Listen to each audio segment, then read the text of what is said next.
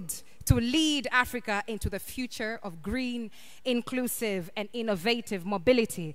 I do not want to take so much time here, but ladies and gentlemen, as much as it's a few of us this morning, just to let you know that throughout this week, we are expecting 1,000 people to show up today, to show up this week, 1,000 people across here at JNICC, and of course, the Nazi Moja ground where exhibitions are happening. So, to every Tanzanian in the room, I'm going to ask you to give our guests a round of applause. Karibuni sana Tanzania. To all our guests, welcome to the beautiful land of the Kilimanjaro. Welcome to Tanzania. Mabibi na mabwana, as mentioned by Mr. Liundi, just quick updates for those who did not pick up on the Swahili.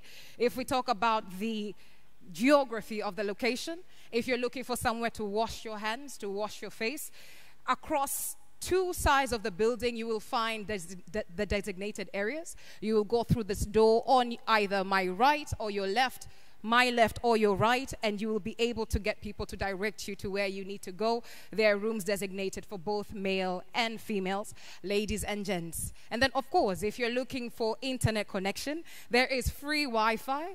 What you're going to do is go to the Wi-Fi settings and look for YAS, and you'll be able to get connected. Without further ado, Taji, may I please invite you to call our DG to welcome the guests this morning. Asante sana, thank you. Asante sana Halila kwa maelezo hayo. Tutaendelea kutoa maelezo zaidi, tutaendelea pia vile vile kupiga video zaidi za wadhamini wetu na maudhui haya, na tutaendelea kuwapa taarifa ambazo ni za msingi kwa ajili yako na wafanyakazi wako ambao mmewaacha maofisini huko. Sasa tumkaribishe mkurugenzi mkuu aweze kuja kufanya ufunguzi na kutoa neno lake. Kwa makofi mengi sana, naomba tafadhali nikuinue na utembee kwa fahari na makofi ya kufikisha mpaka hapa jukwani. Mabibi na mabwana, makofi mengi sana kwa CPA Habib J. Suluo. Karibu sana, the Director General, Latra. Makofi zaidi jamani. Ukumbi mzima. Karibu.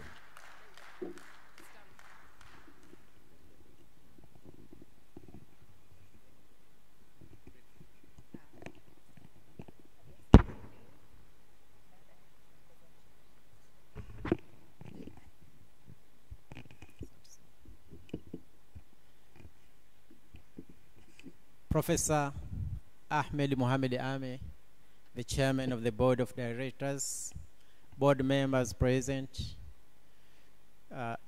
Raymond Shoniwa, the CEO from Southern African Railway Association. I saw Professor Westminster from IFM, Institute of Financial Management, Dr. Neema Kiure from Ernst & Young, the partner. I see the my brother from DP World. I see the number of delegates, management of from Latra management, staff of the authority. I see members from the ministries. Our stakeholders, Shabani Chuki, the chair of Tamstore. I see RSA, Brother Nasser. I can see the number of police force representative. Distinguished guests, ladies and gentlemen, thank you for this opportunity and thank you for coming for this event, the first Sustainable Land Transport Week celebrated in Tanzania, where we'll also celebrate the World Sustainable Transport Day tomorrow, in the presence of Honorable Dr. Mwigulu Lameck Nchemba, with the Prime Minister of the United Republic of Tanzania. You are most welcome to this event. We registered more than 1,200 people, and I think some of them have just booked to come. The venue is fully booked. You will have all refreshments with you. Lunch will be served here, and other facility will be available here till the end of the program. For today, we have a number of presentations, and in the afternoon, we have plenary sessions where a number of topics will be discussed. Dear distinguished guests, ladies and gentlemen, today we are we are registering the history in this country of celebrating for the first time the Sustainable Land Transport Week. And I should tell you, for your records as well, this was the decision of our board. And it's good that they are all here to witness their directive happening. You are aware that in this country, we normally have a week and a day for celebration on maritime transport. We have a week and a day for celebration on air transport day. Under the maritime sector, we have International Maritime Organization, but in air we have International Civil Aviation Organization. It's another international body. But in the land transports, we don't have an international organization, but at least the United Nations General Assembly on 16th May 2023, they deliberated, among other issues, to arrange for a World Transport Day every 26th November of every year. So this decision was made in May 2023, and the first celebration was held on 26th November 2023. So this year it will be a third celebration, and at least we can say under the leadership of Her Excellency Dr. Samia Suluhu Hassan, the President of the United Republic of Tanzania, to respect international treaties, including this one from United Nations that we are celebrating and commemorate the 26th November to be the World Sustainable Transport Day. But in addition to that one, we are celebrating the whole week. Because in that resolution, what was deliberated is to use the day to share knowledge, experiences, information about the green transport, among others, digitalization, technology in the sector, and other motives which will improve the transport to be safe to the users, to the consumers, and even to the service providers. So that's why in this week we have arranged these exhibitions. We invited delegates from within the country and outside the country who are participating. More than 188 participants, institutions were invited. But we have more than 1,200 participants who registered to attend. And in fact, 1 week before the deadline we set, the booking were fully occupied. So the number of people registered were fully booked 1 week before yesterday. So we are congratulating those who registered and those who managed to come. We believe that you will have an opportunity to share information, to share knowledge, but again, the most important, to exchange contact, because this is the beginning. It's not an end itself, it's a beginning of the business. We have Mr. Shonilo from SARA. I also saw somebody from, normally, those days we are calling East Coast, Rugenzi, Kagenzi, I saw him there from, we call a maritime organization of Eastern and Southern and North Africa Association from Mombasa, which is based, Secretariat is based in Mombasa. I know also we have a delegate from Mozambique, who is also the board of member of SARA. So really, we are warmly welcoming you to this venue. In case we need something so that we can improve your stay, you are being here, please let us informed. If there is something goes well, tell others about the events. If we did something wrong, please let us know so that we improve. We are ISO certified from June this year. So we want to maintain that to make sure you are satisfied as our customer. Thank you very much. You are most welcome to this event. Thank you, MC.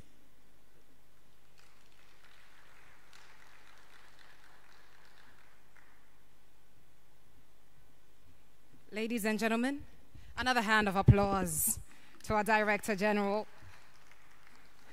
Makofi hajashiba vizuri jamani. Thank you very much.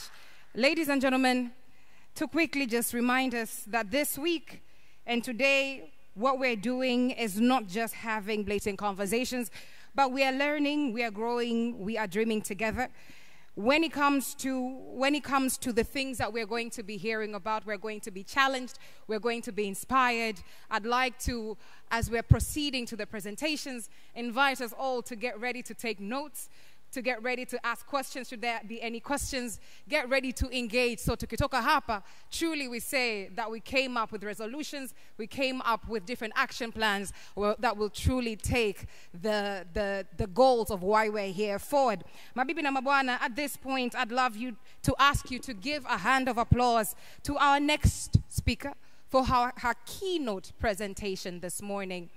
Ladies and gentlemen, she is going to be doing a presentation on green transport and innovation, a key to sustainable and efficient transport. Green transport and innovation, a key to sustainable and efficient transportation.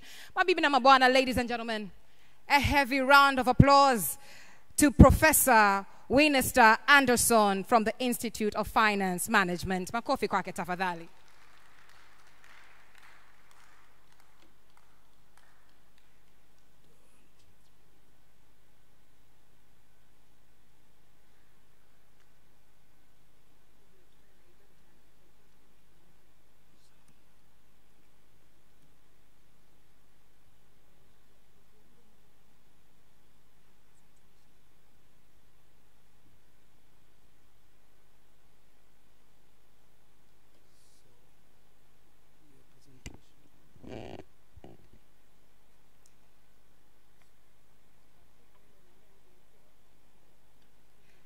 Ladies and gentlemen, once more, the title of this keynote is Green Transport and Innovation, a key to sustainable and efficient transportation. One more time, makofi kwake, Professor Winester.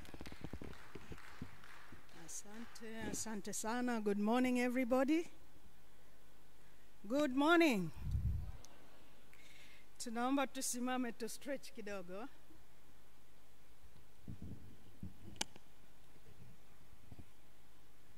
Just stretch yourself.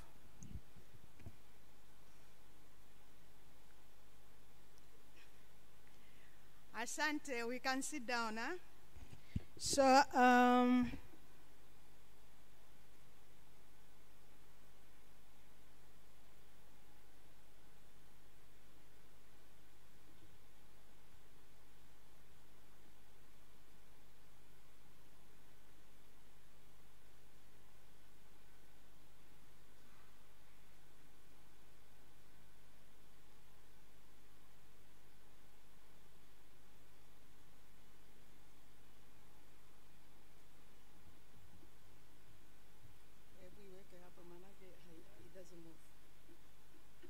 Ladies and gentlemen, a little bit of a technical challenge that we are sorting out.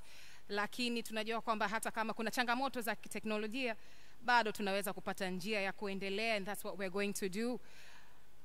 And so please tell your neighbor on the side, mkaribishe jirani, utamwambia karibuni, karibuni sana.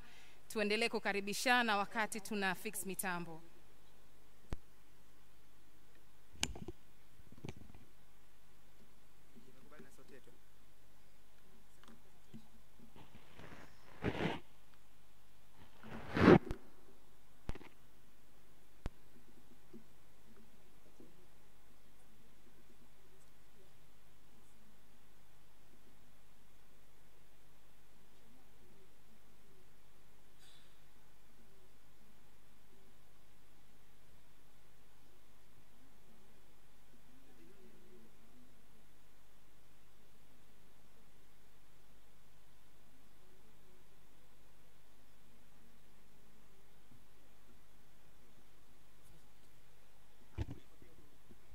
Ladies and gentlemen, we're ready to go. Kwa mara nyingine tena tafadhali, kukiwa kuna technical challenges mara nyingi, it can hinder how we present, but we are sure Professor is ready. Please, let's give her another hand of applause.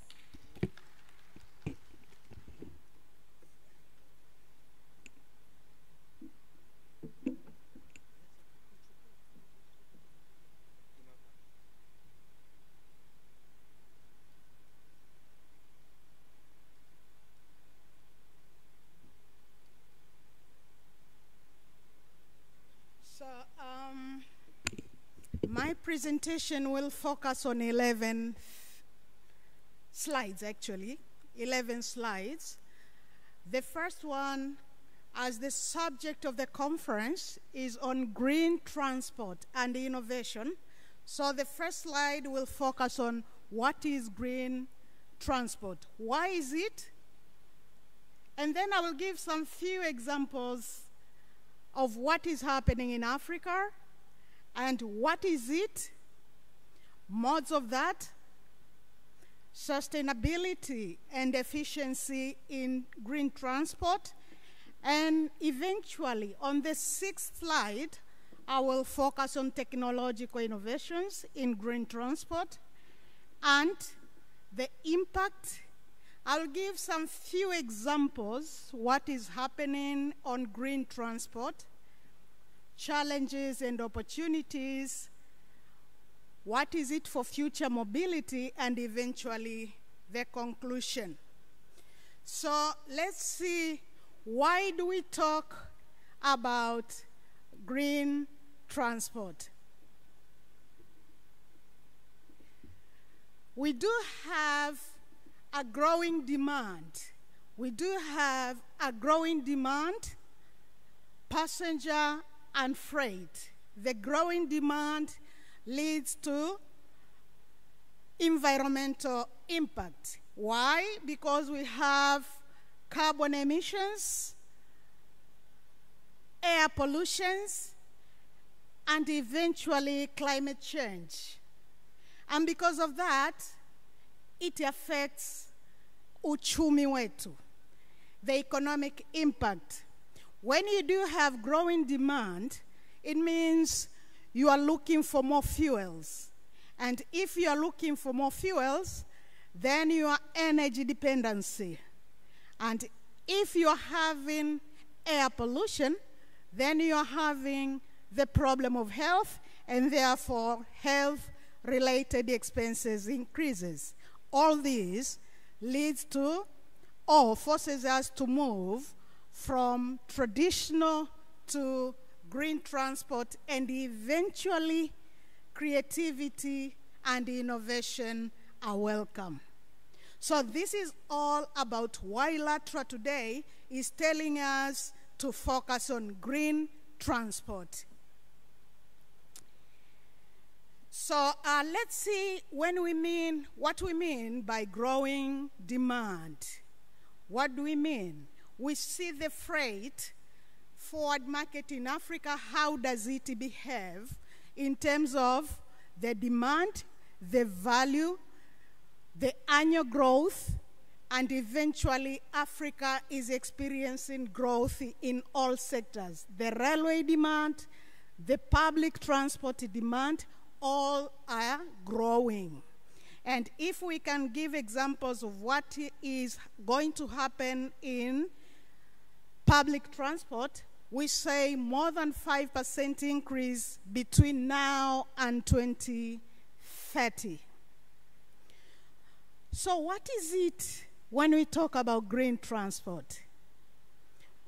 Moja is modes of transport that minimize environmental impact, reducing greenhouse gas emissions, but also conserving energy and eventually decreasing reliance on fossil fuels. And all in all, we focus on the goal of human and ecosystem health, contributing to cleaner air and more sustainable future. So this is all what we mean. Ukisikia mtu anasema green transport, this is the whole definition and the goal. So, hebu tutizame the modes. Always we say ni vizuri kuwa na active mobility than to focus on something else like private driving or air transport. So we do have active mobility where we focus on biking, walking, pedestrians, and so forth. So we encourage this. I will show you later.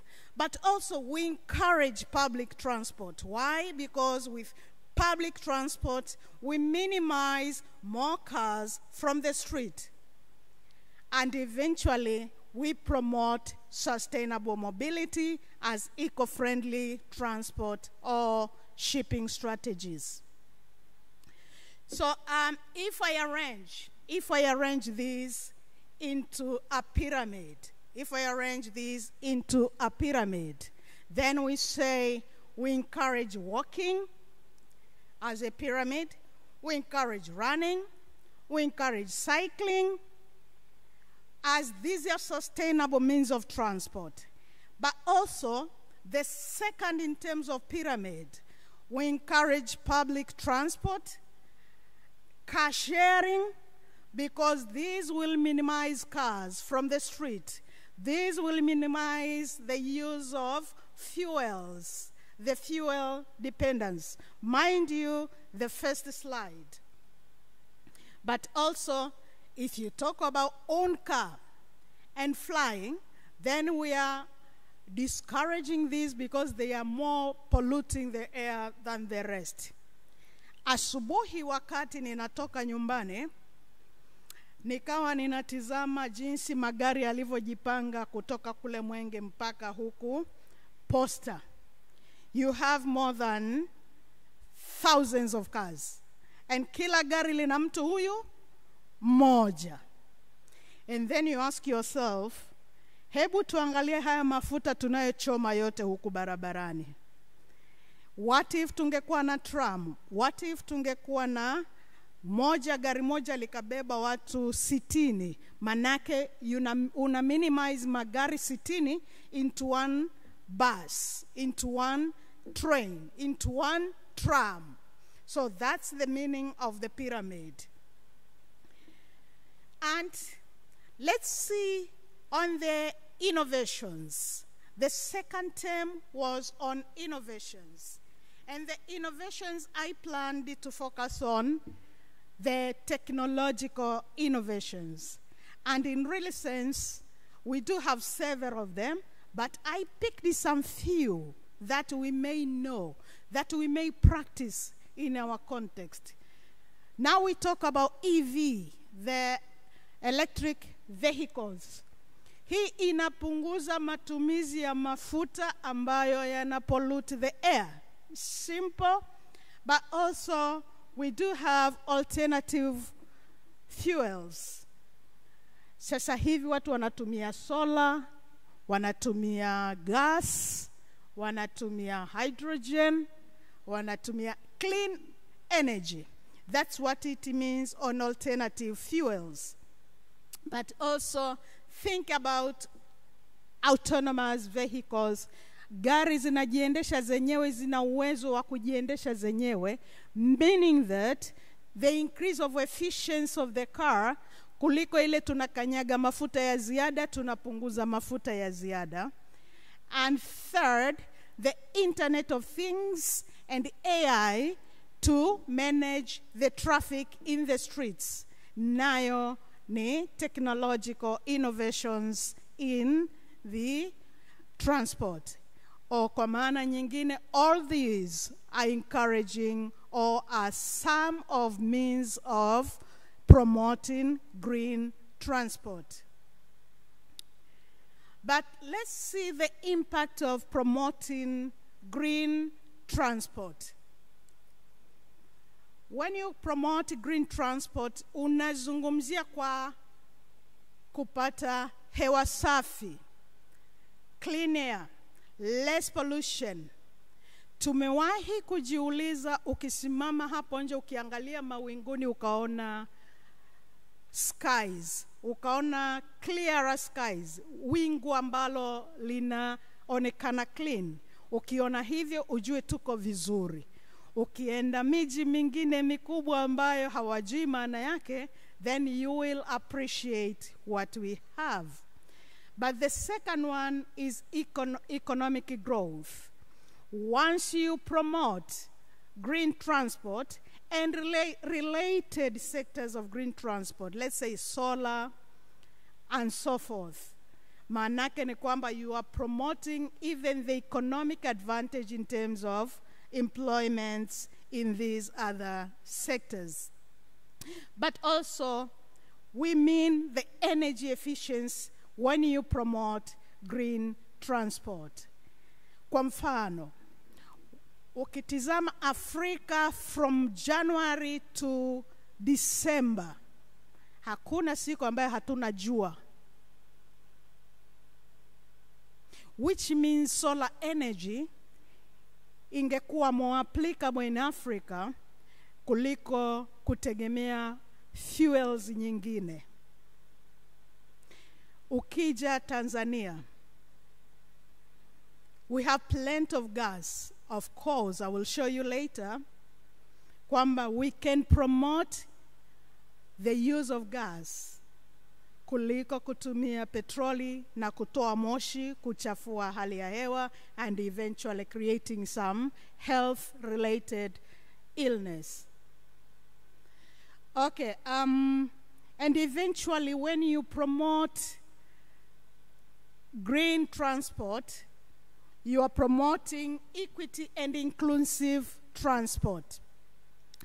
Nilikuwa ninajiuliza mara kwa mara, tunapojenga barabara zetu kwa nini baadhi ya barabara, of course tunaona kuna baadhi ambao wameweka lane za kupitisha baiskeli na za kutembea kwa miguu. Ile ni active transport. If you promote that, then you are encouraging people. Kwa mfano, mtu ninaishi Masaki, ningekuja na baskeli yangu nikapaki pale nje, ningekuwa nimefanya zoezi. At the same time, you promote green transport. Ungeweza ukapata eneo la kutembea vizuri bila shida if you have all these lanes. I will talk to that later. Let me give you some few examples of who is practicing green transport. Kwa hapa Dar es Salaam, ninaweza nikasifu sana hizi mamlaka ambazo zimeleta haya mabasi ambaye yanaenda kutumia gas. Nadhani tuwapigie makofi. This is the best example of how to use green transport. But also, this is the best example. Watu wanaachana na kupaki gari zao nyumbani, sasa tunaingia kwenye haya mabasi. Kwa hiyo tunapunguza magari madogo mengi sana barabarani. So that one is very important. But also the use of trains. Nimetoa mifano michache ya nchi top 3 ambazo wamefanikiwa sana kuhamia kwenye train, na you will see China, Spain and Japan kama leading hapa duniani sasa hivi kwa kuwa na his lane high speed railway network ambayo inasaidia green transport. But I also went to South Africa, nikapick this company ambayo inaitwa Vector Logistics, ambayo matraki yake yote anataka kuyaconvert kwenye electric vehicles, yale malori ambayo tunayaona. Ukitoka Dar es Salaam mpaka unafika Morogoro, unapita na malori, kila moja linatoa moshi. Sasa imagine yote yamewekewa umeme. Then you can see how we move from traditional fuels to green transport. Kwa hiyo I have picked these few examples, but Dar es Salaam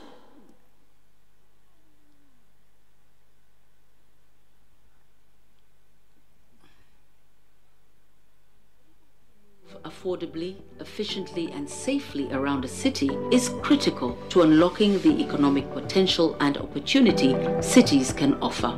Tanzania's solution has been the transformative bus rapid transport system, or BRT.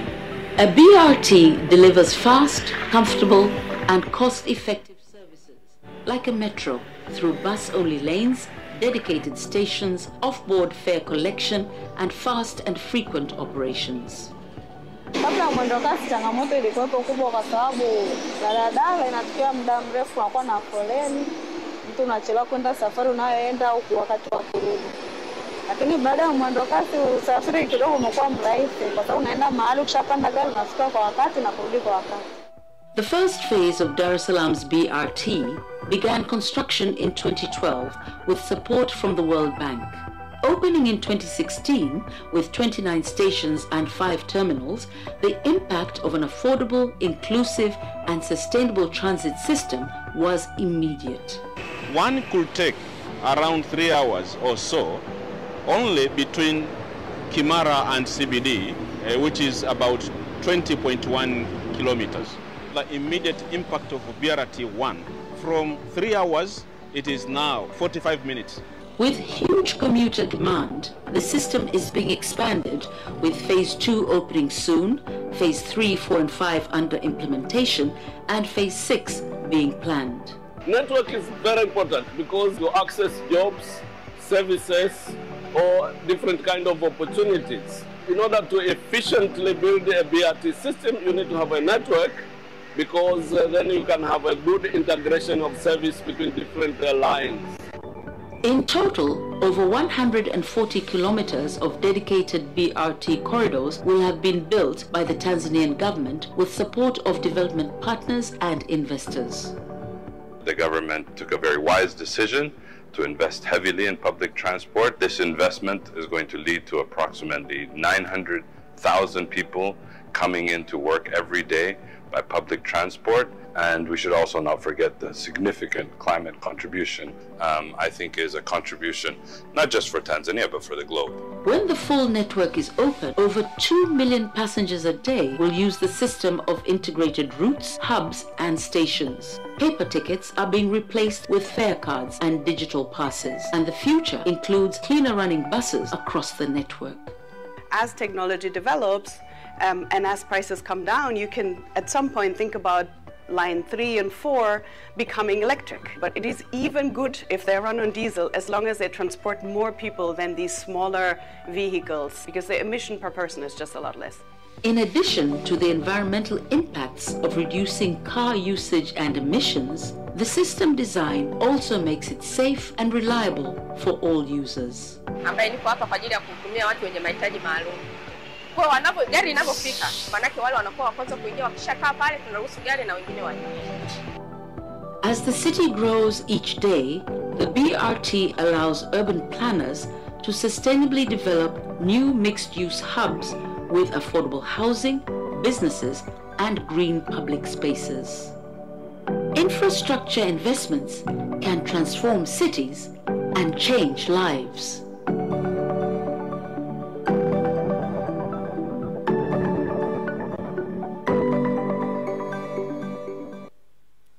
Can now give an exam to ask what is green transport. Is it difficult to understand green transport? Now we know. And we have very good example, applicable example. Yeah. So when you want to promote green transport, we do have challenges, but we acknowledge some opportunities, of course, and some of the challenges we understand related to costs, infrastructure development costs, but also implementation of available plans and policies, as well as barriers of adoption of or public adoption. Kuiambia jamii kwamba sasa tumeamua tupaki magari hebu tuchukue baisikeli au paki gari zako tuingie kwenye BRT, some may be reluctant. Those are some of challenges. However, there are some opportunities to take. If we promote green transport, there is a possibility of promoting regional cooperation, but also investment in R&D, research and development, but also to support government policies. And therefore, what we are saying about future is we need to promote multimodal systems, continued innovation, but also to be global responsible citizens. Eventually, what do I conclude about this? Green transport is crucial for sustainable and equitable world, and innovation is key to achieving this efficiency and low emission of carbon. And we are recommending something here. Call for action is to encourage adoption of sustainable options, but also support policy changes, invest in innovations through public-private partnership. Ladies and gentlemen, thank you so much for your kind attention.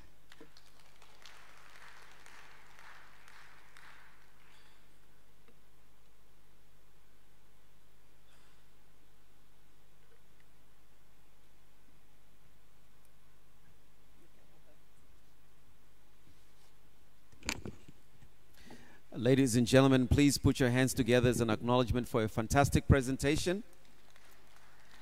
And I have a question. Do you drive an EV vehicle? What kind of car do you drive to come to the office?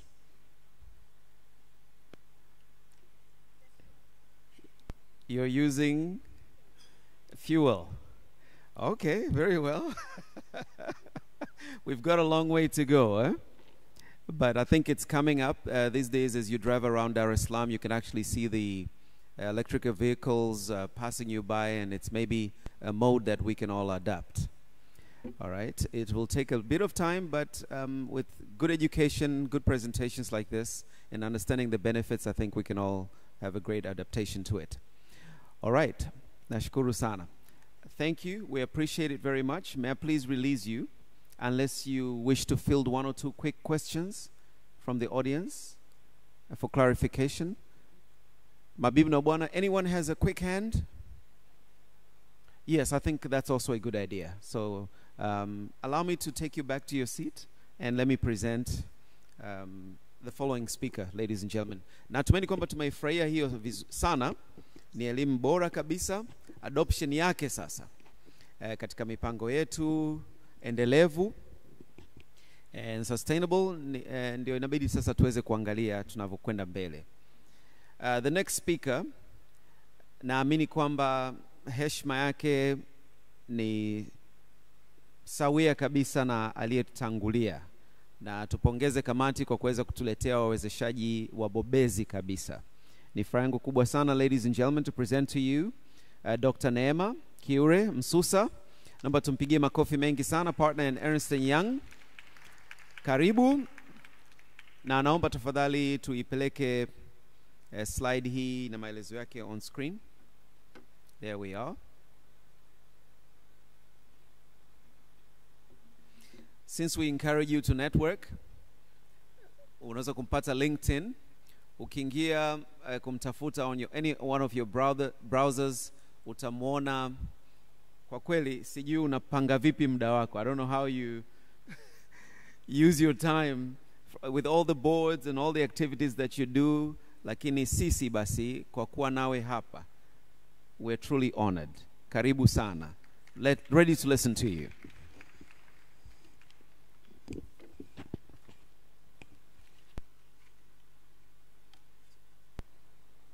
Thank you very much.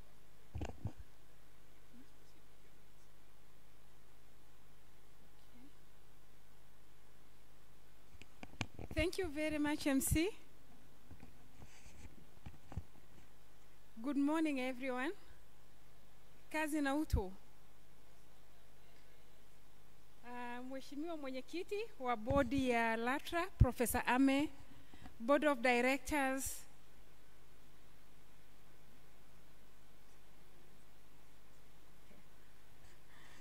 mwenyekiti wa bodi Professor Ame, wajumbe wa bodi ya Latra, government officials present, CEO of SARA, Mr. Raymond, distinguished delegates from Tanzania and abroad, representatives of development partners, members of private sector, ladies and gentlemen, good morning once again. Actually, it is a privilege to deliver the keynote speech at the first Sustainable Land Transport Week 2025. And this is a historic platform where policy, investment, technology, sustainability, and many other things converge so as to shape the future of mobility in Tanzania and across our region. I therefore thank the Ministry of Transport and Latra for this honor, and I really commend Latra and its leadership for spearheading a bold, future-oriented agenda at the time where transport systems globally are undergoing structural transformation. When we are looking at transport, we are saying that transport is not a neutral sector. Transport is the engine that drives productivity. Transport reduces the cost of doing business and links producers to market and automatically integrates our economy with regional and global value chains. Tukiangalia statistics zetu za Tanzania, we are saying that more than 90% of passengers and 75% of goods in Tanzania are moving by land. And therefore roads, trucks, buses, terminals, way bridges, one-stop border posts, digital permits, enforcement systems. When all these are working efficiently, then the entire economy accelerates. And therefore, if we look at a single hour saved at border post, or a single feeder road made all-weather, a single improvement, just a single improvement in pedestrian connectivity to public transport, that is not a minor operational change. Rather, we are saying it represents a shift, a very significant shift, a structural shift in our national productivity. And therefore, we are saying that today's global evidence is very clear. Every single dollar that is invested in efficient, safe, and sustainable transport automatically unlocks a multiplier effect across all sectors of the economy. Kila shilingi tutakayowekeza kwenye usafiri bora na salama, basi hapo tunakuwa tunaongeza tija katika uchumi wetu. Na hapo tunaliona jukumu la Latra. So to unlock Tanzania's economic potential, sustainable investment in transport must be viewed as a strategic investment in competitiveness, inclusion, and long-term prosperity. So we are undergoing significant infrastructural transformation, such as standard gauge railway, upgraded road trunks, intelligent transport system, and emerging digital platforms for fare management, for ticketing, and for regulatory oversight. However, the future depends on three investment pathways. And as we've heard from the first presenter, investment in green and sustainable mobility, that is key. But also investment in transport efficiency, so that we save hours lost in congestion, breakdowns, and delays which happen. That will be very important because those lower competitiveness. But also investment in technology and smart regulation. So we are saying sustainability, it is a new investment currency. Everyone is talking about sustainability. If we are looking at international investors, development financiers, global corporates, all of them are increasingly directing their capital towards countries with strong ESG, environment, social, and governance. So we want strong ESG foundations. And transport is at the center of this particular shift. So we are looking at three important sustainability drivers. And the three sustainability drivers for us are therefore the climate resilience, and we're saying transport disruptions, whether caused by floods, droughts, or extreme weather, they have macroeconomic effect. And therefore building resilient roads, bridges, and transport corridors, that is an investment in national stability. Kwa sisi kama Latra, kama regulator, lazima tuhakikishe kwamba tunaangalia hayo, tunapoangalia usafiri wetu. So apart from climate resilience, another one is safety and social outcomes. So we want a safer transport system to enhance labor productivity. And the third one is governance, data, and transparency. We want clear standards, we want credible data, fair pricing mechanism, and professional regulatory system. And if you look at our countries, in Tanzania na nchi nyingine, we are saying that we have regulations, tunayo mipango, we have plans which we have so as to achieve all this that we want.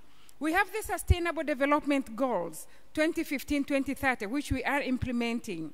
We have the DIRA 2050.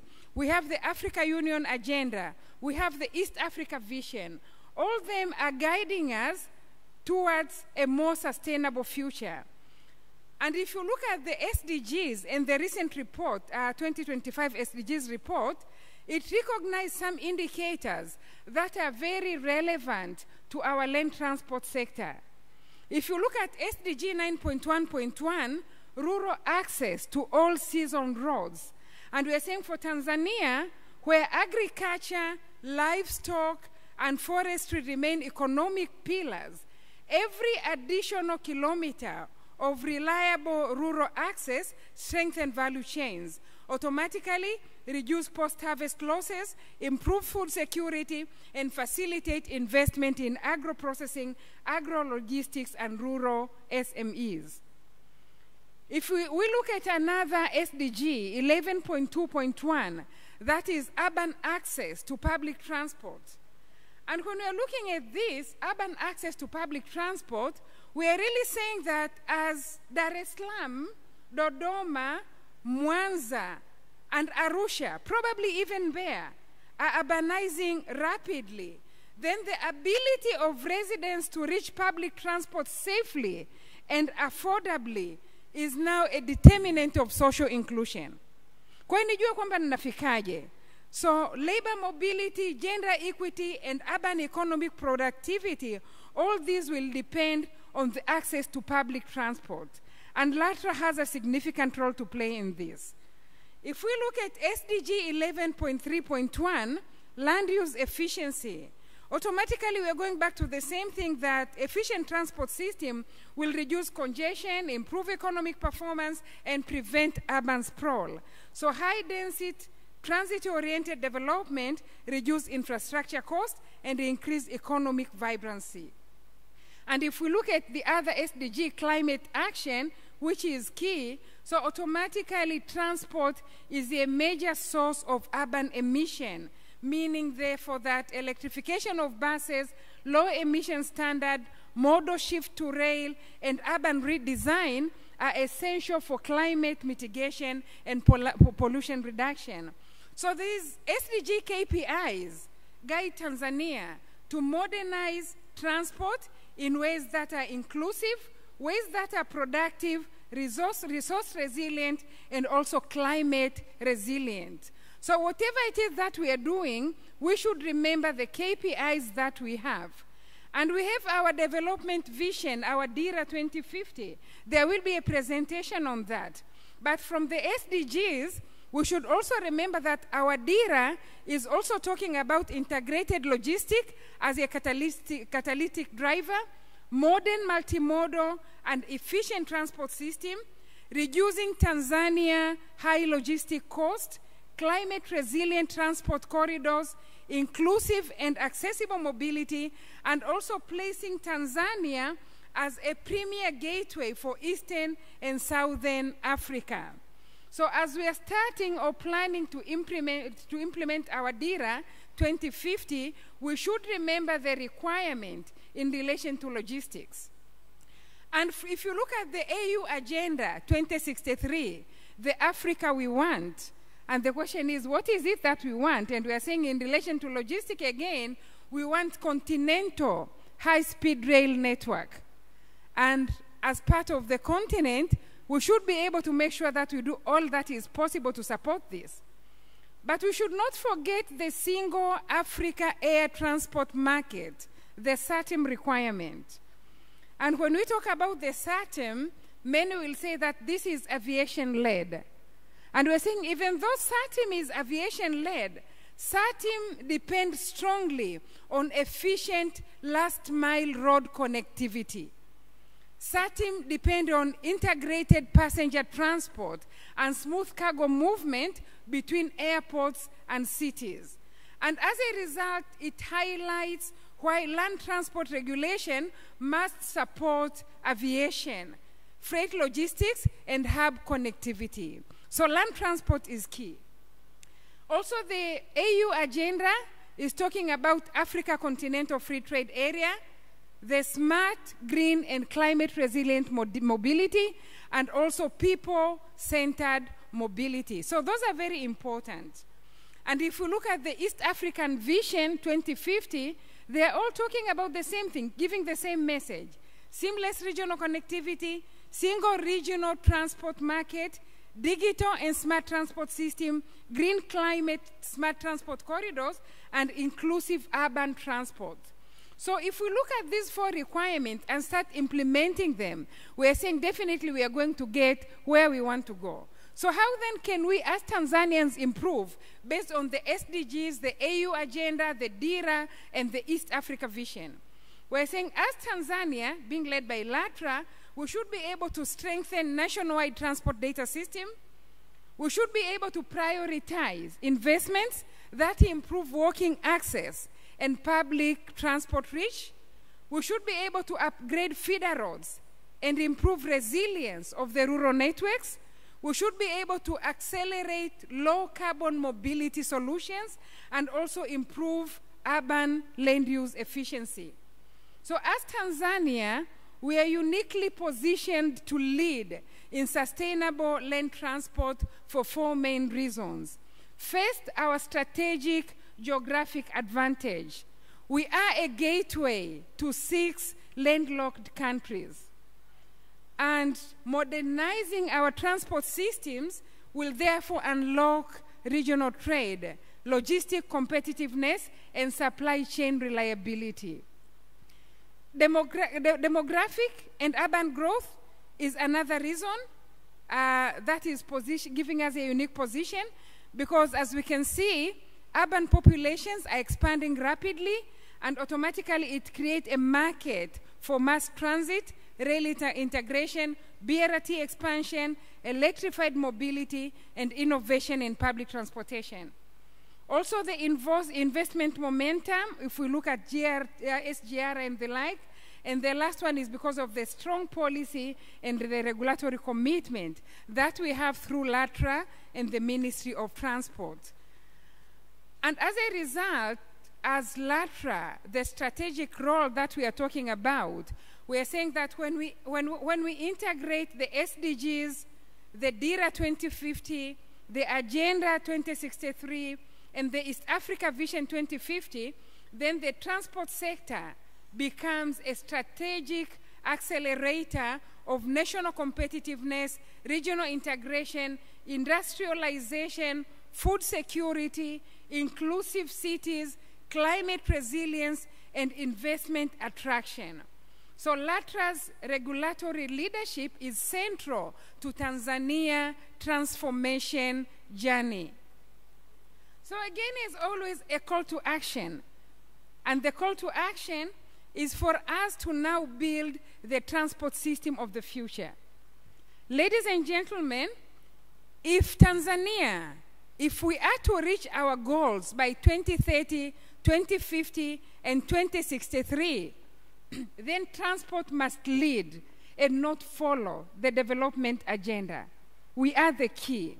So the future of transport demands collaboration, innovation, and accountability. And therefore, through this conference, we must commit to investing in sustainable, climate resilient, and multimodal transport infrastructure. That is number 1. Second, we must accelerate digital transformation across the entire transport and logistic value chain. Third, we must strengthen road safety, regulatory compliance, and professional standards. Fourth, we must promote public-private partnerships and unlock private capital to drive transport innovation. Fifth, we must expand inclusive, affordable, and accessible mobility for all population. Sixth, reducing logistic costs and eliminating cross-border delays to enhance competitiveness. 7, electrifying and greening the transport fleets to support low-carbon development. And the last one, embedding the SDGs, ESGs, AU Agenda, East Africa Vision, and the DIRA KPIs into all transport planning, regulation, and monitoring frameworks. If we succeed, then we will build a transport system that does not move people alone. Actually, we will be saying that it is doing more than moving people and goods. It will be moving capital, innovation, opportunities, and prosperity across our nation and region. So as we celebrate and launch the first Sustainable Land Transport Week, I believe Tanzania is at the threshold of the new chapter where sustainable mobility becomes a driver of shared prosperity. So let us imagine a transport system that is safe, smart, green, affordable, and globally competitive. Maybe in 5 years, we are going to have that. Let us build a system that attracts investment, lower logistic cost, support industrialization, and power the Tanzania we want by 2050. Investment and economic growth begin with mobility, and sustainable land transport is our bridge to the future. Thank you very much. Asanteni sana. Mungu ibariki Tanzania.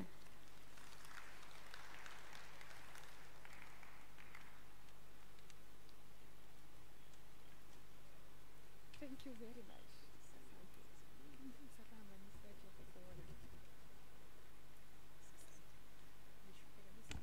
Sasa naomba usishuke. Tungependa accolades zako tuzikuze kidogo. Na kuomba mkurugenzi ndugu Abdalla Mhagama ujiunge nami hapa jukwani. Wewe ni mkurugenzi udhibiti uchumi. Naomba tumpige makofi anapokuja hapa mbele. Jua haya mambo ya kuwatambua watu, sometimes your peer au hata your apprentice anaweza kuwa ni bora zaidi wa kuweza kuelezea. Kwa hiyo mkurugenzi, karibu sana. Asante sana.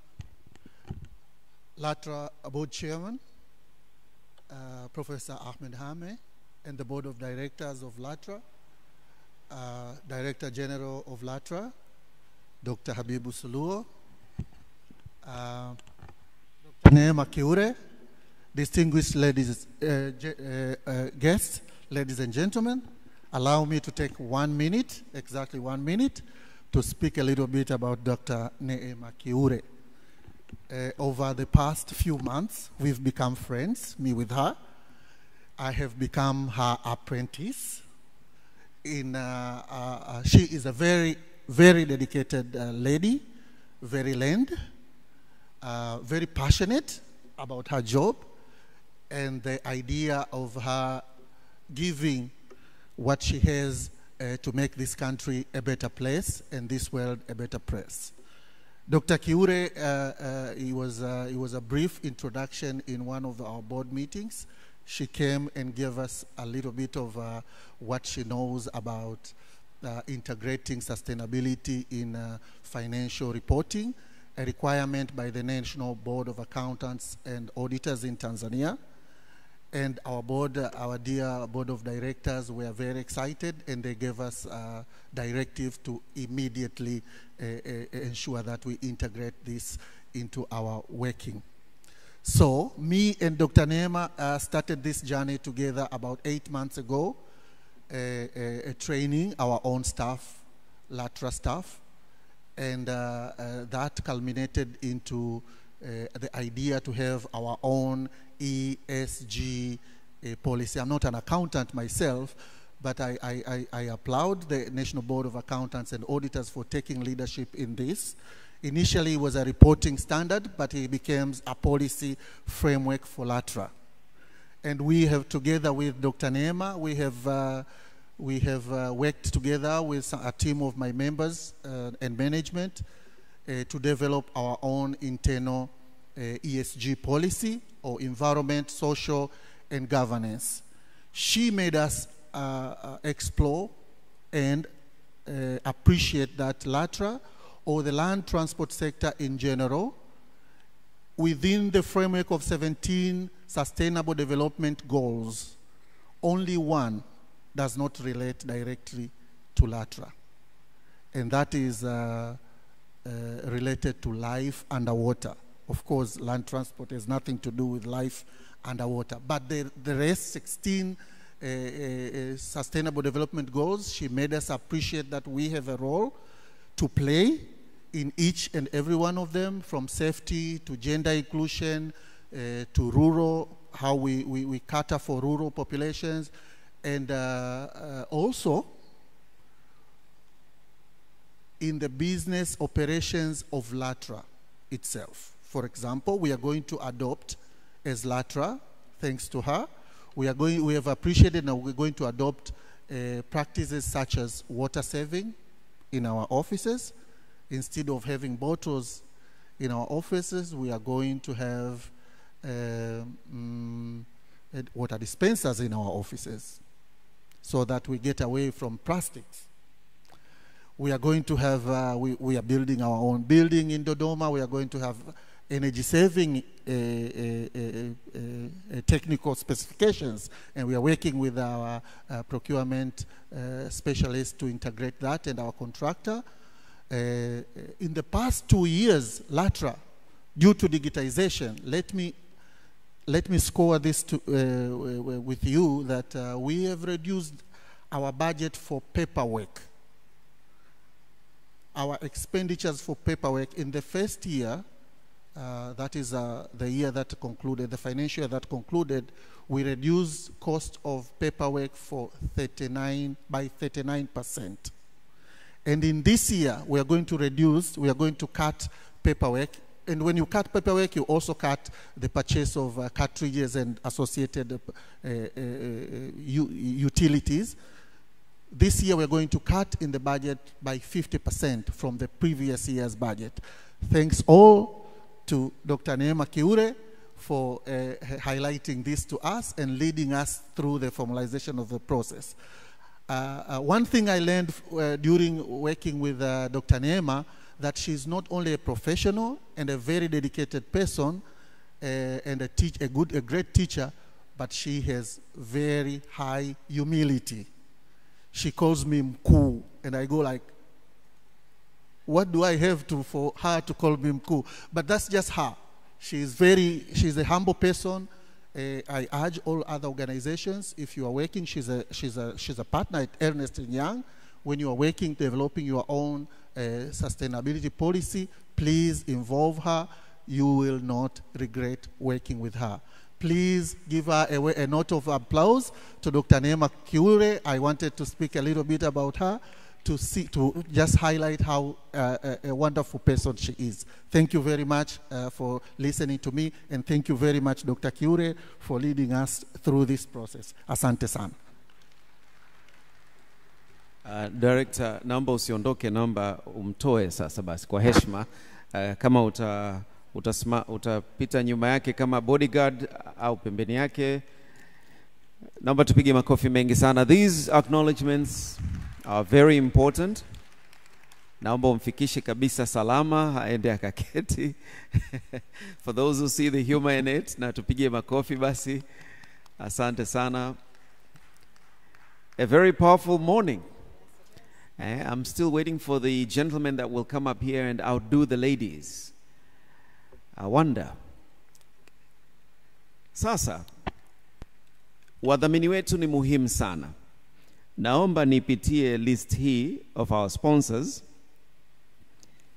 Nikianza na the Workers' Compensation Fund. Nitamaliza na mkuu hapo baadaye.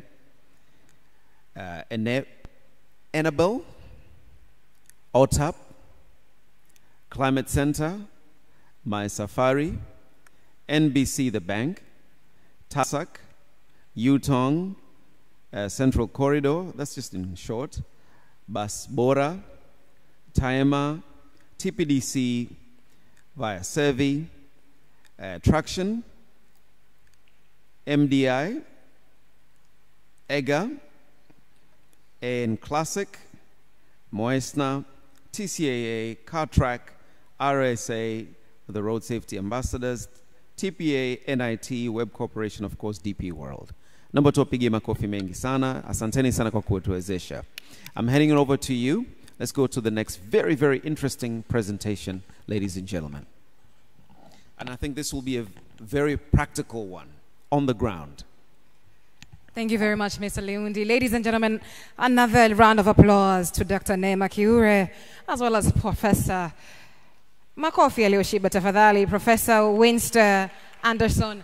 Ladies and gentlemen, this morning we are starting strongly with strong women within this sector showing us the way to go, starting with the definition of what is green transport, going to how we can truly move towards our goals. Ladies and gentlemen, we are seeing how this sector is inclusive in every single way. Mabibi na mabwana, for those who are asking about the Wi-Fi password, it was just projected on the screen. For anybody who is unsure, what you're looking for when you go to Wi-Fi is Yas Tanzania, and that is your password. We will keep reiterating it to make sure that everybody is connected. Now, ladies and gentlemen, without further ado, we shall keep the progression of this morning going before we break for tea. And right now, we have another powerful lady who is going to come up. Mabibi na mabwana, I'd like to ask you to give a hand of applause to the company secretary of Moffat, Miss Neema Munuo. Makofi kwake tafadhali.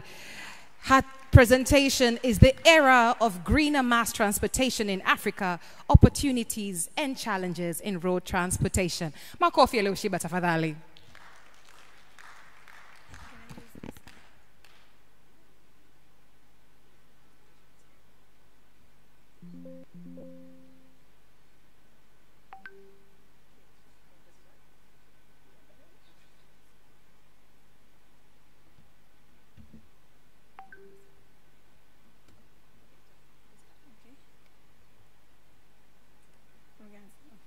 Good morning.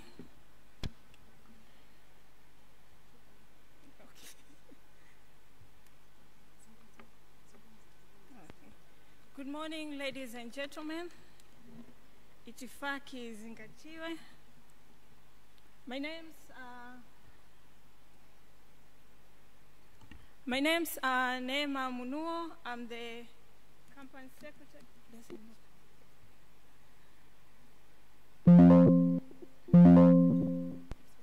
Okay. Can't.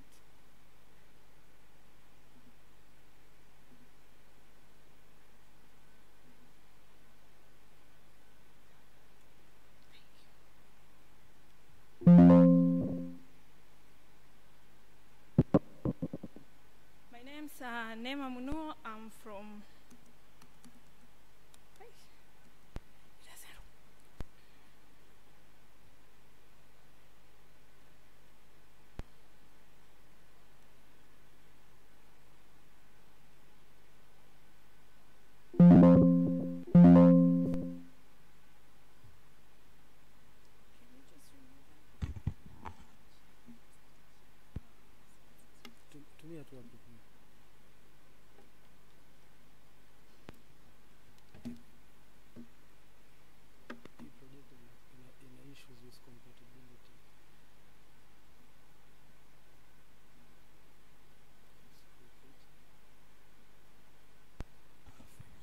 Ladies and gentlemen, once again, one of the things about technology is it's great when it works and it's challenging when it doesn't. But even when it doesn't, the show must go on. Ladies and gentlemen, another hand of applause. Miss Neema Munuo, karibu sana. Asante. Okay. Good morning, everybody. As I said, Eli, the itifaki is ingatiwe. My name is Neema Munuo, and I'm here to represent Moffat, and I'm here on behalf of my CEO, Mr. Muhammad. He's on another official's duties, and my talking today is on opportunities and challenge in road transport. First of all, I'll go to a brief introduction of who Moffat are. We are a leading BRT transportation operator of now, and we were contracted under PPP with that to operate BRT Mbagala Phase 2. Our fleet are operating using CNG, and we use, and on the fare collection, we are using automatic fare collection system that is under that, and Moffat does support a clean mobility transition, and it contributes directly to improve mobility efficiency.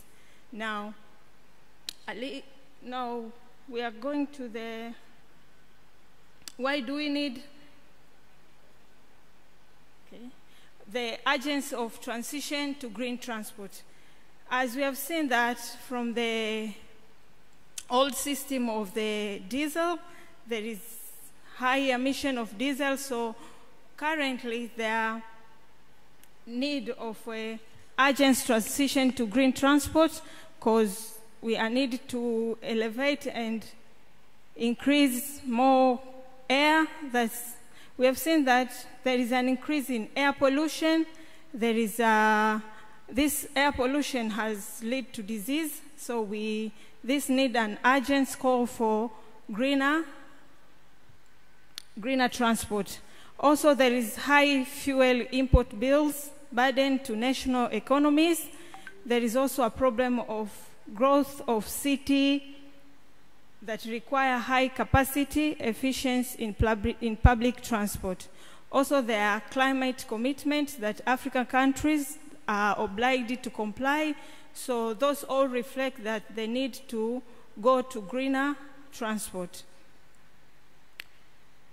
The alternative to diesel-powered system is increased, and we really need to go to alternative fuel system.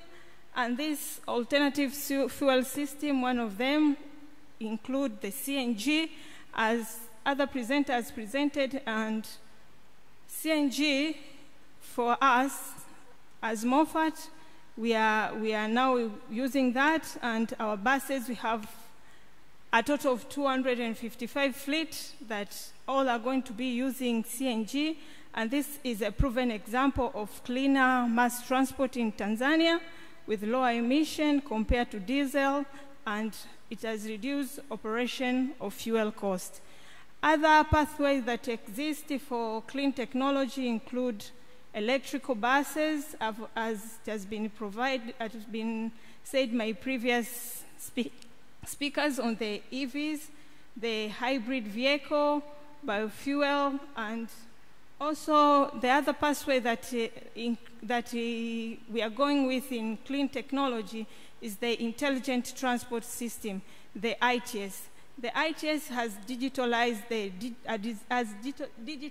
the transportation system and enhanced route management, fare collection, maintenance, and passenger experience. All this, the ITS, the CNG, and the AFS, all are integrated in the BRT, and the BRT Phase 2 Mbagala, us as Moffat, we are all using them. Modern public transport. We have seen that with the transformation from the old ways, now we are going to the modern transport system. We have seen that we have a better way of transporting our commuters, and for green technology to be effective, public transport system must be modernized. And among the modernization that we need is the expansion of BRT system. We have seen now Latra have engaged, and a lot of the BRT system are being built. And we have now currently phase 2, but we have phase 3, phase 4, and other phases are being constructed. So the BRT networks such as that under Moffat reduce congestion, improve travel time, and support high volume passenger movement. Also, we have formalization of operation. Transition from informal service to regulate professional operation, enhance quality and safety transport. Digitalization, cashless, here we are talking about AFCs. It is a cashless improvement, revenue integrity, faster passenger flow, and create operational transparency. This we have seen in all our BRT nows. Under that, we are all using cards. There are no paper ticket. We are phasing out paper ticket. We only have few issues with students, but all other people are using cards. So digitalization of the AFC to cashless, it has also helped in the revenue collection. At least there is a transparency, what you collect and everything. So digitalization of cashless is also one way of modernizing public transport.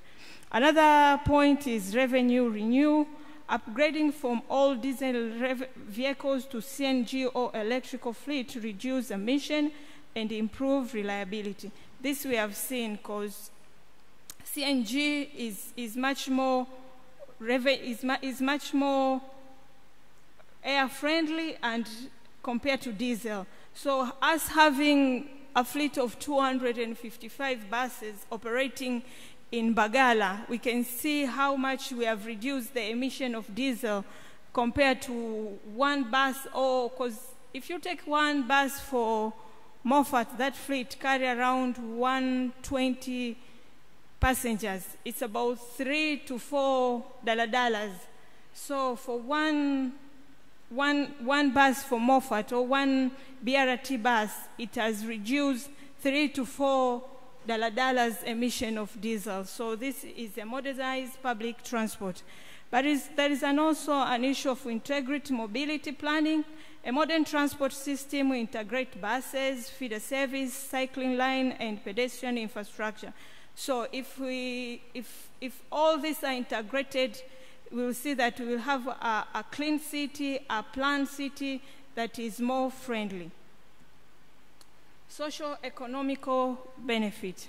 From socio-economical benefit, we see that the Green Mobility Initiative delivers widespread benefit. We have economical benefit. This includes reduced operational and fuel costs, as into CNG, compared to diesel. There is a lower national fuel import expenditure, enhanced productivity through reduced congestion. There is a job creation in transportation, clean energy, and digitalization. So like now, BRT, we are hiring more than 500 drivers. So just from Bagala, we need like more than 500 drivers. So it's a place where there is a job creation.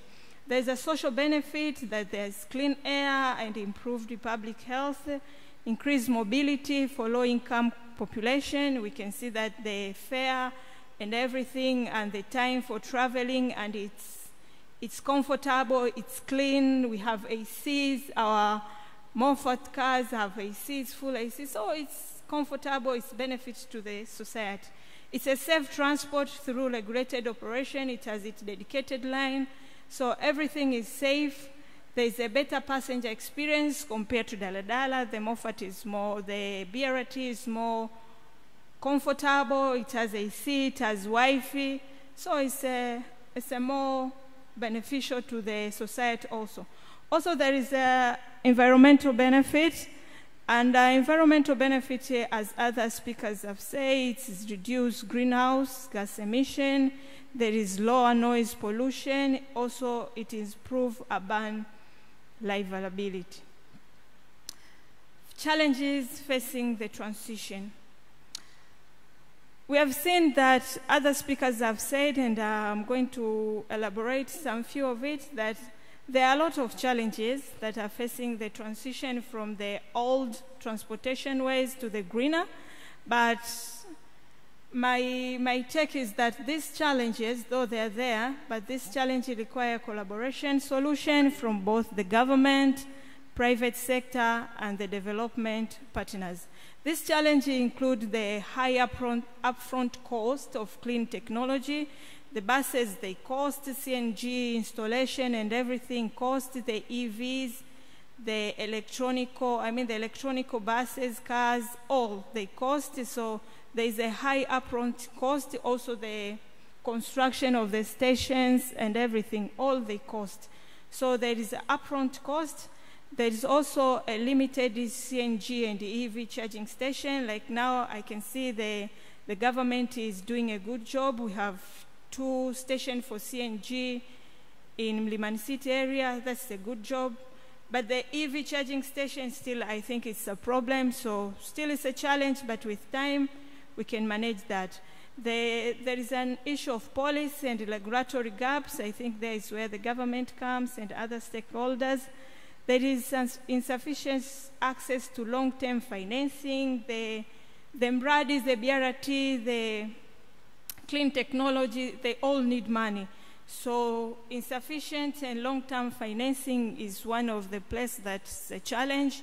To get the loan to facilitate buying those things, it's a challenge. Another challenge is the revenue management issues, but with the IFS, the automated fare collection system, this is a good one. It's managed the revenue issues. There is also challenge in skilled workforce shortage. As from my point of view, as from BRT, there is a shortage of drivers who have a knowledge of BRT, but also there is a shortage of the BRT buses are new, so the spare parts and everything, still it's a shortage. So there is a pathway for that, to call for investors, but also to argue our children to have a path on that. BRT is going to be a very big project in the future. It's going to give a lot of opportunities for the employment. So it's an area, the NIT people, but us as parents, us as people, we can encourage the young ones to major in that. There is technology on it, there is everything in it. So it's a place that it can offer skilled people. Another issue is vandalism and security issues that it's known.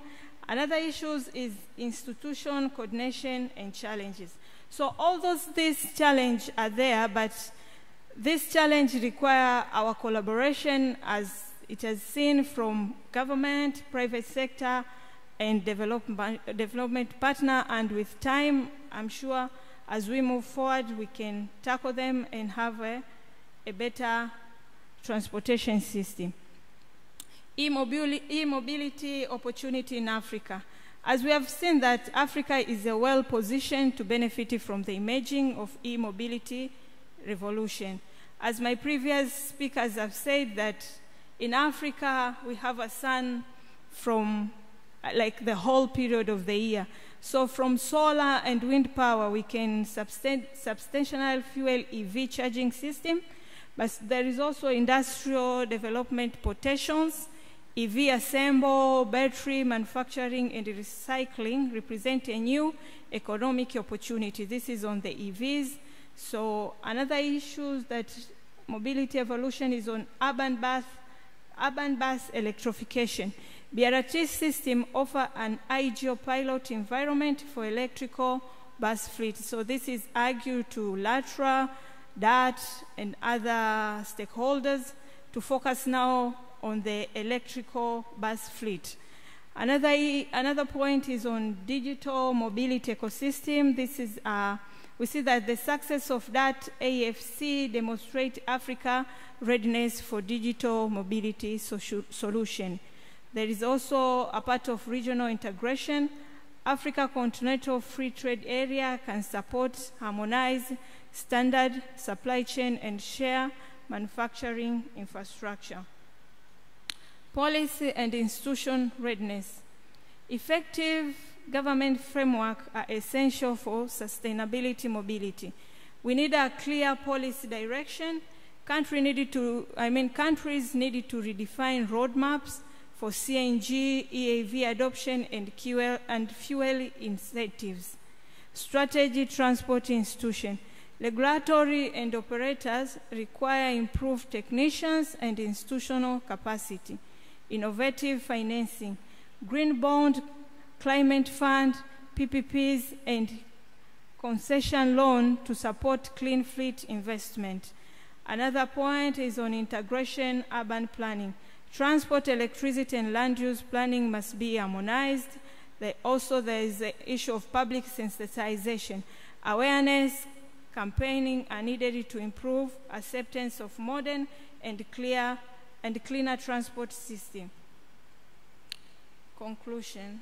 I'm going to finalize by saying that as Africa or as Tanzania, we are entering into a transformative area transformative area for transportation. Hence, clean fuel, modern mass transit system, digital technology, and strong institution reform are redefining the continent mobility landscape.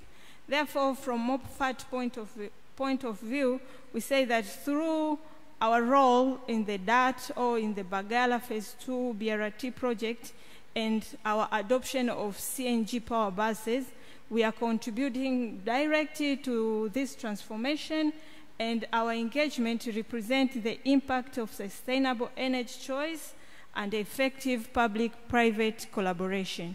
The opportunity for Africa are vast. With the right policy, investment, and institutional commitment, the continent can build an efficient, green, and a future-ready transport system that is benefit both present and future generation. Thank you.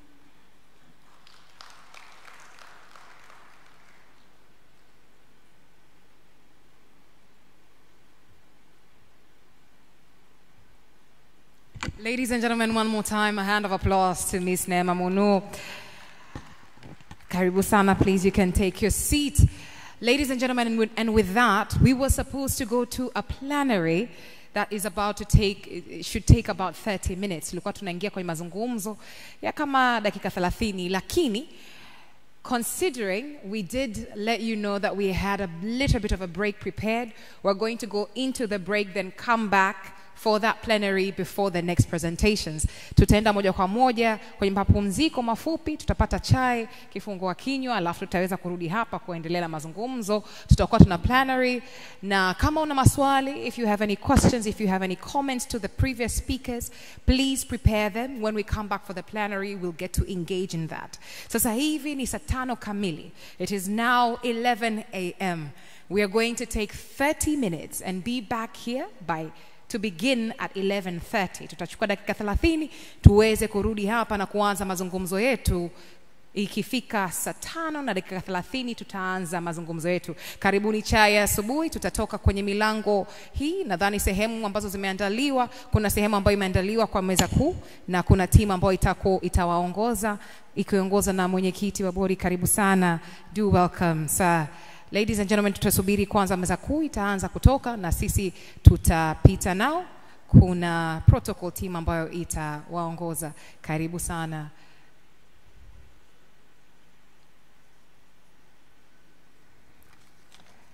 Akituongoza of course ni mwenyekiti wa bodi pamoja na wajumbe, wazungumzaji, of course our DG with them pamoja na wageni. Wataenda moja kwa moja kupata chai to go to the health break. Sisi wengine tutatoka kwenye milango, the rest will exit through the doors, right, the doors that we came in with. Please, let's head out. Be ready to start at 11:30. Karibuni sana. Bon appetit. Welcome to breakfast. Karibu chai asubuhi. Mr. Lemundi. All right, wote tunakwenda ghorofa la 3. Naomba tafadhali sana secure your personal belongings. Simu zako, begi, pochi. Naomba tafadhali ubebe hivyo vitu. If you have your cameras, your phones, Kwa hiyo tunaweza tukatoka kwa upande huu wa ukumbi hata mlango wa kati ambao unatumiwa na viongozi wetu. You may use this door. Please secure your belongings. And we're all going to floor number 3. And so our VIP guests, including our presenters, viongozi wa taasisi mbalimbali na wana uwakilishi kutoka polisi, ndugu zetu wa usalama, naomba mjiunge na viongozi wetu. Management, naomba tuendelee hivyo hivyo. Our sponsors, please follow our VIPs. Twendeni ghorofa la 3. How long have you given everyone? 30 minutes? 40 minutes? 30 good minutes.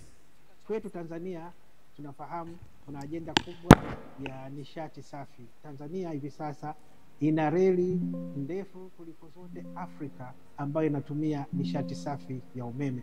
Lakini vile vile Tanzania inawekeza sana katika uchukuzi, ikiwekeza katika bandari, ikiwekeza katika reli, na SGR peke yake tutatumia zaidi ya trilioni 40 itakapokamilika, kilomita zote 4707 kuanzia Dar es Salaam kuelekea mpaka Mwanza, mpaka Kigoma, mpaka Burundi, mpaka DRC, mpaka Kigali, mpaka Uganda.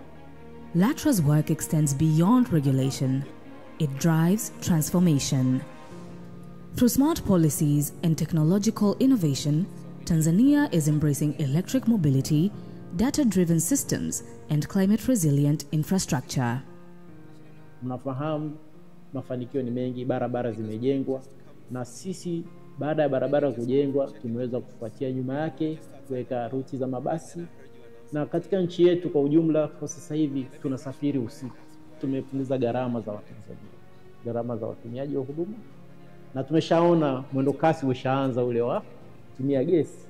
Kwa nini malori yasitumie gesi? Kwa nini daladala zisitumie gesi? Na fursa inafunguka. From city BRT networks to regional railways, every project reflects a commitment to clean energy and modern service delivery.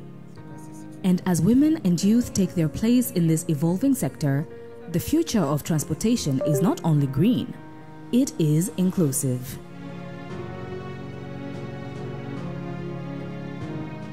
Tanzania's vision extends beyond its borders. As a strategic transport hub within the East African community and the Southern African Development Community, the nation is harmonizing regulations, modernizing freight corridors, and strengthening cross-border connectivity. Through partnerships with regional institutions, Tanzania is helping to build a continent where movement fuels opportunity and cooperation powers progress. Shirika la reli kwa maana ya TRC linaendelea na utekelezaji wa mradi wake mkubwa kwa maana ya mradi wa ujenzi wa reli ya kisasa ya SGR, kwa maana ya kwamba sasa mara mradi huu utakapokamilika tunaenda kupunguza gharama za usafirishaji kwa maana ya mizigo, na pia tunaenda kupunguza gharama za usafirishaji kwa maana ya kutumia muda mchache kupitia treni zetu hizi za SGR. Haya malengo yetu tunayoyafanya ni kwa maana ya kuipunguzia bandari mzigo, kupunguza pressure kwenye barabara na kuiwezesha bandari yetu kuwa shindani na bandari zingine zote katika ukanda wa Afrika Mashariki. Tanzania's progress in sustainable land transport is the result of vision, commitment, and collaboration. Guided by Vision 2050 and the Sustainable Development Goals, the government is advancing integrated systems that connect people, stimulate trade, and safeguard our environment.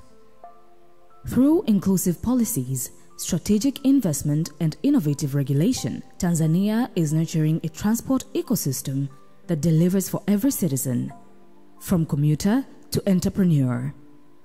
Latra continues to champion this transformation, promoting green mobility, electrification, and digital solutions that set new regional standards. Together with the private sector, development partners, and regional blocs, Tanzania stands as a model of how shared vision and collaboration can drive sustainable growth for Africa. Progress is powered by people, the innovators, investors, and institutions who share a common purpose. From global financiers to local entrepreneurs, from engineers to commuters, everyone plays a role in shaping a safer, greener, and more connected Tanzania. These partnerships ensure that sustainability is not a promise, it is a practice. Swala la usafiri wa ardhini ni muhimu sana kuhakikisha linawachukua hawa watalii kutoka majumbani mpaka kwenye vivutio. Maana vivutio vingi haviko karibu na makazi ambao watu wanaishi. Kwa hiyo tunategemea kuwe na namna ya kuweza kutoka alipo mpaka kwenye kivutio, ndo usafiri wa ardhini unakuja kuingia.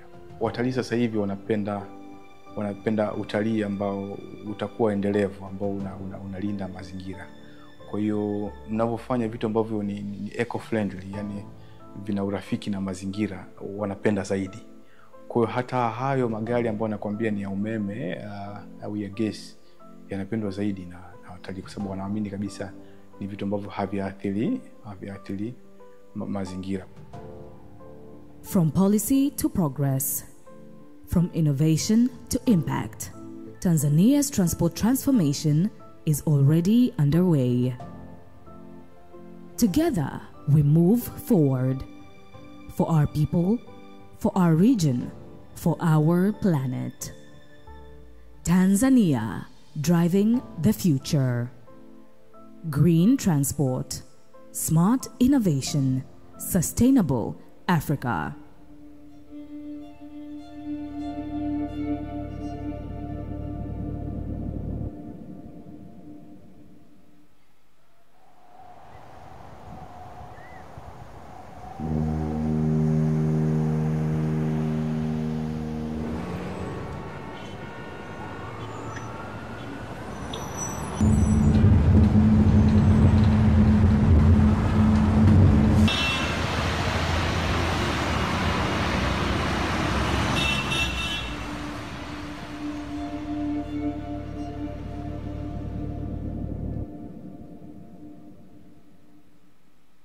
Every journey begins with movement. The movement of people, of ideas, of nations. In Tanzania, that movement is being transformed. From the bustling city streets to rural roads that connect communities, a new era of green, inclusive, and innovative transport is taking shape. This is Tanzania's journey toward sustainable land transport. Under visionary national leadership, transport has become a cornerstone of Tanzania's social and economical transformation. The Ministry of Transport, through the Land Transport Regulatory Authority, Latra, ensures that growth is not only fast, but also affordable, safe, reliable, accessible, and sustainable. The foundation supports Tanzania Vision 2050, where transport is the heartbeat of inclusive and climate-conscious development. Kwetu Tanzania tunafahamu kuna ajenda kubwa ya nishati safi. Tanzania hivi sasa ina reli ndefu kuliko zote Afrika ambayo inatumia nishati safi ya umeme. Lakini vile vile Tanzania inawekeza sana katika uchukuzi, ikiwekeza katika bandari, ikiwekeza katika reli, na SGR peke yake tutatumia zaidi ya trilioni 40 itakapokamilika kilomita zote 4707 kuanzia Dar es Salaam kuelekea mpaka Mwanza, mpaka Kigoma, mpaka Burundi, mpaka DRC, mpaka Kigali, mpaka Uganda. Latra's work extends beyond regulation. It drives transformation. Through smart policies and technological innovation, Tanzania is embracing electric mobility, data-driven systems, and climate-resilient infrastructure. Mnafahamu mafanikio ni mengi, barabara zimejengwa, na sisi baada ya barabara kujengwa tumeweza kufuatia nyuma yake kuweka ruti za mabasi, na katika nchi yetu kwa ujumla kwa sasa hivi tunasafiri usiku. Tumepunguza gharama za Watanzania, gharama za watumiaji wa huduma, na tumeshaona mwendo kasi ushaanza ule wa kutumia gesi. Kwa nini malori yasitumie gesi? Kwa nini daladala zisitumie gesi? Na fursa inafunguka. From city BRT networks to regional railways, every project reflects a commitment to clean energy and modern service delivery. And as women and youth take their place in this evolving sector, the future of transportation is not only green, it is inclusive.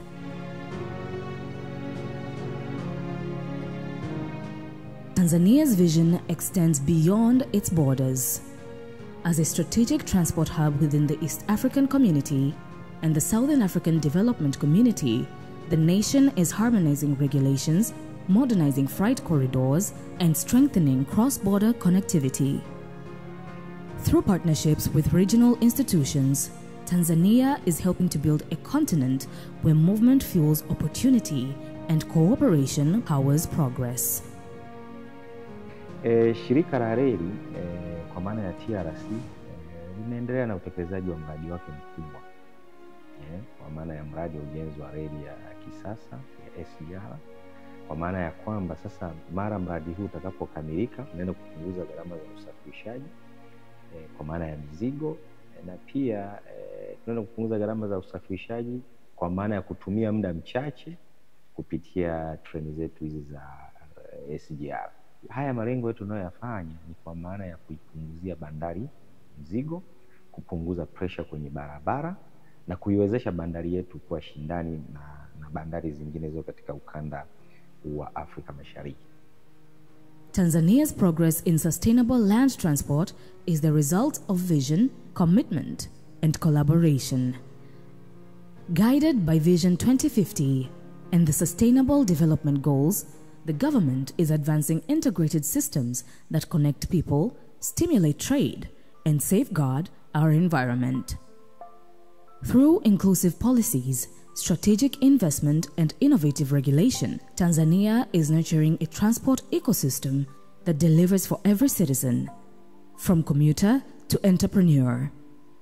Latra continues to champion this transformation, promoting green mobility, electrification, and digital solutions that set new regional standards.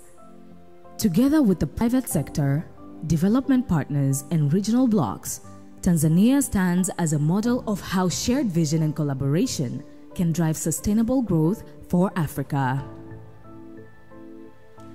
Progress is powered by people, the innovators, investors, and institutions who share a common purpose. From global financiers to local entrepreneurs, from engineers to commuters, everyone plays a role in shaping a safer, greener, and more connected Tanzania. These partnerships ensure that sustainability is not a promise, it is a practice. Swala la usafiri wa ardhini ni muhimu sana kuhakikisha linawachukua hawa watalii kutoka majumbani mpaka kwenye vivutio. Maana vivutio vingi haviko karibu na makazi ambayo watu wanaishi. Kwa hiyo tunategemea kuwe na namna ya kuweza kutoka alipo mpaka kwenye kivutio, ndo usafiri wa ardhini unakuja kuingia. Watalii sasa hivi wanapenda utalii ambao utakuwa endelevu, ambao unalinda mazingira. Kwa hiyo mnapofanya vitu ambavyo ni eco friendly, yani vina urafiki na mazingira, wanapenda zaidi. Kwa hiyo hata hayo magari ambayo nakwambia ni ya umeme au ya gesi yanapendwa zaidi na watalii, kwa sababu wanaamini kabisa ni vitu ambavyo haviathiri mazingira.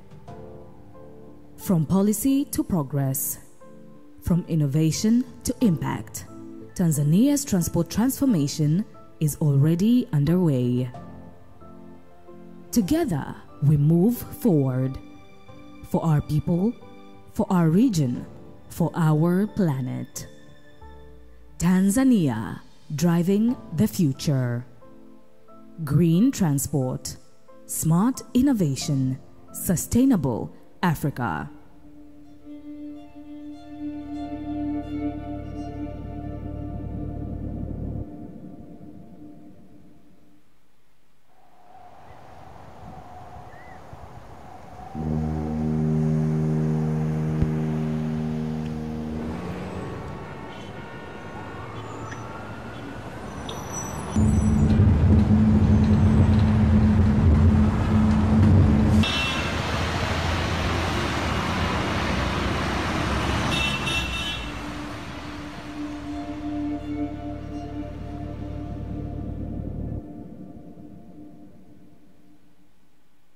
Every journey begins with movement.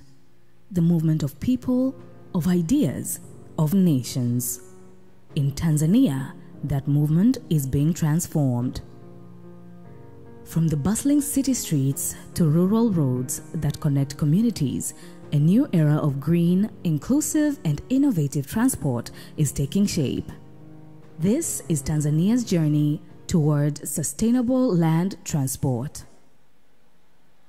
Under visionary national leadership, transport has become a cornerstone of Tanzania's social and economical transformation. The Ministry of Transport, through the Land Transport Regulatory Authority, Latra, ensures that growth is not only fast, but also affordable, safe, reliable, accessible, and sustainable. The foundations support Tanzania Vision 2050, where transport is the heartbeat of inclusive and climate-conscious development. Kwetu Tanzania tunafahamu kuna ajenda kubwa ya nishati safi. Tanzania hivi sasa ina reli ndefu kuliko zote Afrika ambayo inatumia nishati safi ya umeme.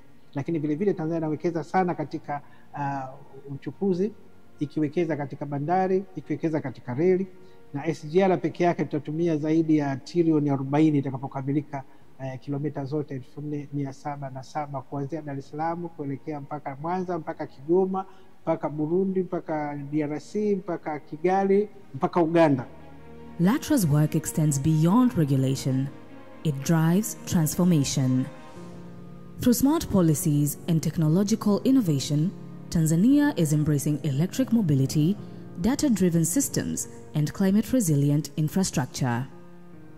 Mnafahamu mafanikio ni mengi, barabara zimejengwa, na sisi baada ya barabara kujengwa tumeweza kufuatia nyuma yake kuweka ruti za mabasi, na katika nchi yetu kwa ujumla kwa sasa hivi tunasafiri usiku.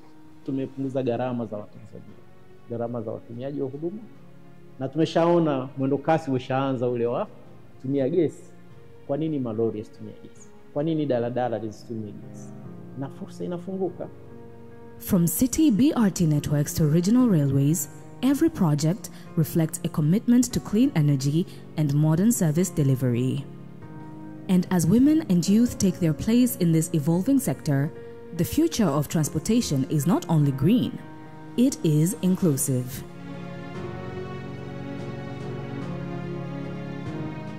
Tanzania's vision extends beyond its borders.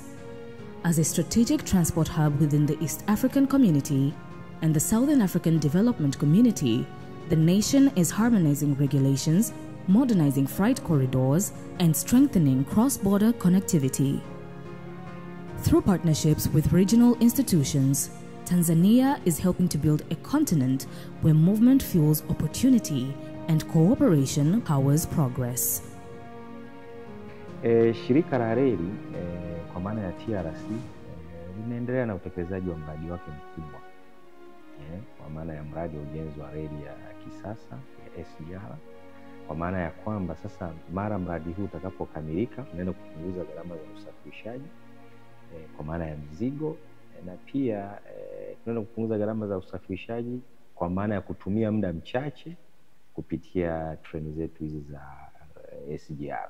Haya malengo yetu tunayoyafanya ni kwa maana ya kuipunguzia bandari mzigo, kupunguza pressure kwenye barabara na kuiwezesha bandari yetu kuwa shindani na bandari zingine zote katika ukanda wa Afrika Mashariki. Tanzania's progress in sustainable land transport is the result of vision, commitment, and collaboration. Guided by Vision 2050 and the Sustainable Development Goals, the government is advancing integrated systems that connect people, stimulate trade, and safeguard our environment. Through inclusive policies, strategic investment, and innovative regulation, Tanzania is nurturing a transport ecosystem that delivers for every citizen, from commuter to entrepreneur. Latra continues to champion this transformation, promoting green mobility, electrification, and digital solutions that set new regional standards. Together with the private sector, development partners, and regional blocs, Tanzania stands as a model of how shared vision and collaboration can drive sustainable growth for Africa. Progress is powered by people, the innovators, investors, and institutions who share a common purpose. From global financiers to local entrepreneurs, from engineers to commuters, everyone plays a role in shaping a safer, greener, and more connected Tanzania. These partnerships ensure that sustainability is not a promise, it is a practice.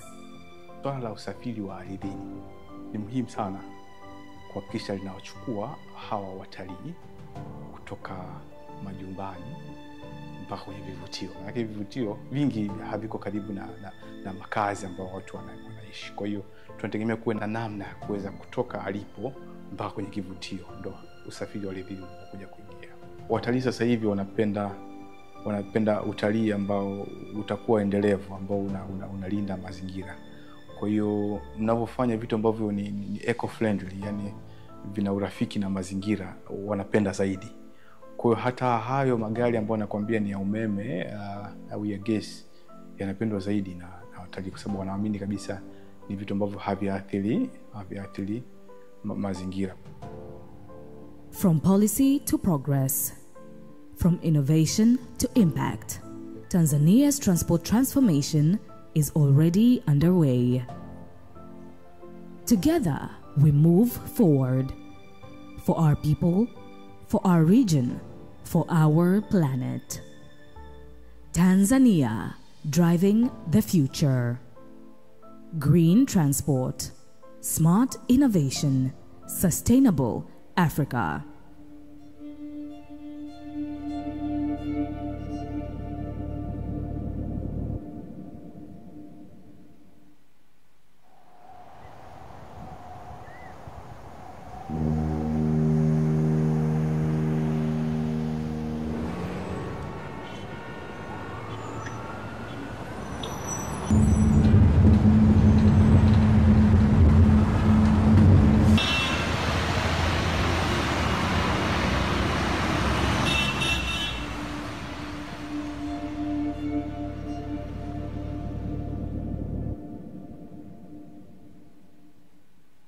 Every journey begins with movement.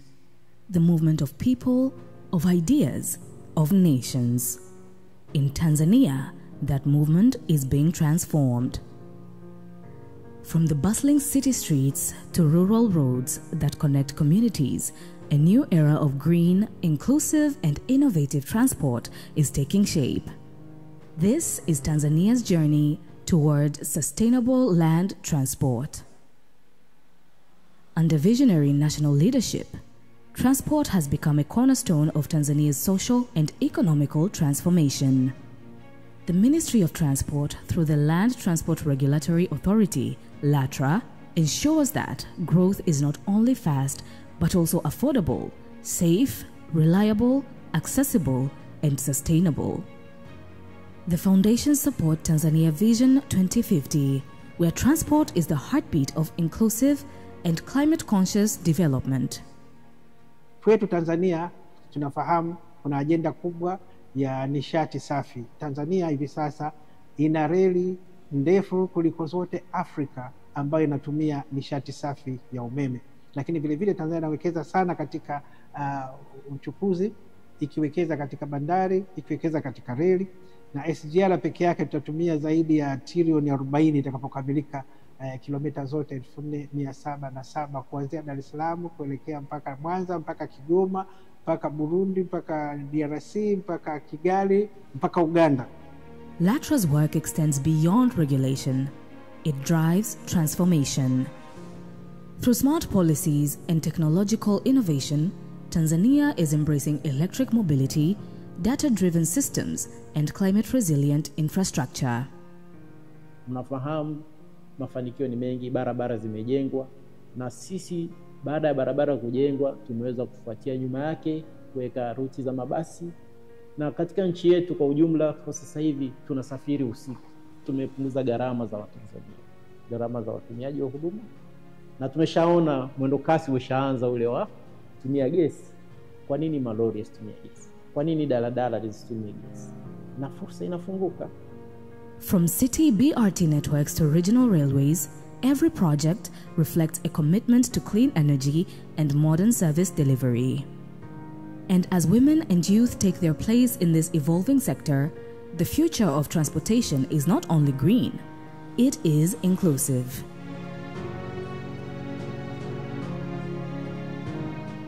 Tanzania's vision extends beyond its borders. As a strategic transport hub within the East African community and the Southern African Development Community, the nation is harmonizing regulations, modernizing freight corridors, and strengthening cross-border connectivity. Through partnerships with regional institutions, Tanzania is helping to build a continent where movement fuels opportunity and cooperation powers progress. Shirika la reli kwa maana ya TRC limeendelea na utekelezaji wa mradi wake mkubwa kwa maana ya mradi wa ujenzi wa reli ya kisasa ya SGR, kwa maana ya kwamba sasa mara mradi huu utakapokamilika tunaenda kupunguza gharama za usafirishaji kwa maana ya mizigo na pia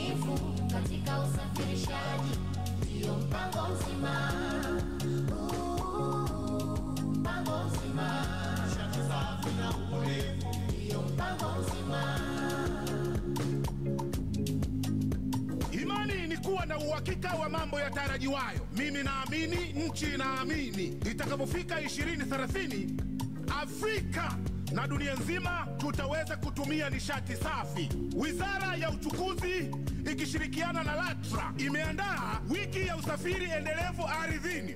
Hii ni kuanzia tarehe 24 mpaka tarehe 29 mwezi huu wa 11 katika viwanja vya Mnazi Mmoja. Lengo ni kujadiliana kuhusu nishati safi na ubunifu. Pia kutakuwa na makongamano maalum katika ukumbi wa Mwalimu Julius Nyerere pale Posta tarehe 25 na tarehe 27. Wewe mfanyabiashara, wewe mdau wa usafirishaji, wewe unaohusika na masuala ya tiketi, wewe abiria, wote mnaalikwa. Njooni tujadiliane namna gani tunaweza kuhakikisha kwamba dunia yetu inakuwa safi na salama katika matumizi ya nishati safi. Kwa upande wa burudani, Mjomba Bendi, Mjomba Ngoma watakuwepo kwenye maonyesho. Kikosi kazi chote kitakuwepo. Ngoma, sarakasi, maigizo, michezo ya nyoka na wasanii wengine watakuwepo. Zawadi za kutosha zitatolewa pale uwanjani. Njoo upate elimu hii bure. Hewe mwananchi, usipange kukosa. Wote mnakaribishwa.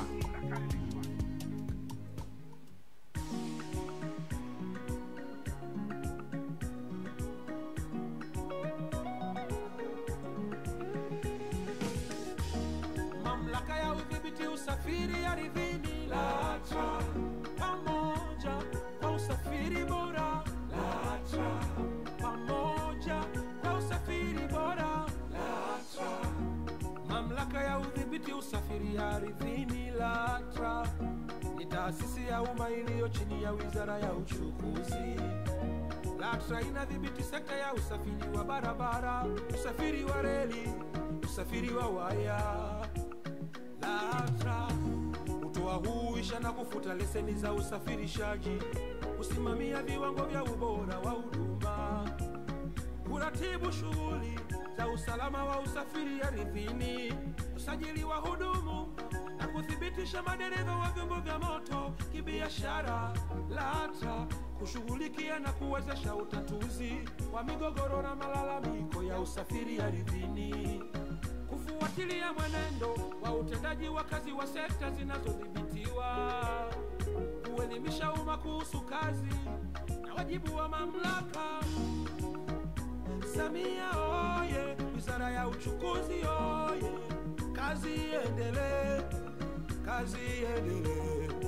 Rais Samia oye, Latra oye, kazi iendelee, kazi iendelee. Mamlaka ya udhibiti usafiri ardhini Latra, pamoja kwa usafiri bora Latra, pamoja kwa usafiri bora Latra.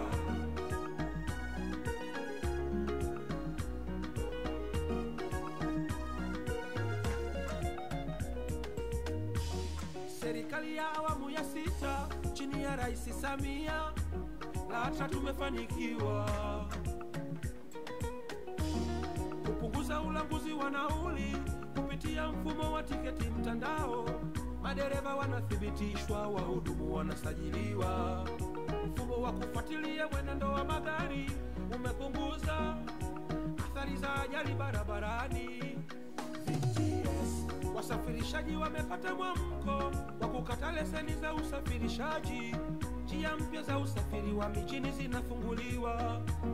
Sasa wananchi wanafika popote muda wowote. Safari za mabasi saa 24 na huduma kwa wateja saa 24. Fursa imefunguliwa ya uwekezaji katika usafiri wa waya. Asante Rais Samia. Mifumo ya kielektroniki imeboresha utendaji wa kazi za Latra na watoa huduma. Samia oye, Wizara ya Uchukuzi oye, kazi iendelee, kazi iendelee.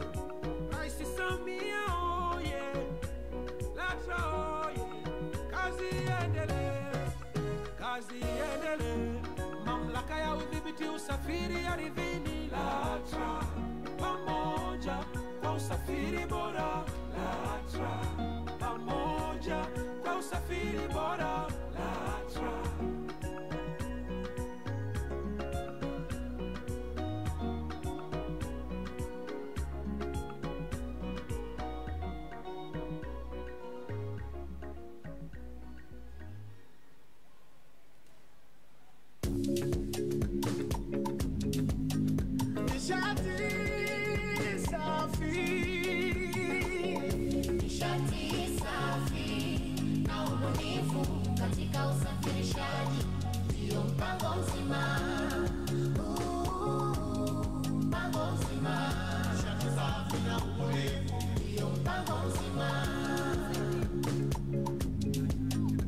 Imani ni kuwa na uhakika wa mambo yatarajiwayo. Mimi naamini, nchi naamini, itakapofika 2030 Afrika na dunia nzima tutaweza kutumia nishati safi. Wizara ya Uchukuzi ikishirikiana na Latra imeandaa wiki ya usafiri endelevu ardhini.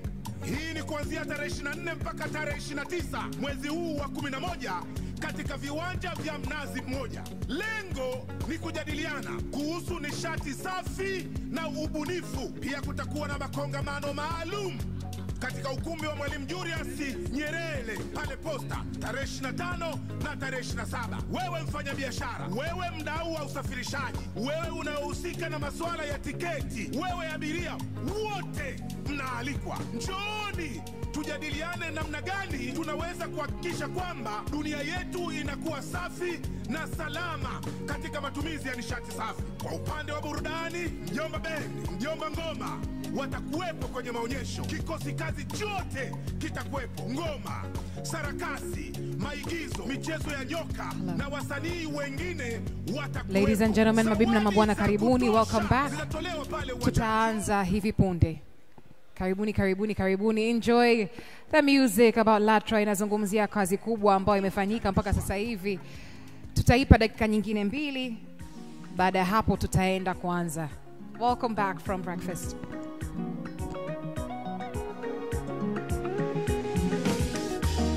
Mamlaka ya udhibiti usafiri ardhini Latra, pamoja kwa usafiri bora Latra, pamoja kwa usafiri bora Latra. Mamlaka ya udhibiti usafiri ardhini. Latra ni taasisi ya umma iliyo chini ya Wizara ya Uchukuzi. Latra inadhibiti sekta ya usafiri wa barabara, usafiri wa reli, usafiri wa waya.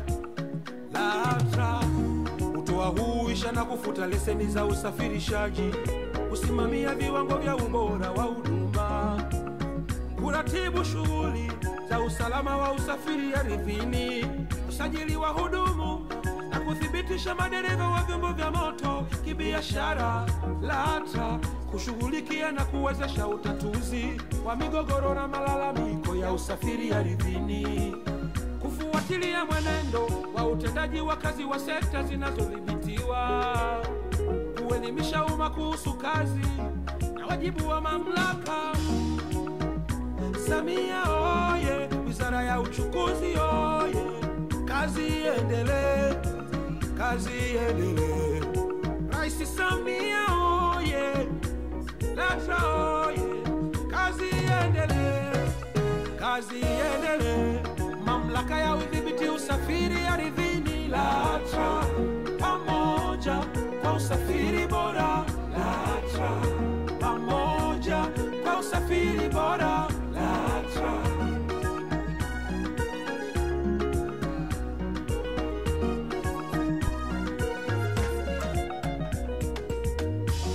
Serikali ya awamu ya 6 chini ya Rais Samia, Latra tumefanikiwa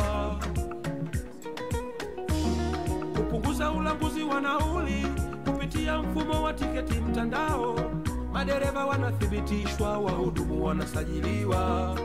Mfumo wa kufuatilia mwenendo wa magari umepunguza athari za ajali barabarani.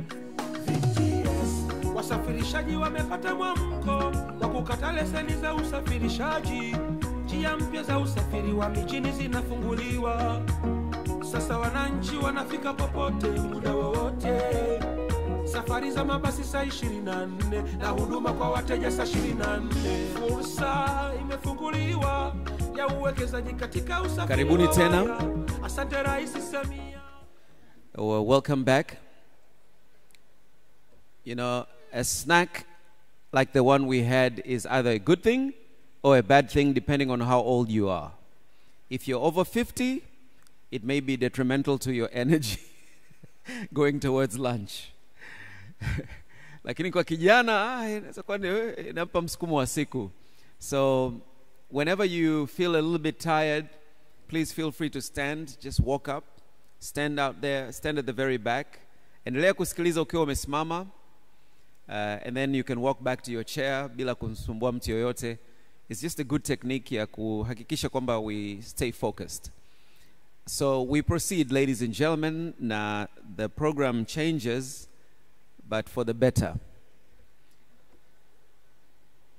Asubuhi, since morning, tumesikia the keynote address na further presentations thereafter.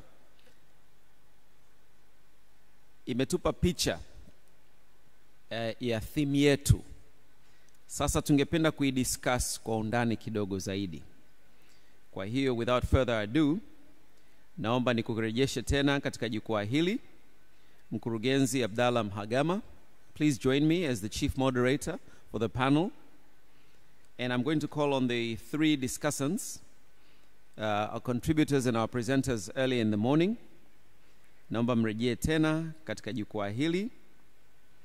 Kwa makofi tafadhali Professor Wanister, karibu. Dr. Neema Kiure and B. Neema Munuo from Moffat, karibuni sana.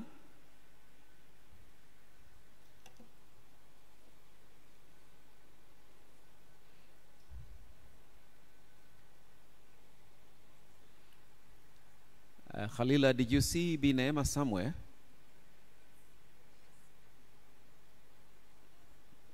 All right, let's have a quick update on that one.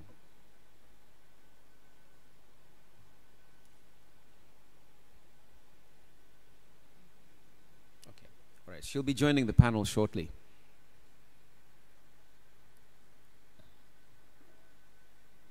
Mkurugenzi, these are your panels. Wewe mwenyewe ulichukua nafasi ya kumtambua mmoja wapo. Sasa tumekupa wote watatu. Very powerful women in the industry ambao tungependa engage now, and you don't have too much time. Kwa hiyo please make it count in the time allotted. And here's Neema. Karibu sana. Mwenyekiti wenu ameshaketi hapo. We look forward to listening to you. Karibuni sana. Let me hand it over to you. Na mabibi na bwana, makofi tuwape nguvu this panel. Let's give this panel some heart.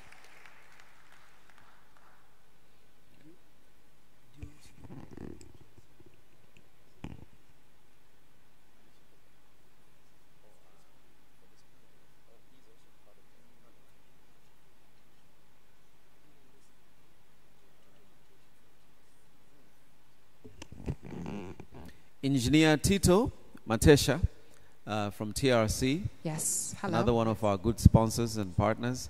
May I please welcome you to the panel? Balance out the equation kidogo. Naomba tukupigie makofi nawe pia vile vile. There were some very good examples on the SGR and the progression. Oh, and I understand from NIT as well, Dr. Nyaki. Karibu sana. Sasa it's fully balanced. Karibu.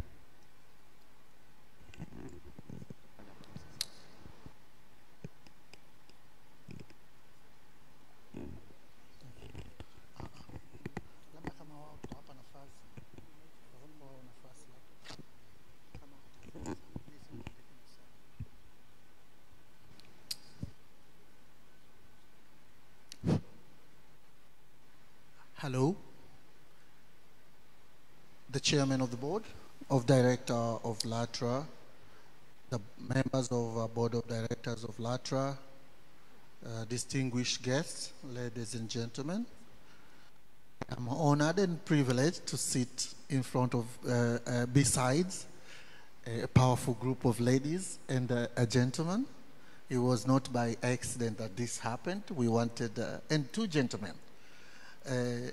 It was not by accident that we wanted this to be this way. We select them very particular because they have perspectives, not because they are women, but because they have perspectives.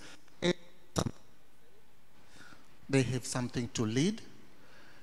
I feel very blessed myself that most of them are my friends. Dr. Nyaki, we've worked together. Dr. Neema, I spoke about her. Professor Winnie-Esther Anderson, I had the privilege of working with her also. Dada Monuo and Engineer Tito. So in the morning we had the keynote speeches from these wonderful presenters. They took us from the world to Africa, to Tanzania. They raised some concerns about what is happening right now, what we should consider in this sustainable land transport, and in particular green transport as well. To challenges and opportunities in the real world. That is with an example of BRT, the Dar es Salaam BRT from Dada Monuo, and we have Dr. Nyaki as well, and we have Engineer Tito. So I will start from my left. Just ask the Engineer Tito to give us a TRC perspective of what is sustainable transport and land transport, and what is being done, and what are the issues in general in how you understand it, and then we can continue with the panel, after which we'll welcome the participants, distinguished guests, to say something, whether it's a question or an addition. We can do that. So straight up, Engineer Tito, please say something. You have 1 minute to deliver something for us to learn from. Thank you. Karibu.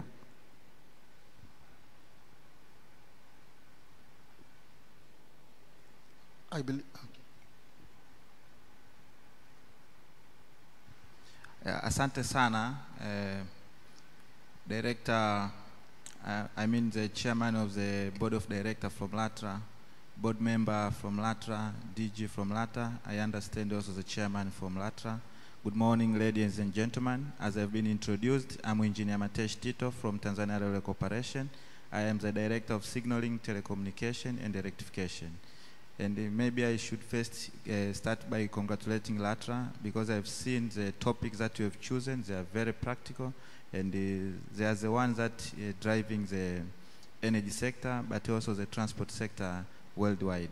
In Tanzania, as you are very much aware, we have made some progress on the mobility, specifically on the electrified trains.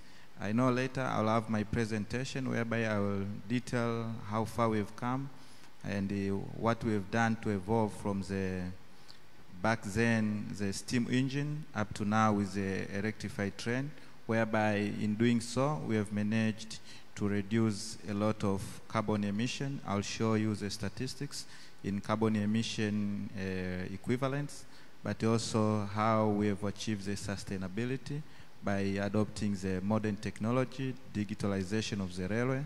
And all of this is because of the proper guidance from the Latra, who have been there giving us the directive on how to do it. And to date, we have successful commissioning the line from Dar es Salaam up to Dodoma, and the line is operation. And I'm aware most of people who are here, they've used our services from Dar es Salaam to Dodoma. But also in my presentation, I'll also show how much we have reduced the transport cost, but also the accident on the road because of the transformation from the using the buses to the railway. But also I will also enlighten on the what we are doing to promote the sustainability. In our station, major station like Dar es Salaam, Morogoro, and Dodoma, we are now discussing with the multiple suppliers for e-Bajaj, e-Boda Boda, and also the ones that are interested to put e-vehicle charging spots. So we'll have a discussion with them whereby we will provide the space so that they can be able to bring in the e-Bajaj, e-Boda Boda, but also the place where we can charge the e-vehicles. All of this is to attract and to promote the e-mobility so as to make our Tanzania a better place by improving air quality, but also the livelihood of our Tanzanian citizens. Thank you so much. Thank you very much. Thank you very much. So are we looking forward to seeing the SGR network line becoming fully green? We can have reactions from the panelists as well. But to start with Engineer Matesh, what are the prospects? Is there any strategy in the policy by TRC to have the SGR line along with, like you said, all the multimodal connectivities with the road, the EVs? Are we in a strategy of having it fully green in the next few years? Yes. We have a roadmap whereby this also, it involves another stakeholder like TANROAD and also BRT, DAT, and you can see from the Dar es Salaam station, adjacent to Dar es Salaam station, we do have the BRT station, whereby that BRT station, we have buses from all the way from Bagala to Kivukoni, whereby those, we've seen the buses are using CNG. So you can see in Dar es Salaam we have that kind of model interconnectivity, but also I have said we have in discussion with some of the suppliers for e-Bajaj, but also e-Boda Boda, and the suppliers for EV vehicles. They are looking for charging spots in stations, and for us we are going to give them a big discount on our land. We are going to give land, and we are going to agree with them on how are we going to benefit. All to improve or all to promote the sustainability within the major city. We are doing the same in Dodoma, whereby together with TANROAD, we are designing the road from the roundabout going up to, on your way to Iringa, whereby they will have a double lane going all the way, and also they will provide a space whereby buses they can come in and take passengers from the station, and by doing so, you can see also we're integrating with other mode. But also in Dar es Salaam, we've done a commuter study, and now we are talking to some of the potential investors under PPP. It is all covered under my presentation, whereby now we are in discussion on how to bring in the light rail in Dar es Salaam. And also the light rail will be rectified. So you can see whatever that we are doing now, we are in line with the agenda of mobility, sustainable transport mobility, so that we can reduce these pollutions, but also we can provide a cost-effective transport model within the country. Thank you. Thank you very much. So he's highlighting connectivity between road and railway, highlighting the Dodoma Sustainability Development Project, which includes green infrastructure and connectivity between rail and road as well. That's very interesting. Lady Muno, anything you want to add? You want to add, whether it's you want to take it up from Engineer Tito or another perspective with the BRT? In summary, please.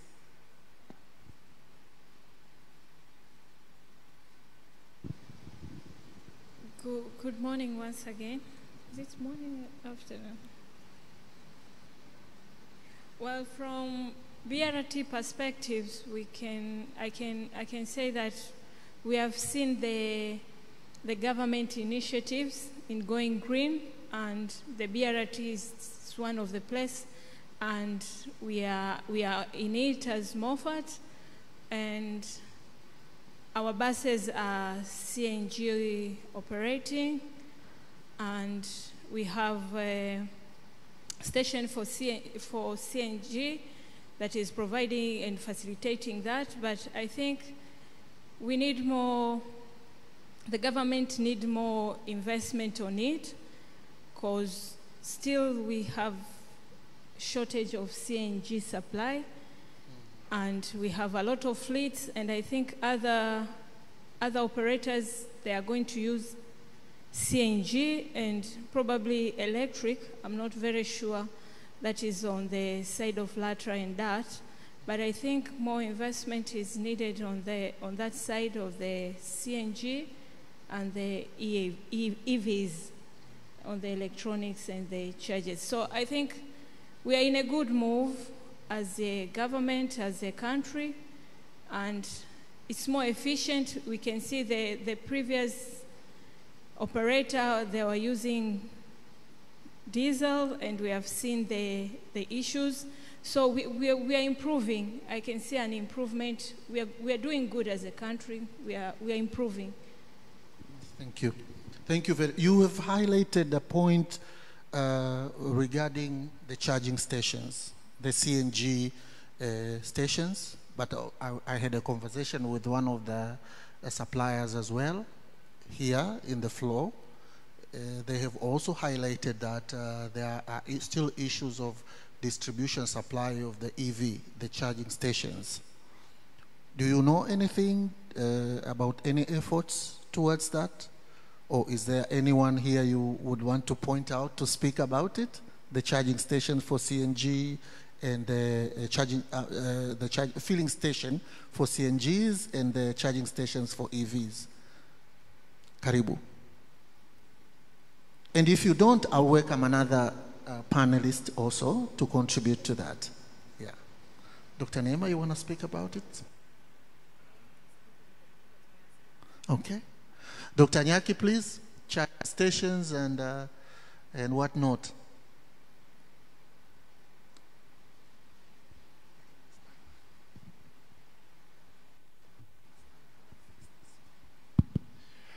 Good morning. Wajumbe wa bodi, mkurugenzi wa Latra, wajumbe wote na mwenyekiti wenu, na wasalimu kwa jina la Jamhuri ya Muungano. Okay. Thank you, Chairman. I don't have much more to talk about this charging system for the CNG. But I know that it's a component of the sustainable transport system. In order to have or to accomplish or to have this concept of the sustainable transport systems, also we need to talk about the technology, and among of this technology to have a special or using the specific energy power, like we say that maybe we can use in CNG, yes, because we know real that the pollution coming from the gas it's more or less than compared to with the fuel.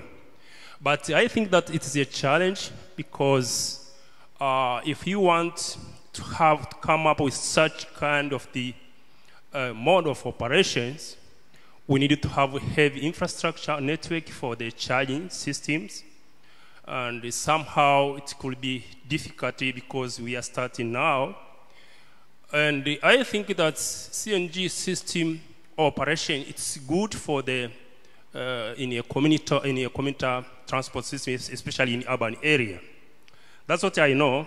But also I want to talk a little bit about this concept of the sustainable transport system.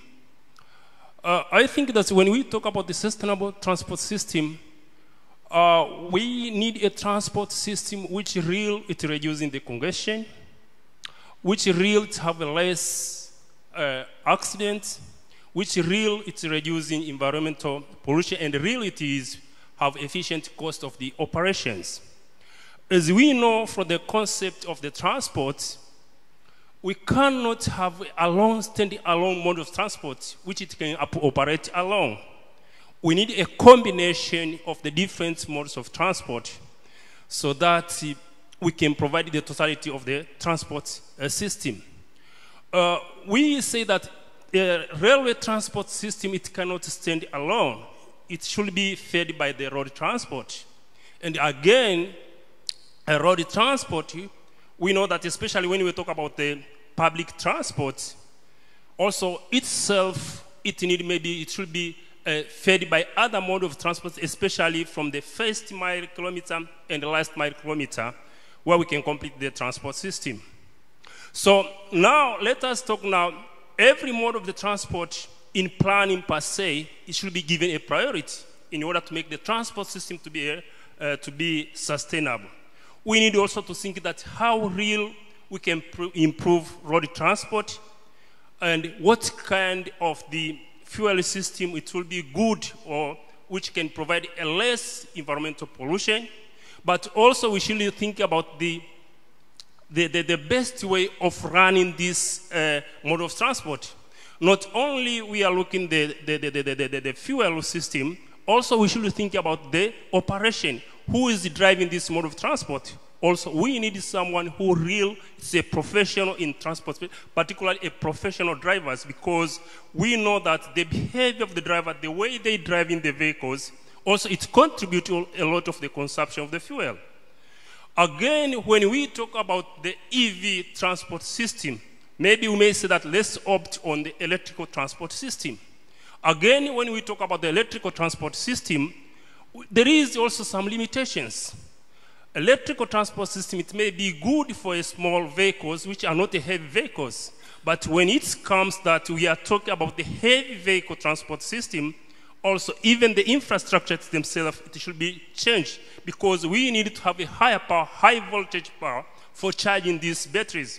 And sometimes from the research, we say that this electrical EV transport system, it can be good for small vehicles because we need to charge maybe a vehicle maybe for 2 hours. But if it's come for the heavy vehicles, for the transit vehicles who are carrying the heavy cargo, then also we need also to rethink again to see that how best we can use it. But what I can say that this concept of the sustainability, it's a wide concept, but we need to see that how best we can integrate with other modes of transport. Because we know road can play its own roles, but at a certain level, but we need another mode of transport also to play roles. But how best we can make a connectivity?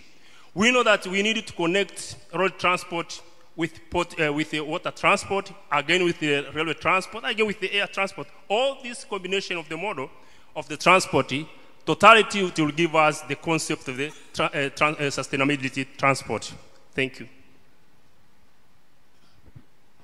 Thank you, Dr. Nyaki. You've pointed about safety, you've pointed about multimodal connectivity, you've pointed out about the wild concept of sustainability. Luckily, Dr. Neema is going to, she's going to streamline it from wildness to programmatic reporting. I'll give her a chance shortly. But firstly, let me hear Professor Winchester Anderson. Particularly, you've talked about the connection between green transport and economy globally, in Africa, and in Tanzania as well. And I know that at one time we worked together over an initiative, it was in an infant stage, regarding the trucking industry. What are your lessons? What are your lessons with regard to trucking industry, and particularly with respect to green trucking industry, both in Tanzania, within Tanzania, and across the borders, connecting with other neighboring countries? What are the issues? What are we to do? Among any other things you would like to point out, please explore a little bit about that. Karibu sana. Nashukuru sana. Good afternoon once again. What is more important, as we have said this morning, is the more we go for green transport, the more we serve our finances, and the more we focus on the most important items in life, and the more we save the budget for health, etc., etc. And coming back to your question on the trucks, and as I said this morning, if you count a number of trucks traveling from Dar es Salaam every day to the southern hemisphere, to southern countries, or landlocked countries, we will understand the liters of petrol, the liters of diesels that we consume in the trucks. And that means you can even count the carbon emission, the kilos and kilos of carbon emissions that are being charged out by these trucks. And therefore you can even count the effect on the health of communities, not only driving the vehicles, but living in Tanzania, particularly alongside the roads.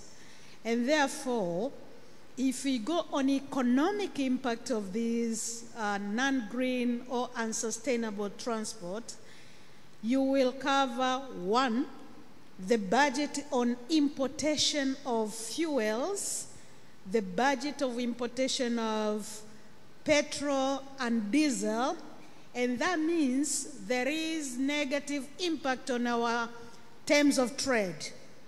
There is negative impact on our balance of payment. There is negative impact on our balance of trade. We import more than we export. And therefore, what am I saying here is we have to look for alternative kind of energy. And if we look for alternative kind of energy, what do we have? We have sun, we have wind, we have gas, and obvious, as one person has mentioned this morning, there is a budget of front costs of installing the infrastructure. But in the long run, we are going to serve. We are going to serve the importation costs. We are going to serve the cost for health, but more importantly, we are going to use what we have to get what we want. Thank you. Thank you very much, Professor. You've highlighted about the economic as well as the health impacts of and opportunities for us, or a case for us to move from the current fuel type to other alternative clean types. She has highlighted the savings in terms of importation and thereby balance of our dollars relative to the outside world where we are importing. She has also pointed out about saving on a public health as a result of health impact related to emission. She went ahead and said there are also models for which we can account for all these costs and all these impacts. Thank you very much, Professor. Let me give another chance, now a chance to Dr. Neema. In summary, 1 minute, what you can summarize for the panel or for the audience, please. Asante kwa dakika moja. Nitafute sasa pa kuanzia. Kwa hiyo mimi nadhani hii hatua tunayokwenda nayo ya usafiri endelevu ardhini ni hatua nzuri.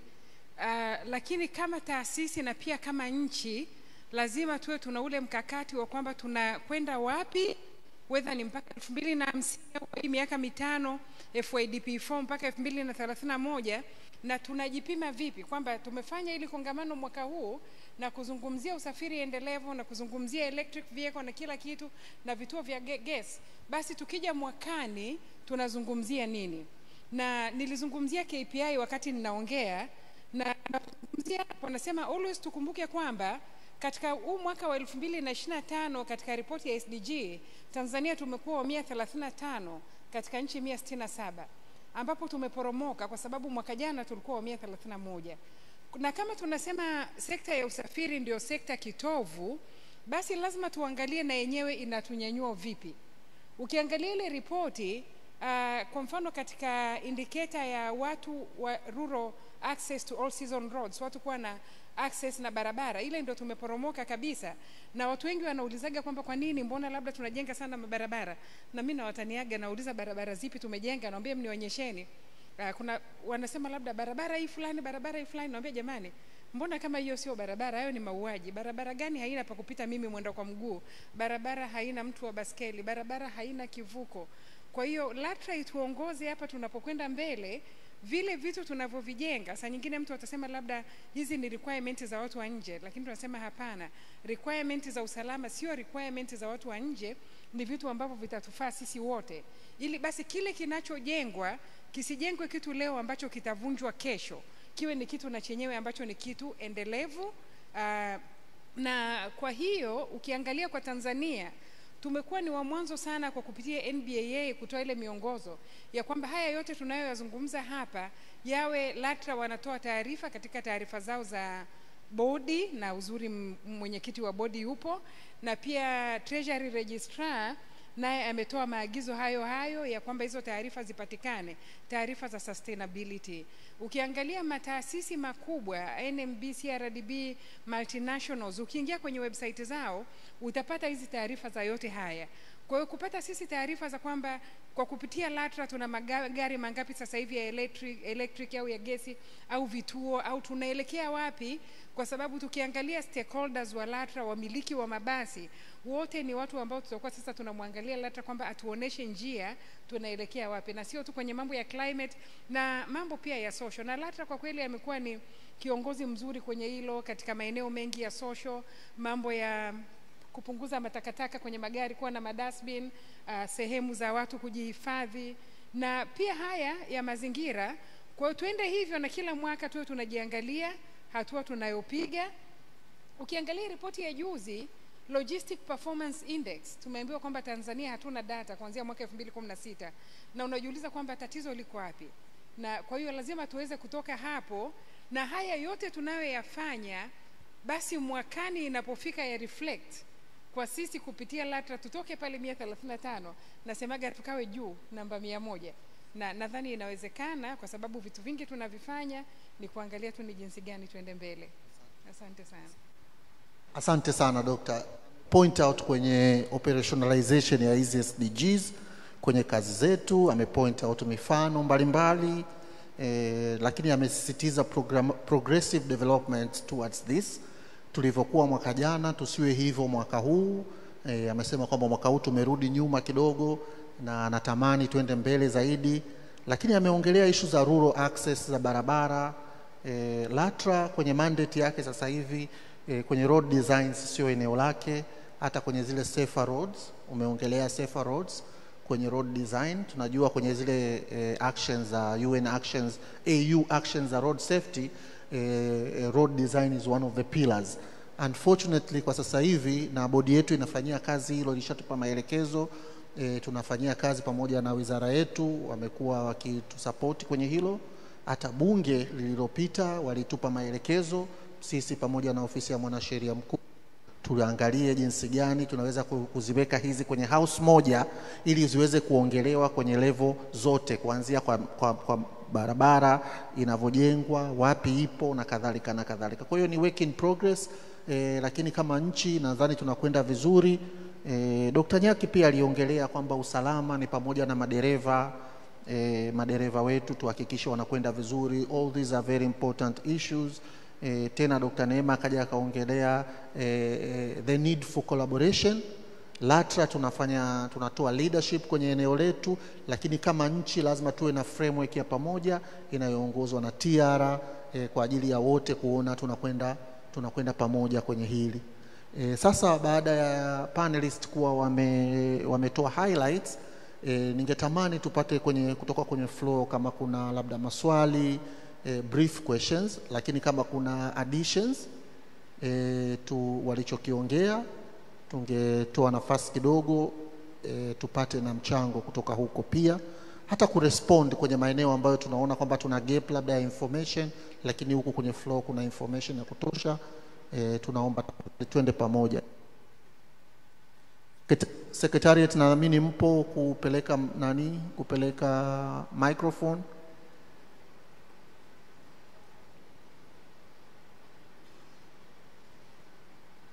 MC sijui nina dakika ngapi zimebaki? Oh, thank you very much.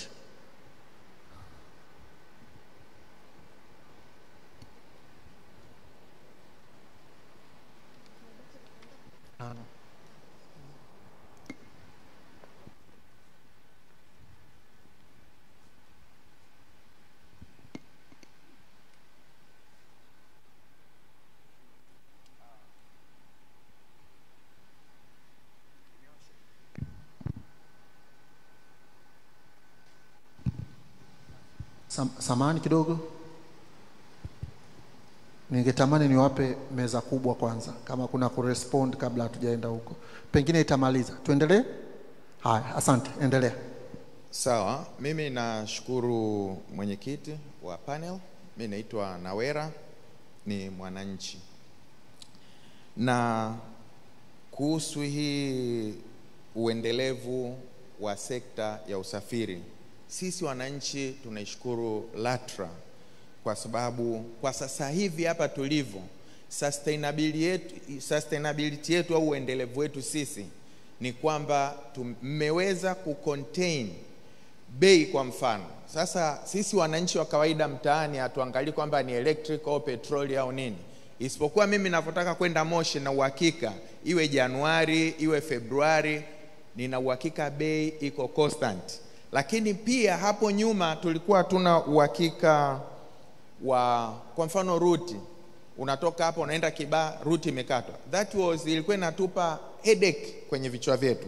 Kwa hiyo sasa hivi vitu ambavyo mimi nawapongeza na kuwasifu, tuna uhakika kwenye bei, yani ile price sustainability, tuna uhakika kwenye uendelevu, ile sustainability yenyewe kupatikana hizo huduma, whether ni za petroli, whether ni za umeme, whether ni za gesi. Lakini kwa kweli sasa hivi tuna ule moyo, na hiyo yote imepelekea kuboresha maisha yetu kama Watanzania. Sasa hivi tunaweza tukasevu. Kwa mfano mimi na uhakika nikiwa napanda basi Posta naenda Mwenge, inajulikana mtu anataka kutoa usafiri wa aina fulani, bei yake ni hii, hamna kwamba umeingia ndo unatajiwa bei. Na hilo ni jambo ambalo sisi wananchi wa kawaida linatugusa, na ndio ule uendelevu ambao sasa nyinyi mnauongelea na sisi wananchi tunaufurahia. Mimi nawashukuru sana.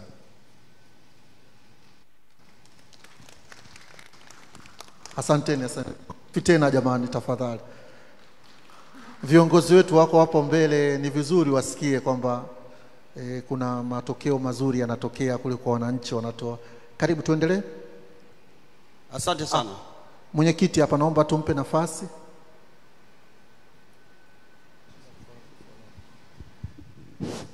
Thank you very much. I have 3 questions to ask, very brief ones. But before I ask questions, I like to actually thank the organizers for selecting the 3 presenters in this morning. Actually, they've made very good presentations. But I also appreciate the gender mix. There you can see you are 50%, ladies and gentlemen. But even the MCs, there will be Khalila there and Mr. Taj together, they've done a great job this morning. Now let me start my first question, which goes to Professor Anderson. And let me declare interest, first of all. Professor Anderson was my student, and she's one of my first students to teach at the University of Dar es Salaam. And actually, she made me to become one of the best teachers there for 8 years consecutively, because she was very intimidating, actually. You will always get a question from her when you go to class. And she used to use the front rows, that I'm not afraid of you, ask me question, but be sure that at the end of the lecture, I will also ask you a question. So sometimes I used also to intimidate her by asking her questions. My question to her is this. You have mentioned one of the challenges to green transport, the public adoption barriers, which I agree 100%. And one of the barriers, as I understand, is the cultural practices. In Tanzania, when you walk, for example, to market, or you bike, people say that you are biking because you are poor. And you remember one example at the University of Dar es Salaam, there was a student who used to come to lecture rooms by biking.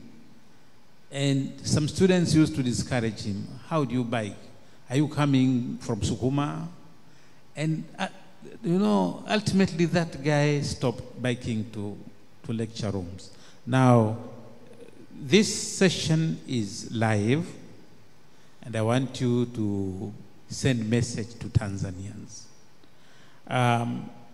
What you like to tell Tanzanians on the issue of walking and biking, for example, in relation to compromising on cultural practices? That is my question to you, Professor. My second question goes to either Dr. Neema Kiure or Dr. Nyaki. One of the two can answer this question. And again, I have to declare interest on the side of Dr. Kiure. Dr. Kiure was also my student, and she was a real lady since from that time, and you can see now. It did not come up very well in your presentation, but something was a little bit mentioned by Dr. Nyaki. Where do safety and green transport meet? Is there a relationship between the two? Is there a point where they meet? If I practice green transport, am I providing safety transport? This is my question to you two. Anyone can respond. My last question goes to Neema Munuo, the nice lady from Moffat. She also had a very nice presentation this morning. The presentation which actually goes to common mwananchi. I also want you to send a message to Tanzanians who actually drive their own cars, coming to town on daily basis, coming to work to town, because this has an implication to road jam, but also to issue of emission. But also it impacts your productivity and efficiency in your operations. Now, what do you tell Tanzanians with this practice in relation to MOFA's operations? Yeah, I would say that. Those are my 3 questions. Thank you very much. Thank you, Professor. Thank you, Chair. Yes, please. Dada Muno, you can start. You can start from number 3 or any.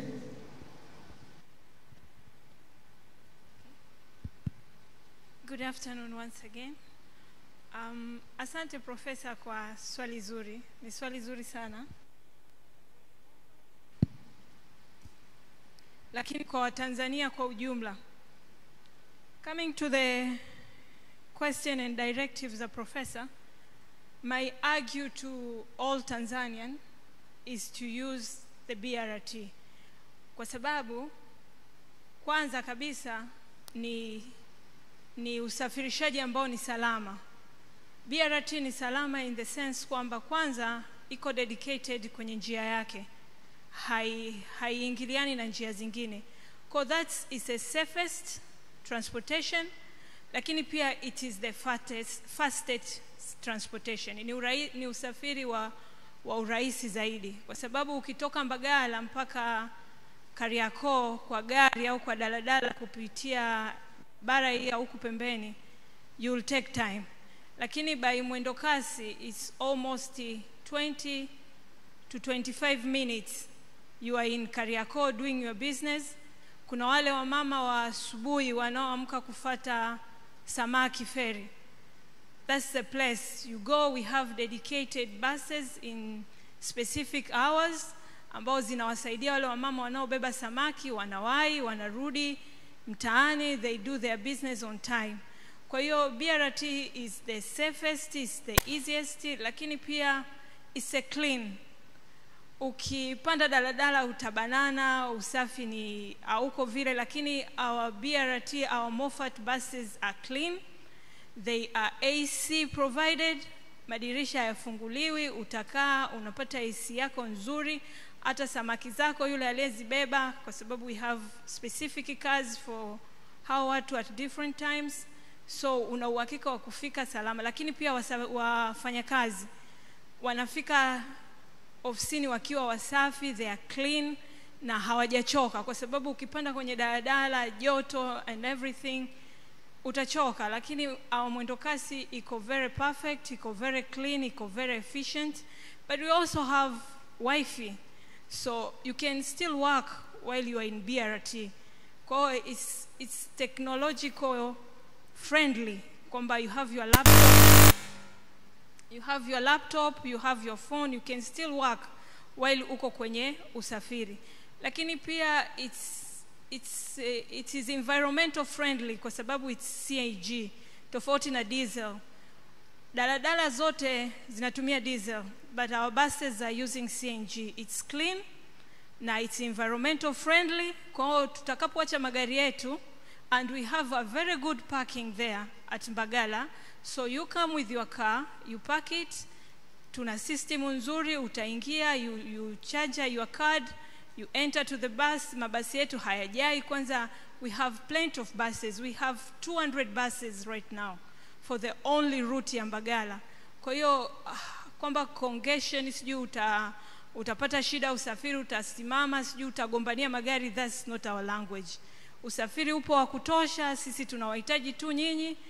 Mabasi yapo, mabasi ni masafi, ni mazuri, it's AC, it is internet provided, lakini pia it's efficient. Utafika mapema Kariakoo, utanunua vitu vyako, utarudi kama unarudi kufungua biashara. Asante dada Muno. So asante. Moffat is perfect.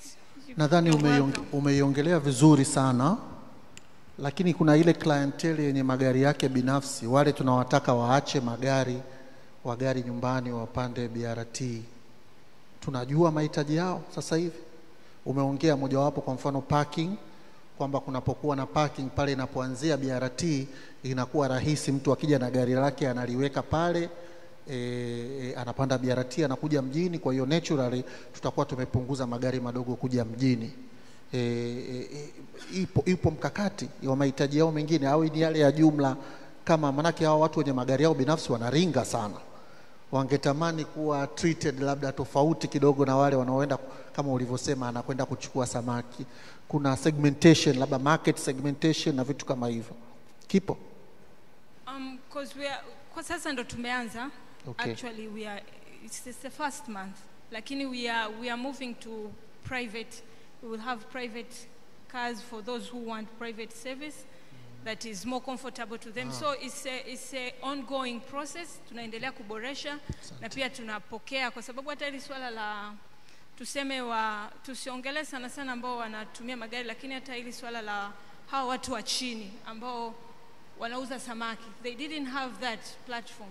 Lakini we provide for them. So asante. We are going with the improving. Asante sana. Tumeelewa. Profesa, karibu. Asante. Moja, ni mshukuru sana mwenyekiti au nimwite profesa wangu kwa kuwa alinifundisha na nakumbuka utundu wangu. Nakushukuru sana. Nirudi kwenye ujumbe ambao mwenyekiti amenielekeza niweze kuutoa. Jambo la kwanza, ninakubaliana kabisa bila shida kusema kwamba Afrika kwa ujumla, Waafrika kwa ujumla, tuna kitu kinaitwa umasikini jeuri ambao unatuleteaga matatizo wakati mwingine. Na nikileta hii context ya usafiri wa kijani, tunakumbuka jambo moja kubwa. Non-communicable diseases zote, karibia zote, zinaletwa na lifestyle tulioichagua. When you choose a lifestyle ambayo inakusababishia maradhi, then hiyo tunaita ni umaskini jeuri. Sehemu ya kutembea kwa mita 300 haifiki hata kilomita 1. Unamkuta mtu anaitisha bodaboda, anaitisha bajaji, anaingia kwenye basi, anaitisha taksi. Hiyo yote inaleta maradhi, kwa sababu tuna end up na kisukari, tuna end up na kitambi, ambapo kinatuletea matatizo mengi sana ya kiafya. Moja, tubadilishe lifestyle ili tupende kufanya mazoezi hata ya kutembea tu kwenye distance fupi fupi.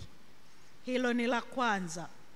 Lakini kuna watu watajitetea na ninakubaliana nao vile vile. Miundombinu yetu ina shida. Ukitembea barabarani, mara bodaboda imekusukuma, mara daladala imekupitia, kitu kama hicho. Kwa hiyo kinazuia mtu hata kuendesha baisikeli ya kawaida barabarani. Lakini vile vile kuna tatizo kwenye miji mikubwa kama ya Dar es Salaam na hali ya hewa yake. Tunakuta kwamba tumeshindwa kuotesha miti pembezoni mwa barabara ili mtu aweze kupita kutokana na mazingira yake. Sasa message yangu ni nini? Jambo la kwanza, tufanye mazoezi madogo pale panapowezekana na panaruhusu. Swala la kudhani kupanda gari ndio utajiri, utajiri huo unatuathiri kwenye afya zetu. Kwa hiyo pale inapowezekana fanya mazoezi kidogo, tembea ili uweze kutoka.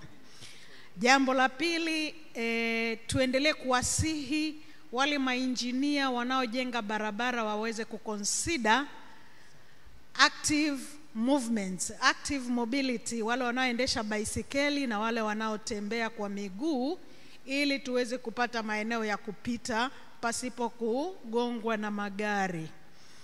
Na jambo la tatu ndo hilo la kuchochea pia kupanda miti katika zile barabara za waenda kwa miguu, ili tusiwe na kisingizio kwamba jua ni kali tumeshindwa kupita. Lakini Asante, jambo la Professor. mwisho ni kutoa pongezi pia kwa kukumbuka kwamba SGR ambayo inaenda Dodoma, wakati wanaanza kuijenga tuliona kama wakati ule Nuhu anajenga ile nyumba wakati wa mafuriko yale, watu wakashangaa umeme utatoka wapi kuendesha SGR. Lakini sasa hivi imagine SGR inasafirisha watu 900 kwa wakati mmoja. Imagine magari 900 barabarani, nini kingetokea? Nashukuru. Asante. Muda. Yeah. Na sija kukatia microphone, I would like you to know. Asante sana. Asante sana wenzangu kwenye panel kwa discussion. Okay.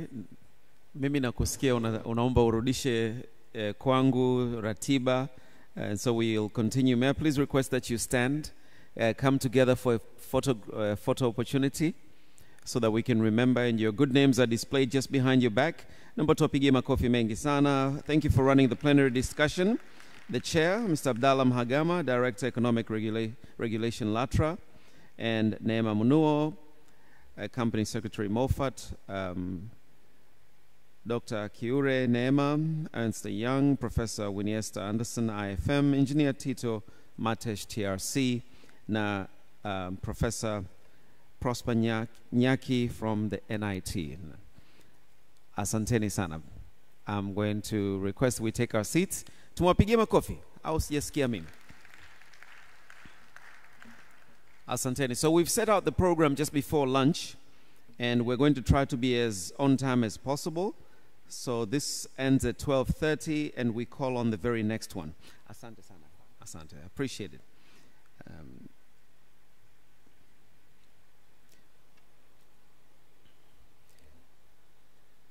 The moment of silence I created was so that we could think back since morning, everything that we've heard. Usually with the panel discussions, we allow our super experts to re-deliberate everything we discussed since morning. And then later, if we have a presentation, we may give it a little bit of time for interactivity in our audience, with the audience. So now we're going to have a couple of presentations, one after the other. In order to save time, please park your notes. And the first one that we'll start with, ya kwanza ambayo tutaanza nayo ni, it's very key. How do all of these presentations, all these great ideas in planning, in process, in strategy, how do they align with Tanzania Dira 2050? And we'll take a deep dive into the transport sector, a review into the transport sector. And it's my great pleasure to welcome Dr. Fred Msemwa, the Executive Secretary, the National Planning Commission. Ladies and gentlemen, with your hands, naomba tumkaribishe. Jukwaa ni lako, makofi kwake tafadhali. And let's listen to this very, very carefully. Okay. Baada ya hapo, we'll dive deeper into looking at how greener the railway transport evolution and lessons of railway transport in Tanzania can be. But in the meantime, Dira 2050. Karibu sana.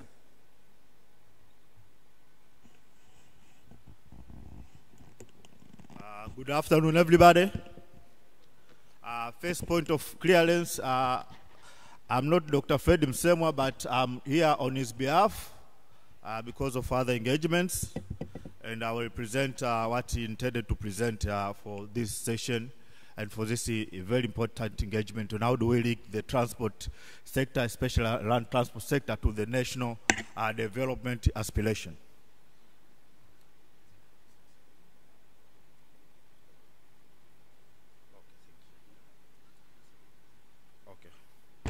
My name's Josiah Mwabeza. I'm the acting manager for infrastructure at the National Planning Commission. Maybe in a small intro about the Planning Commission before I proceed to the presentation. Planning Commission was an institution that was established in 2023 with a mandate of strategic development planning, as well as follow-up on implementation of national development plans and projects, as well as economic management of the country. So it is a keen institution with regarding to coordination and the coordinated thinking across the government and other key stakeholders. In light of that mandate, the Planning Commission under the Ministry of Planning and Investment in the President's offices embarked on the exercise of developing the national vision so as to guide the national development aspiration for the next 25 years. We highlight a bit about the vision and how does the transport sector, focusing on land transport, how does it all features into the national development agenda.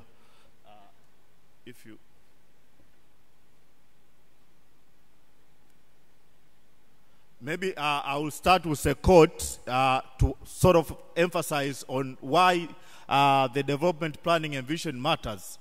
At its essence, the process of planning is a resource from which the national development springs on. And a critical example to this is a beloved small island nation of Singapore, which has managed over the single generation to transform from a very low and underdeveloped country into a high income and prosperity nation. So at the core of countries' prosperity is government and countries' ability to come up with the plans that are feasible, implementable, and it sort of provide a strategic shift from one level of prosperity to another.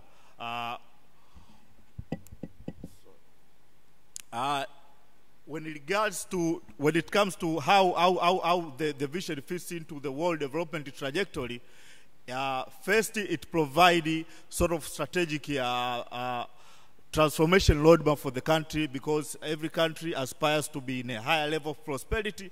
So how do we go to that level of prosperity?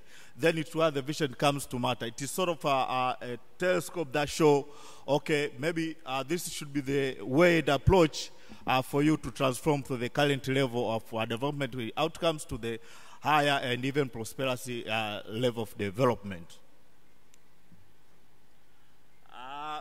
The vision is part of the planning process at country level, and its essence is to provide an integration across sector. We know everybody institution or has its own mandate and in the operations, but how do effort of each player sort of links together and they reinforce each other so that the achievements that are intended or that are aspired by the nation can be attained.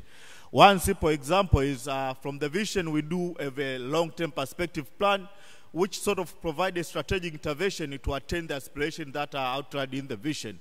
And from this is where the sectoral policies and intervention and plans sort of integrate into the whole equation.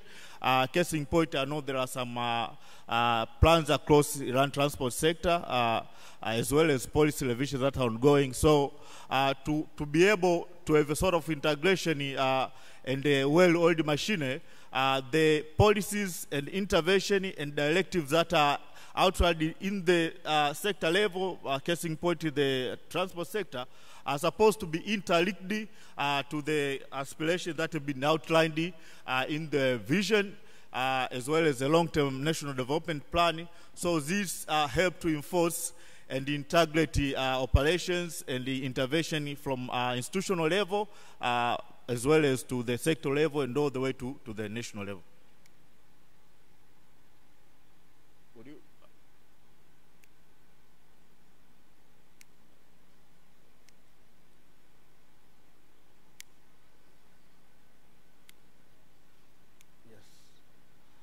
As I said before, we have now, the government has finalized and approved the new vision, And this is a successor to the current vision, the Tanzania Development Vision in 2025, that comes to an end in the end of this fiscal year. And so to have a continuity in the development planning and to make sure that the achievements that have been registered are sort of reinforced and continues to be undertaken, the government has approved the new vision that will begin implementation in the national next fiscal year. And this communicates a strategic shift from the previous development aspiration into new way of attending and doing our development interventions.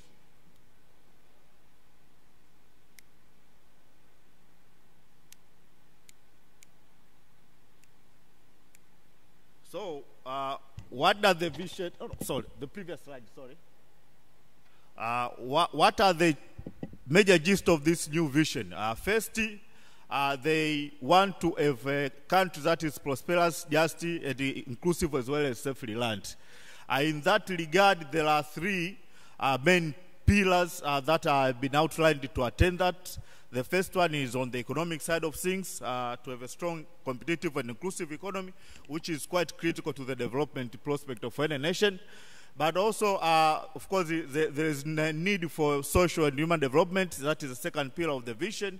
And the third one is put emphasis on environmental protection and the climate resilience, because one of the sectors that has been a big casualty of climate change is the transport sector. We see from time to time, due to rain or drought, key infrastructure distorted, and the maintenance funding for key infrastructure have been affected by rain and other climate change casualties or events. So climate resilience and environmental protection is a very critical pillar, and this sort of link to the transport sector specifically, because one of the greatest casualties of the climate change impact has been the transport sector, but also one of the largest contributors to the climate change impact has been the transport sector. I think energy, and second is the transport sector, which is a greater contributor to the CO2 and other CHG emissions. So in relation to the argument of sustainable land transport,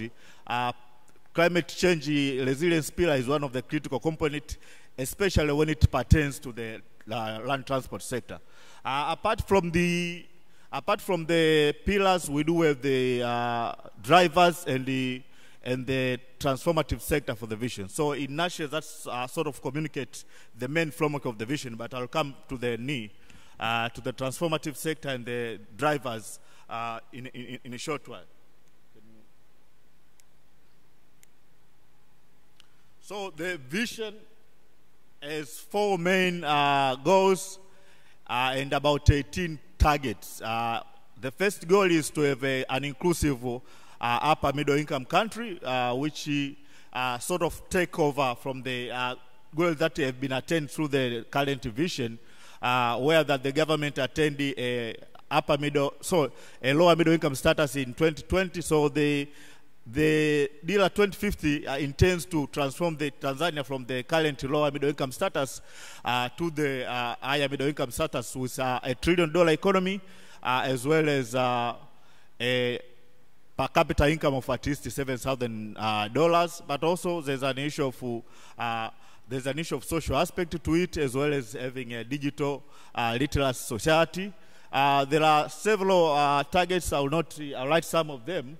If you go to the next slide, there are several targets that are in line with these 4 goals, and as I said, one of them is to have a higher per capita income, but also to have society that is high quality living in terms of human capital development, in terms of lower or eradicated maternal mortality, as well as food sufficiency and other critical social progress measures such as a healthy society. If you go to the next slide. As I said before, to the vision, there are some transformative sector that are critical in sort of catalyzing the development of the country. Some of the sectors, as I said, there's a tourism, manufacturing, mining, as well as a blue economy, and other quite critical needs that tend to spur economic and social transformation.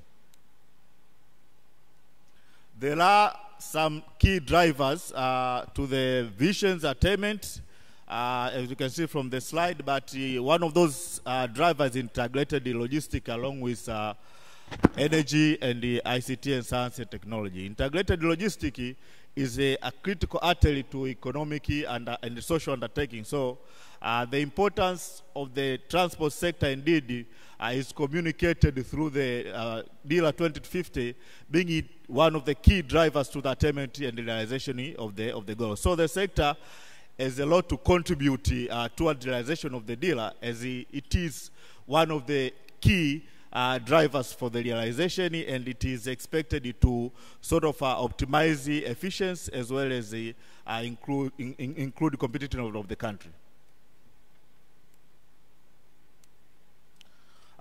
Maybe to highlight before going to some of the issues that are critical and make sure the transport sector plays a critical role.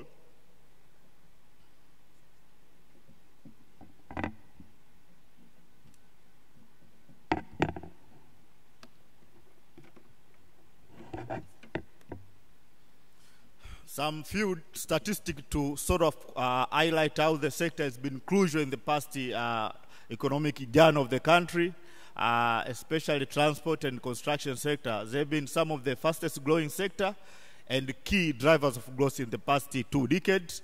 Their average growth, sectoral growth, have surpassed the growth of the entire economy. So those sort of communicate the potentiality of the sector in terms of economic transportation. And the critical role that it will have to play in the coming 25 years. Similarly, the sector has been also crucial in terms of productivity and employment creation. Based on the integrated labor force survey data of 2021, the sector employed about 1.4 million individuals. That data is a bit outdated, but the number in current timelines could be even higher. So the sector is also a key driver to employment creation, but also productivity and other important measures. Central to the transport sector role in economic and the social transformation has been the government unwavering commitment of investing more resources in the sector. You can see the sectors has been one of the top 3 recipients of budgetary allocation from the central government budget. And this sort of communicates the commitment of the government toward their investment in the sector and ensuring the sector plays its rightful role in the economy. So it's very crucial that this investment translate into real outcomes in terms of the sector impact in the development dimension of the country.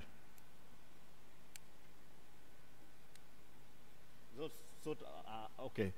When it comes to the pathway to realize the transformative and the $1 trillion economy, there is the sort of, I could say, a theoretical framework on how do we get to where we want.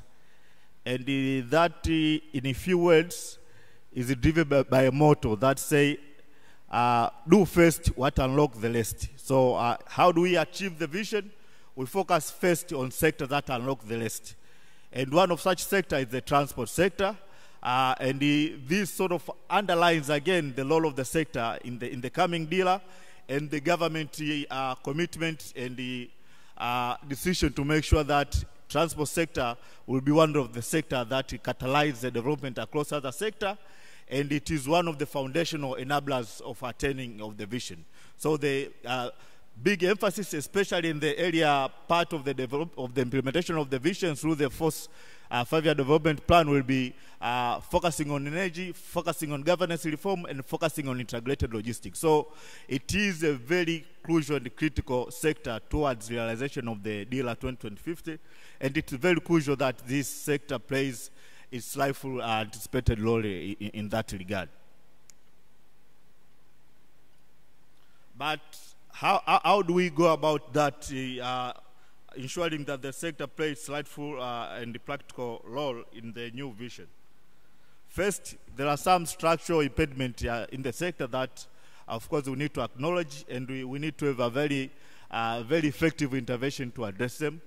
Some are related to the fragmentation of the regulatory framework. There are some, of course, there was an issue that was raised by one of the previous speakers, that, for example, the issue of road design, the role between TANROADS and Latra, who is a regulator, so it means there are some overlapping mandate or sort of misplaced mandate across multiple agencies. So these regulatory and institutional fragmentation issues will need to be addressed so that the sector plays its rightful role on the realization of the vision. But also, there's an issue of coordination, especially when it comes to planning and investment across the sector. This is at best manifested by the issue of multimodal transport master planning. It's one of the very structural, I could say structural and systemic impediment that will need to be addressed so that the vision and the transport sector can be, the dealer can be realized through intervention in the transport sector, because we need to have a sector that reinforces each other, investment and planning that are complementary to each other, and we need to have a multimodal transport approach so that the railway connect with the road through last mile connectivity, but also from the main trunk road to other feeder roads, there are some connections that are well linked. But also the issue of underfunding and the unstable maintenance funding, particularly if you see some of the level of maintenance funding, you can see it's a bit unstable, and in some cases where the weather events have lay a major distraction to our key land transport infrastructure, you can see sometimes there are some struggle to make sure those maintenance are done in time and to they restore the infrastructure asset to their previous condition. So this is one of the structural systemic things that we need to be addressed so that the sector plays anticipated and rightful role in delivering the vision.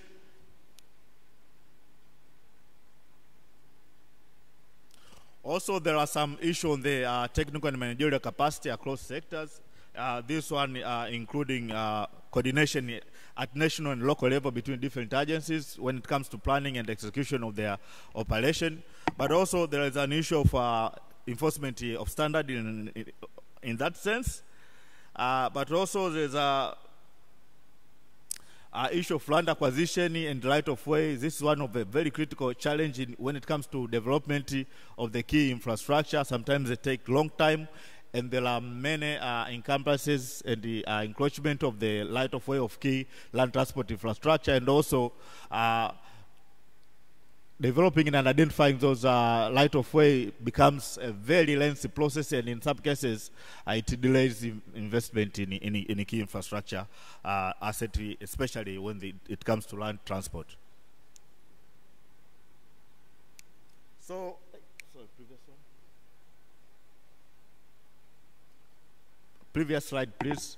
So where do we go from here? As I said before, the sector is one of the key sector when it comes to dealer 2050.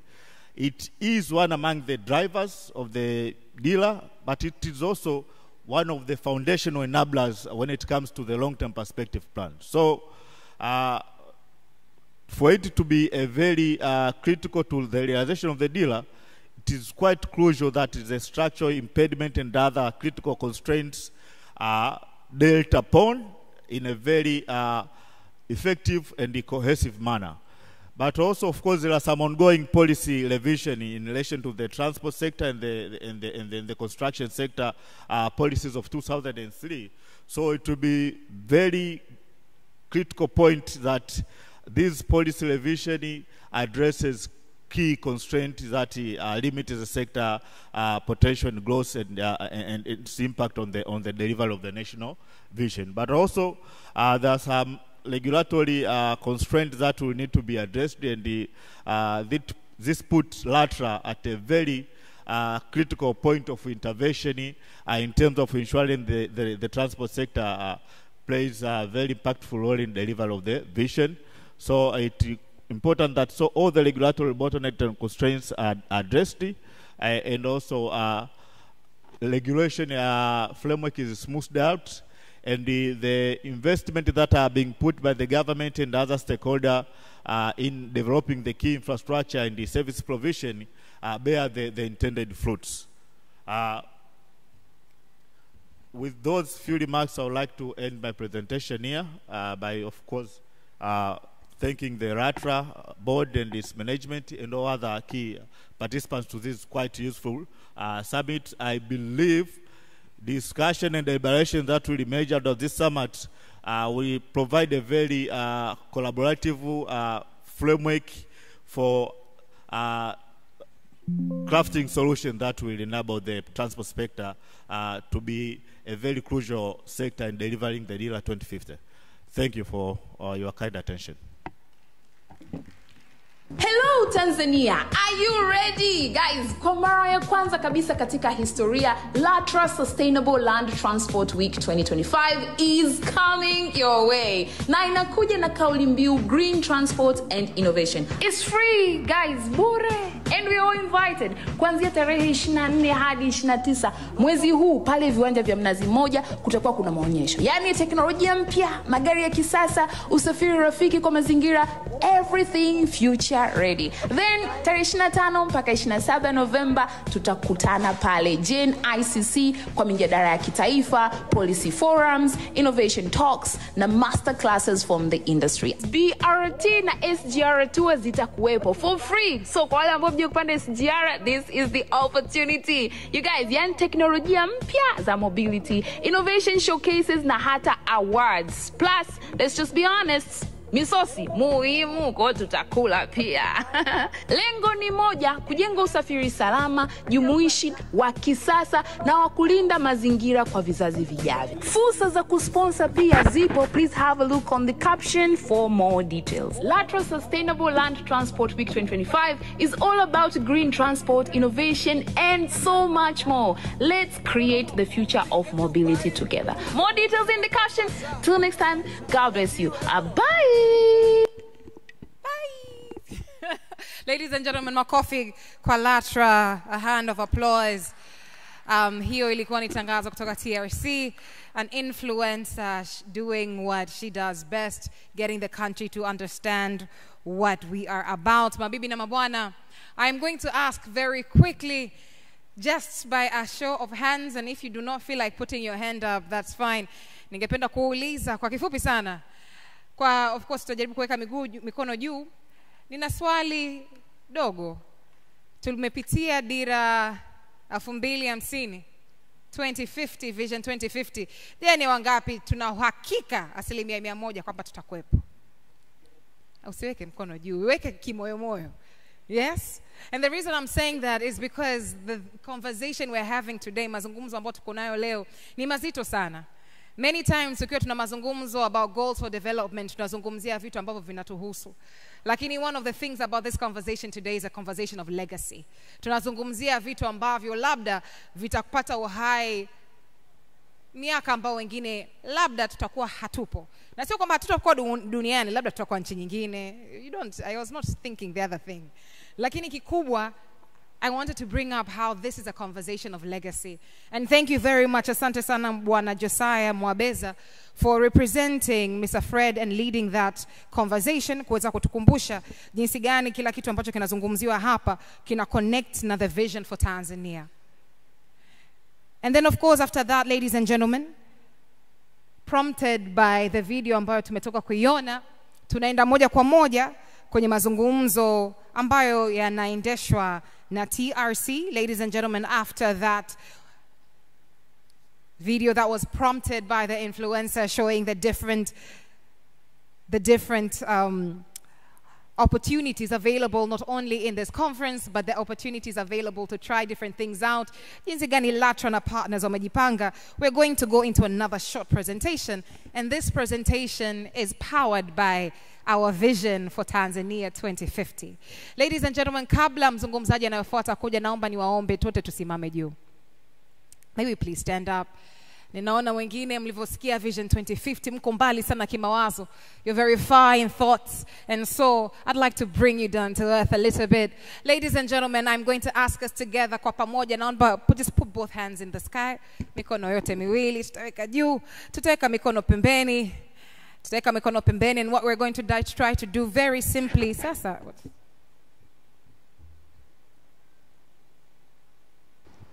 yes, tutajaribu kufanya kwa pamoja very simply to just bring us down. Tutazungusha mikono hivi. Mimi nimeshika mic, so siwezi kuweka mikono yote miwili, it's just one. All right? Very nice, very nice. Baada ya hapo, what you're going to do, utarudisha mikono hapa katikati, you just stretch to the side. Unasikia mifupa ina, it's okay. To the side, to the side. Na baada ya hapo, just roll your shoulders back. We've got a few great presentations. It's important for all of us to be present, and then shoulders to the front. Alafu, I am going to ask you to find somebody on your left and the right, and you're going to ask them, what are you doing about Vision 2050? Try to find 3 people, essentially somebody you might not do. What are you doing about Vision 2050? Ask them seriously, what are you doing about Vision 2050? Hey, what are you doing about Vision 2060? Alafu akikupiga maneno mazito utamwambia ni kweli. Yes? Yes, yes. Give yourselves a round of applause, ladies and gentlemen. Naombeni tujipigie makofi. Please do take your seats. What are we doing about Vision 2050? One of the things that we know for sure is we are here. Every single person here is a change maker, a builder of this country, making sure that we're moving together and progressing this country to where legacy needs to be. Ladies and gentlemen, taking us forward, like I said, we're going to have from TRC, Tanzania Railway Corporation, Engineer Machibia Shiwa, who is the Director General. Ladies and gentlemen, Director General Engineer Machibia Shiwa kutoka TRC, actually represented by Engineer Tito Mateshi, Director of Signaling, Telecommunications and Electrification. And the presentation will be titled Towards the Greener Railway Transport, Evolution and Lessons of Railway Transport in Tanzania. Mabibi na mabwana, a hand of applause, Engineer Tito Mateshi. Karibu sana, makofi yaliyoshiba, tumetoka ku stretch. Congratulations for all the work that's been done by TRC. Hongereni sana. Hongereni sana, karibu sana, Engineer Mateshi.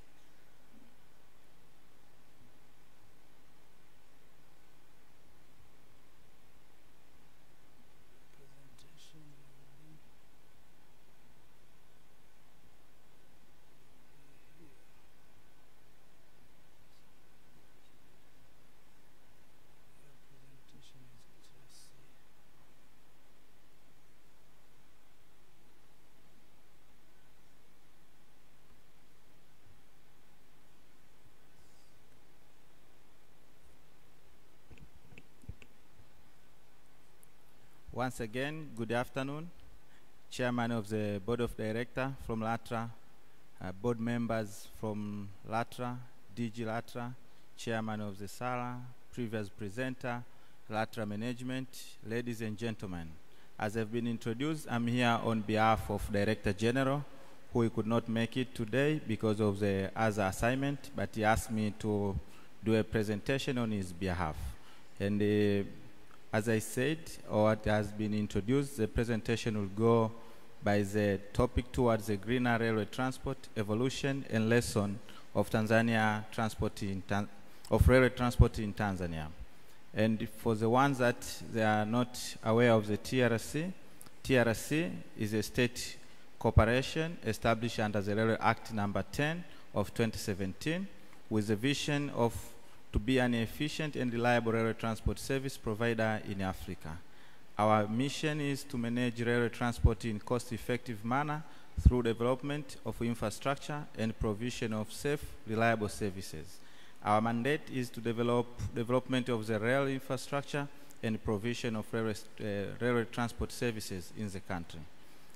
From the Railway Act, our core function under Section 6A, 61A up to Q, it stipulates that we are supposed to develop, manage, and the operate of the railway infrastructure We are also responsible to provide railway transport services for passengers and freight within Tanzania and the neighboring countries, but also to improve and maintain the rolling stock and communication systems. Also, we are able, or we are allowed to enter and administer contract with other companies through different arrangements with the private sectors in providing rail transport services within the country. So back to the topic, whereby I'm going to show you the evolution of the railway transport in Tanzania. Our history started long time ago, and at the time we used to have only one gauge, and it was a metric gauge. The metric gauge is 1 meter railway gauge, so we call it MGR. That means the distance between the rail is 1 meter.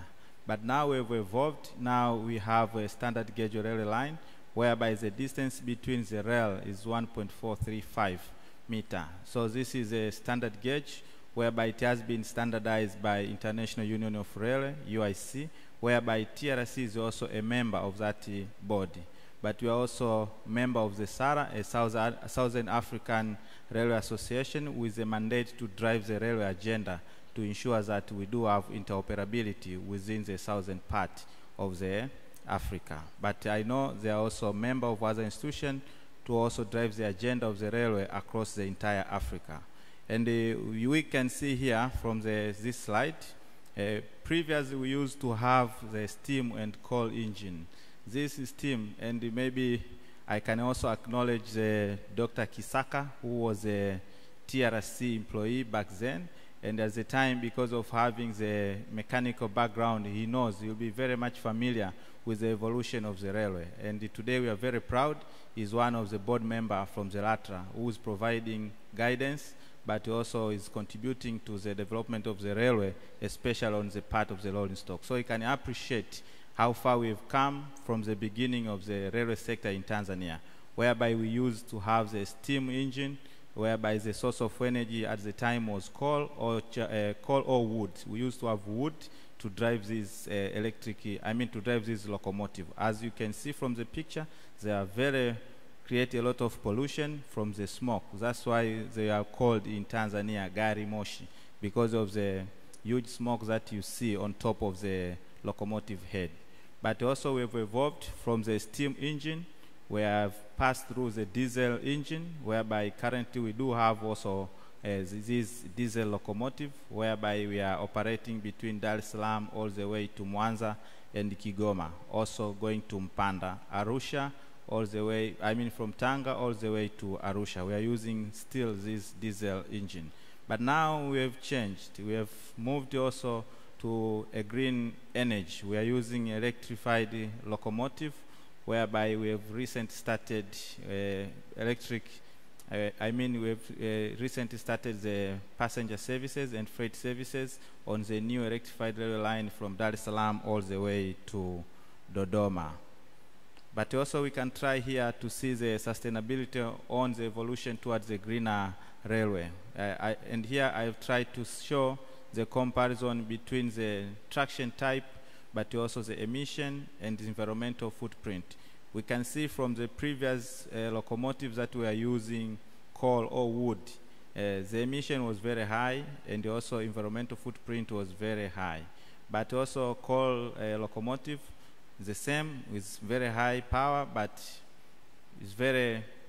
it contributes to a lot of pollution on the environment. And you can see even the environmental footprint is also very high. But diesel locomotive, at least we have more efficient, but also the environmental pollution was moderate high. But electric locomotive, you can see now the environmental footprint is very, very at the lowest level. But here I try to show you on the picture how far we've come. And you can see from the very first picture on the top side, you can see that is a steam locomotive. And this one available in our workshop. When you go to Dar es Salaam workshop, you'll find this this steam locomotive. And this one, in the previous few years, we used to have it's like a tourist train from here all the way to Pugu for the ones that are going for Nyama Choma in Pugu.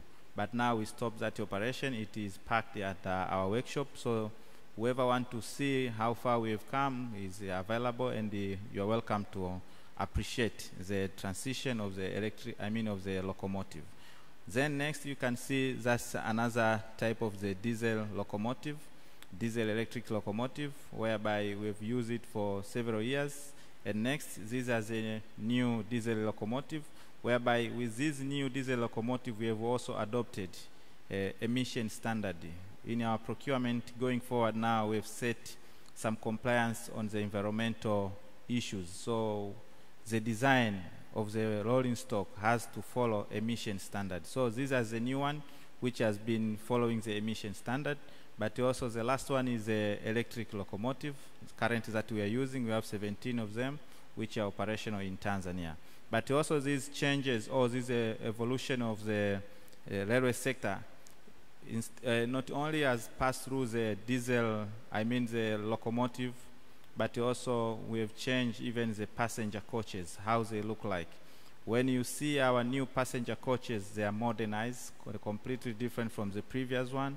And you can even appreciate when you go to the washroom. From the previous coaches, you can see the washrooms were just open. So sometimes few of them, they were afraid to go into the washroom because walikuwa wanasikia kizunguzungu because it is open downstairs. But now with the new passenger coaches, they are very modern. When you go there, it's very fresh.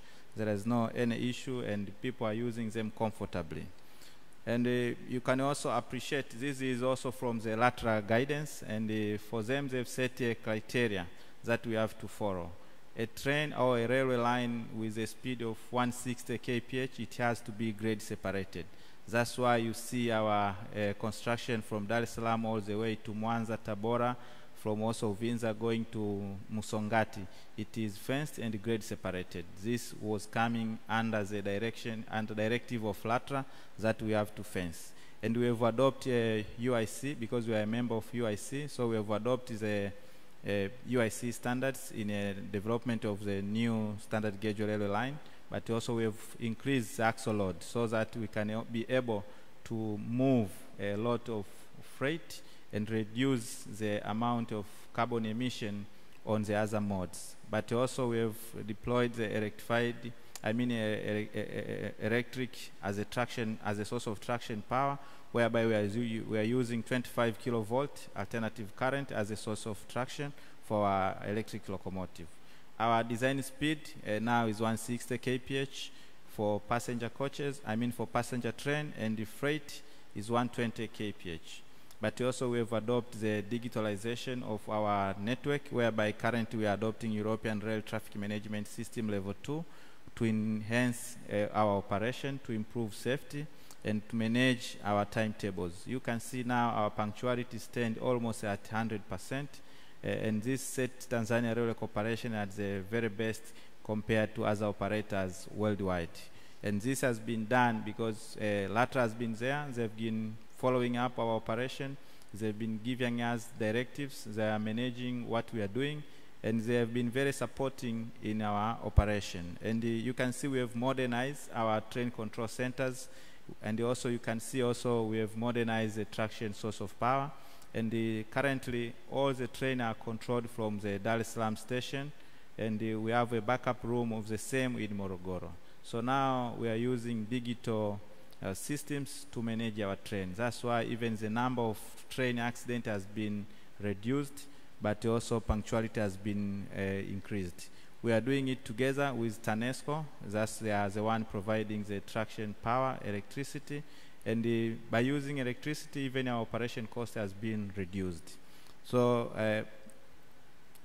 on the standard gauge railway, these are the current developments that we have done. And this is how far we've came. We came from the beginning, we used to have the 3 corridors, the central corridor, the northern corridor, and the southern corridor. And the standard gauge railway line is also going parallel to these corridors. So even with the SGR, the corridor remains the same, the central corridor, the northern corridor, and the southern corridor. And for ease of financing, we have divided this construction into 2 phases. The first phase is from Dar es Salaam up to Kwanza, and all the phases we do have contractor at site, and the works is ongoing. But also phase 2, we have already started with the first 2 lot. The first one is from Tabora to Kigoma, and the other one is from Uvinza to Msongati. The plan is to complete all the network coming 2028.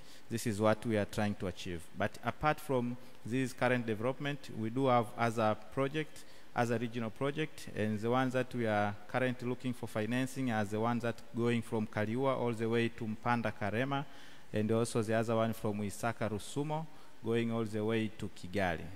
These are the regional projects whereby we are looking for financing to implement them, and the feasibility study has been completed. All these lines will be same, also will use the rectified, but also will be under ERTMS level 2. And apart from those projects, we do have another project that we are thinking to implement under PPP, and discussion are ongoing for some of the project. We have another line from Twala, Liganga, Mchuchuma, all the way to Ameria Bay.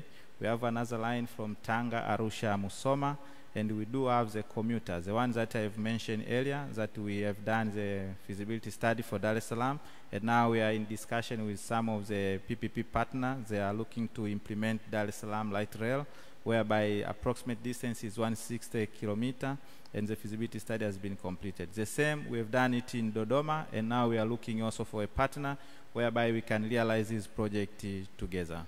So we can go and see the fleet procurement under E&S guideline. As I have enlightened previous, all of our procurement currently, they have to comply with E&S standard. We have to comply with the environmental and social guidelines, which are currently in place in Tanzania and also worldwide, so that we ensure the procurement of rolling stock, but also coaches and maintenance equipment, they are in line with the environmental and social health and safety standards, so that we manage the sustainability of our loading stocks. But also the standards that we are following,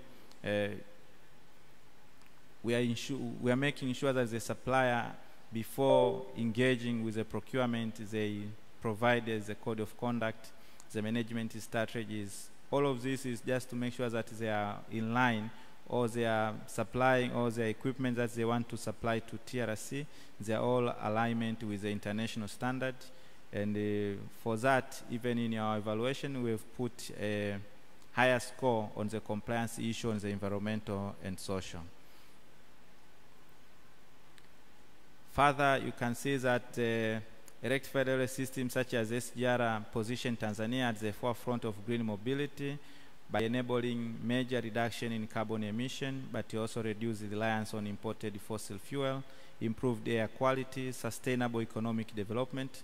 The positions the railway sector as a key driver as a green and more resilient transport in the future. So we can see now the benefits that we have achieved since we started the operation 1 year ago, 1 year and 4 months ago. The operation from Dar es Salaam, Morogoro, and Dodoma commenced on 14th June 2024, and on 25th July 2024 was inaugurated by Our Excellency Dr. Samia Suluhu Hassan, the President of United Republic of Tanzania, for the official operation of the service between Dar es Salaam and Dodoma. And currently we are having a total of 8 trips from Dar es Salaam to Dodoma, and 2 trips from Dar es Salaam to Morogoro. So it makes it a total of 10 train trips per day between Dar es Salaam, Morogoro, and Dodoma. And currently we have managed to transport a total of 4.18 million, with equivalent, and 34.3 tons of cargo has been transported between Dar es Salaam and Dodoma as of October 2025. And you can see now the benefit on the carbon emission from the transportation that we have done. Transporting 4.1 million passengers by SGR instead of buses has eliminated the need of about 69.5 buses trips, which is equivalent to consumption of 10.3 million liters of diesel. This translates to emission of about 27.9 million tons of carbon dioxide emission equivalent. But also the actual energy consumption to date is 55.6 million kilowatt hour, which emits about 16.7 million tons of carbon dioxide emission equivalent. This means that TRC has achieved carbon reduction of about 59.6% for the operation of standard gauge railway line since we started 1 and 4 years ago. But also, this also translates also to the number of accidents. You can see maybe from the traffic accident record between Dar es Salaam and Dodoma, because we have reduced a lot of congestion on the road, so maintenance on the road has been reduced, but also the road accident has also significantly been reduced. And further, you can see if we manage to complete the network from Dar es Salaam all the way to Kigoma, Mwanza, Uvinza, and Msongati, we'll be able to reduce this. Carbon emission by 75%. So currently we are in 59 between Dar es Salaam and Dodoma. This will be further reduced significantly when we keep on increasing our trains, but also when we manage to go longer distance. But also we have managed to decongest roads and reduce road maintenance. We have also managed to have the low fuel consumption and improve air quality, but also we have supported the national climate and sustainable goals.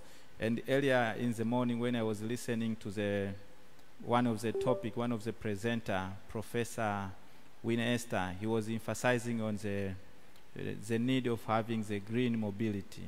And she mentioned how important railway is on that agenda because of the amount of people it can transport at once.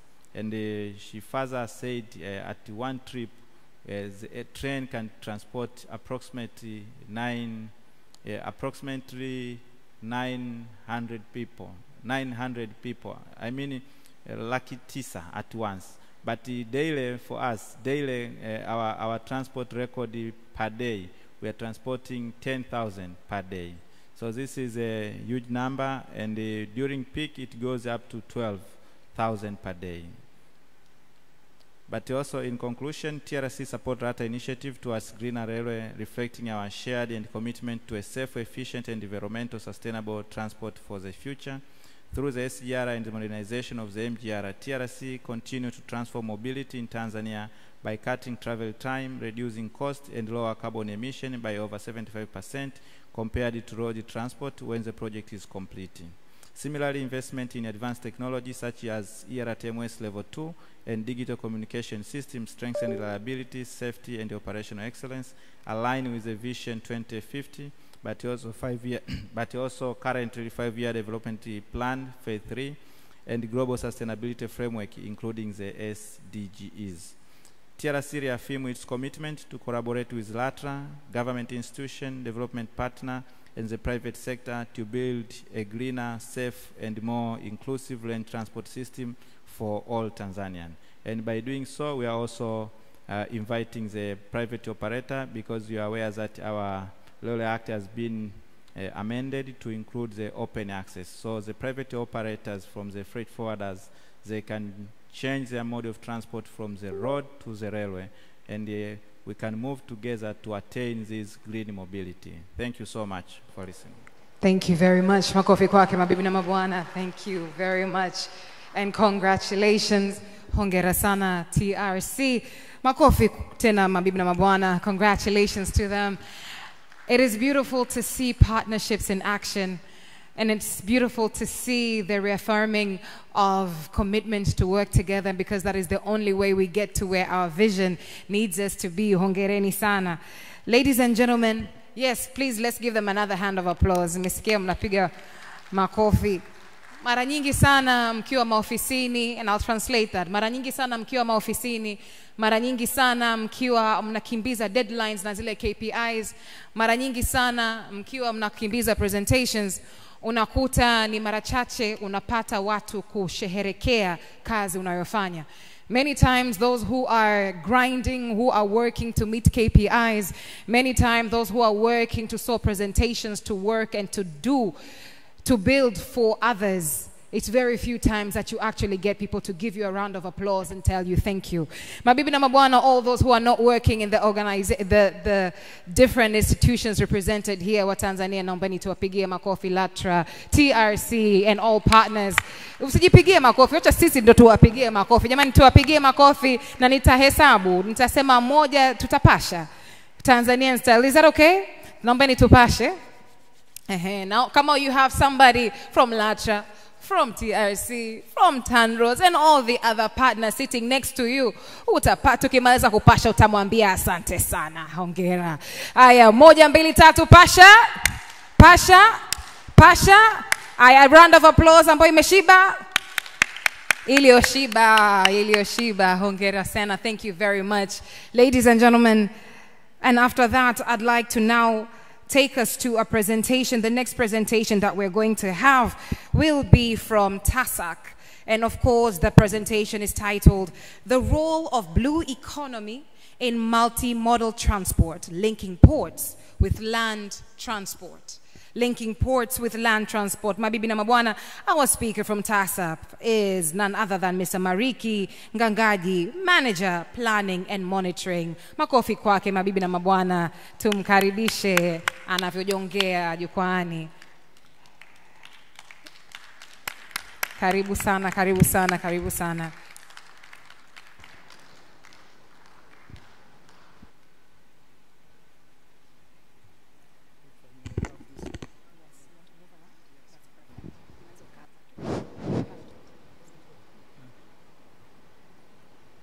Good afternoon to you all.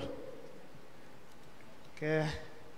First of all, I want to join others in extending our sincere congratulations and appreciation for TASAC organizing this landmark event. And I feel very proud and privileged to be part of it. Thank you very much.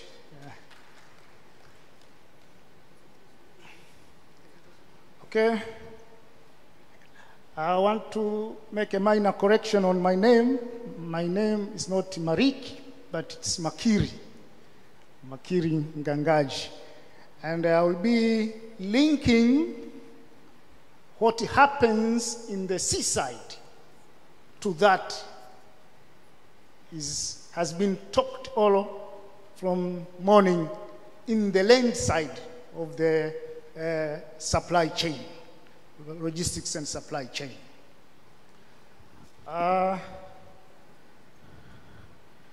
My presentation has been organized into those parts. The first part I will talk about a little bit. I will shed a light on the blue economy, where TASAC falls in. And the two parts will try to show the potentials that exist in the seaside of the transport chain and that exists in the land side of the transport chain.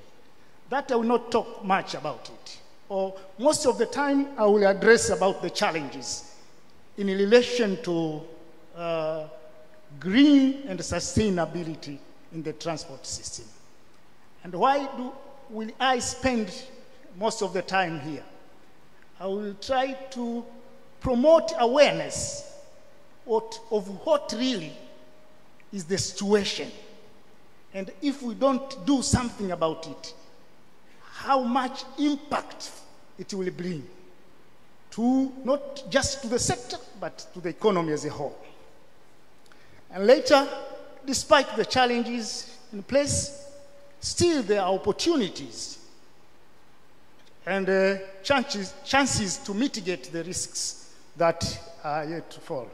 Then I will end up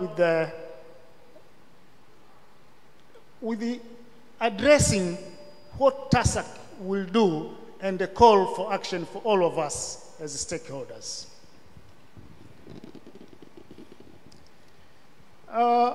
Blue economy make bigger part of unutilized potential in our Mother Earth. Because the Earth is 70% made of water. So a lot of things happen at the seaside. But what happens at the seaside will eventually need to link with what happens in the land segment of the chain. So we are saying that we are blessed as a nation. We are having a coastline of more than 1,000 nautical miles. We have established a number of ports that are not just acting as a gateway to the world, but also as a hub to the rest of the world.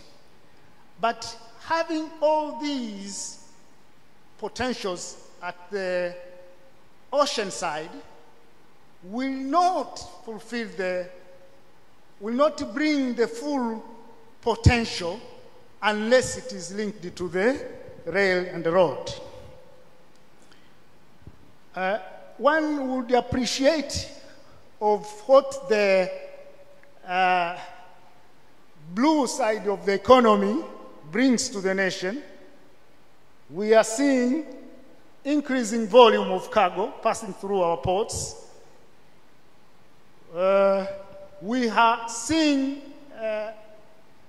countries which are landlocked, how they depend on the way we, on the solution we provide, we who happen to be at the coastline, and how they depend on us, and we depend on them. And if we do better in terms of innovation and a green solution, as we have seen the previous presenter, that there are negative effects that we are going to reduce. And there are benefits that we are going to gain in so doing. I will not talk much about the rail and the road side. Much has been spoken by the previous presenters. So, as I said earlier, we are better placed geographically to serve others and to improve our economy by using our ports. Let's go to the challenges now. Climate change. Climate change is a bigger challenge to realize all these potentials that we have seen in the previous slides. And if we don't do something about it, we need to have strategy in place to ensure that there are sustainability. Some of the challenges include oil pollution, plastic pollution, and many others. For the sake of time, I will try to demonstrate some of the impact these climate changes can bring. I will try to demonstrate. For example, one of the impacts that the climate change would bring, and that emerges from the seaside of the economy, is the sea level rises. The graph you see there, even if you hate mathematics, I will try to make you comfortable in understanding it. If we put some measures to address the issue of sustainability and the climate change, there will be rises in sea levels with that mark in the blue. That if we take necessary measures, meaning being reactive and proactive. But if we don't do anything, we do nothing, you can see how the sea level will rise. And you might think that is just a small thing, but its impact is huge. When that happens, what happens in the seaside will eventually trickle down to the land side. These are some of the impact we are expecting to feel or to experience, and how it is going to cost our economy and the sector as well. I've been gathering some of the findings that will trigger us and provoke our understanding of how things will be and how things are if we don't do anything, or if we will just be reactive and not proactive. Studies have been done in relation to the sea level rises, how impact sea level rises will have in the economy from 2030 to 2090. This is the case of America, Pacific, North Atlantic, South Atlantic. They say if we do not adopt any of the green solutions, or we don't do anything, then the economic impact, the cost that we are going to suffer will be the dark blue you see. It will keep on increasing if we don't do anything, any adaptation. If we react when it happens, once it happens, then we react. We will reduce a little bit of the cost. But if we become proactive, we will gain much more of the benefit. Now, once you realize this situation ahead of us, you will try to invest on green solution, and that's what we are emphasizing here. Because the cost you spend in innovation and bring out the green solution is quite less than the cost of not doing it. Communities have been suffering around the world due to climate changes, and that does not transport infrastructure and services are not immune to that. We have been seeing shoreline corrosion along the shorelines, transport infrastructure to connect the seaside and the land side have been suffered. So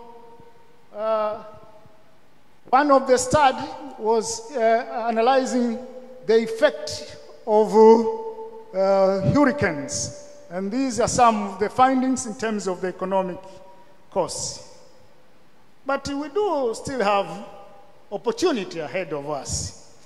One of it is bringing ourselves collaboration, like what Latra has done, to promote awareness, to discuss about strategies to put forward in addressing this issue. And that will cut across investment, building skills, coming up with digital solutions, and at least with such initiative, the cost will not be that high. So green transport and innovation has been spoken by previous presenters. I don't have much thing to add. I can't talk more. And we as regulator, we are committed as well to join with the others, especially in our area, coming up with research that will ensure safety, compliance, and sustainability across maritime transport.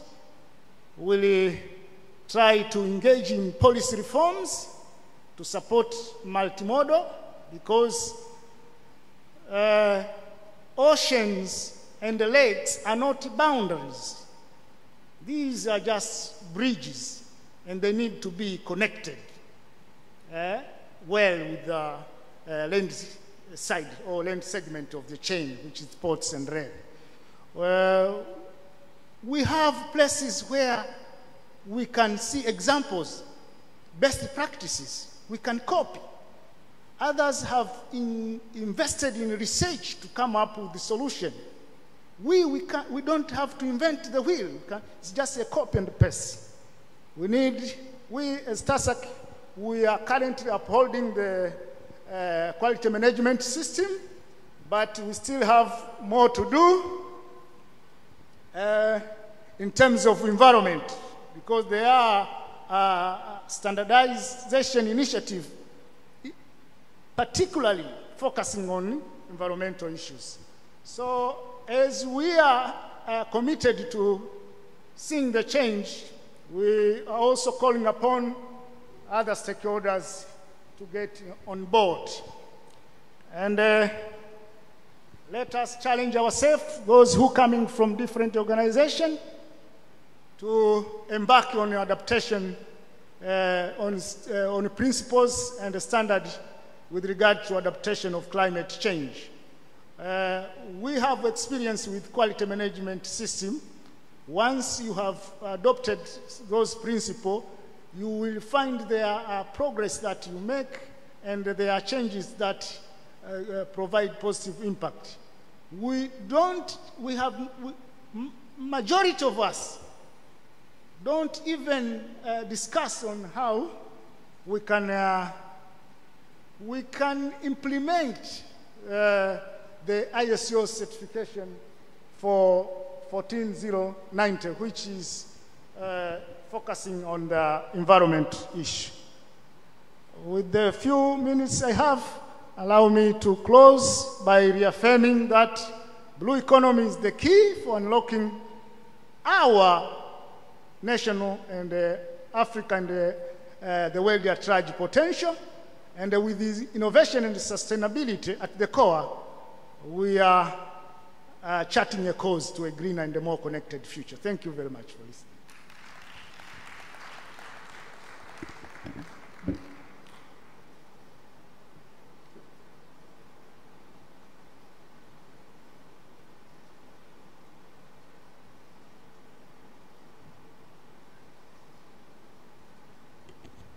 Thank you very much, Mr. Makiri. Kumradhi, and I apologize about mixing your name.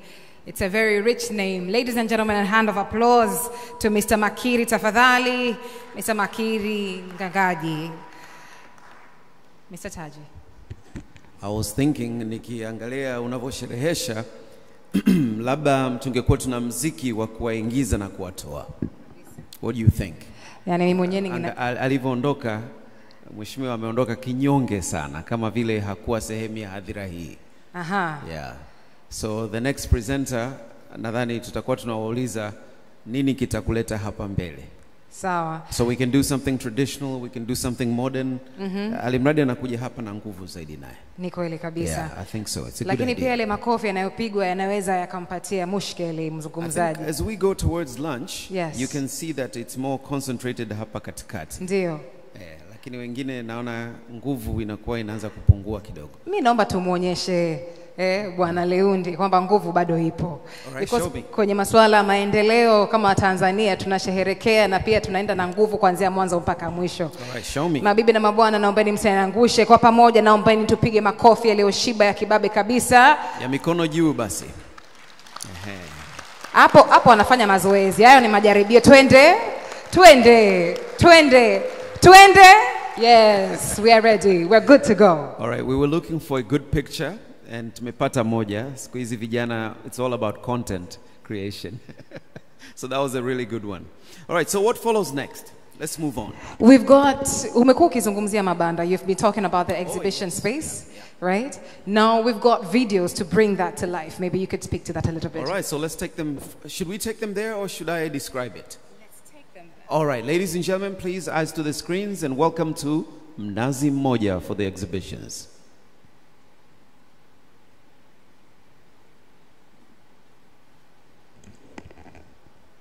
Inabidi tufanyie mazoezi. Mnazi Mmoja naye anataka ngoma. Here we go. There you go. Press play.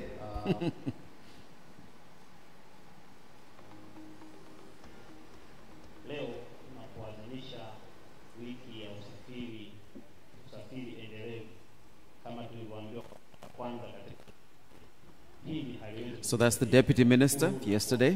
Kwa maandalizi mazuri na ubunifu huo mkubwa. Nimejulishwa wiki hii pia ndipo tunaadhimisha aina hiyo ya maadhimisho kimataifa, na ninyi mmeamua mpite hapo hapo. The DG receiving him. Kwanza nawapongezeni sana. Mnapoadhimisha wiki hii, wadau wote mlioko hapa mpatao zaidi ya 60, lazima tujivunie kazi ambayo Daktari Samia Suluhu Hassan kama kiongozi mkuu wa nchi ameiasisi. Anatoa mwanga na uwezo kwamba huko tunakoenda nchi yetu inakwenda kuwa nzuri zaidi. Nini rai yangu? Moja, wa Tanzania pamoja na watu kutoka nje ya nchi, njooni mshiriki katika kuwekeza. Okay, we'll revisit that once again. Let's play the other video. Kuadhimisha wiki ya usafiri endelevu kama tulivyoambiwa kwa mara ya kwanza katika nchi yetu. Hili haliwezi kupita bila kuwashukuru na kuwapongeza kwa maandalizi mazuri na ubunifu huo mkubwa. Nimejulishwa wiki hii pia ndipo tunaadhimisha aina hiyo ya maadhimisho kimataifa, na ninyi mmeamua mpite hapo hapo, lakini kwetu pia ni mara ya kwanza, na wapongezeni sana. Mnapoadhimisha wiki hii, wadau wote mlioko hapa mpatao zaidi ya 60, lazima tujivunie kazi ambayo Daktari Samia Suluhu Hassan kama kiongozi mkuu wa nchi ameiasisi.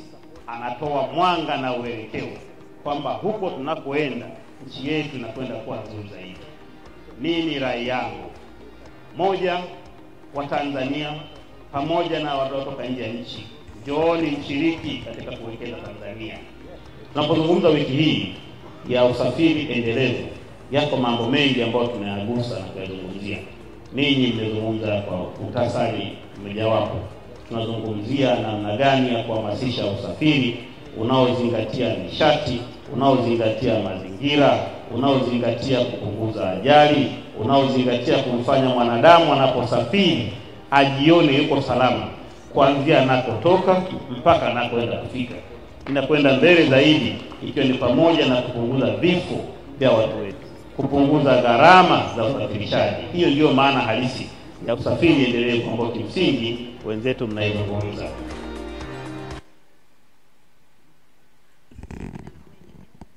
All right, we're playing a second video for you.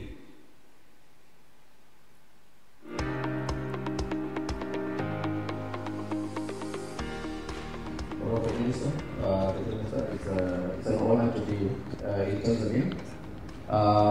We're excited about the developments that are happening in the nation of Tanzania. We would have wanted the whole board to be here. All the rail CEOs wish to be here, but we are planning that in June next year. We will have our board meeting here so that we can learn something.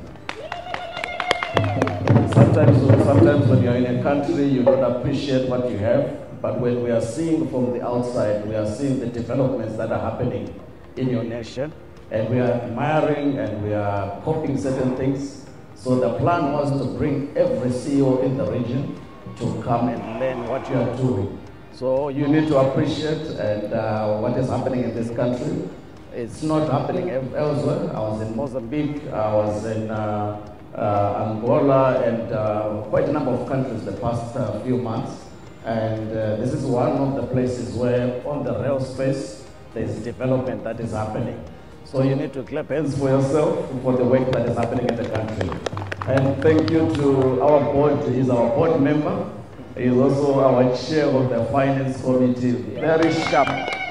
So I couldn't miss this opportunity because he helps us a lot in terms of finance and understanding new things that are happening in that space. So he's not only a regulator, but he's a finance person that the region recognizes that you have sharp people in Tanzania. Thank you so much. Well, that's a good one. Thank you very much, sir. Thank you for appreciating, and I hope you get to see a lot more. Have you been on the SGR? You haven't yet. That's a trip, DG. Make sure he gets on it, and he gets to experience how fine it is. And the good thing about it is, whether you're in the last coach or the very first one in between, there's really no great distinction between the pricing and, of course, the classing of the coaches. It's beautiful. It's luxurious all the way for everyone riding. And that's one of the things that I really like. And of course, you get to experience unforgettable Tanzania. Absolutely. And why it's unforgettable. It certainly Beautiful is. sceneries. Yeah. Ladies and gentlemen, still your eyes to the screen. We would like to introduce one of our partners. All right, let's start that from the top.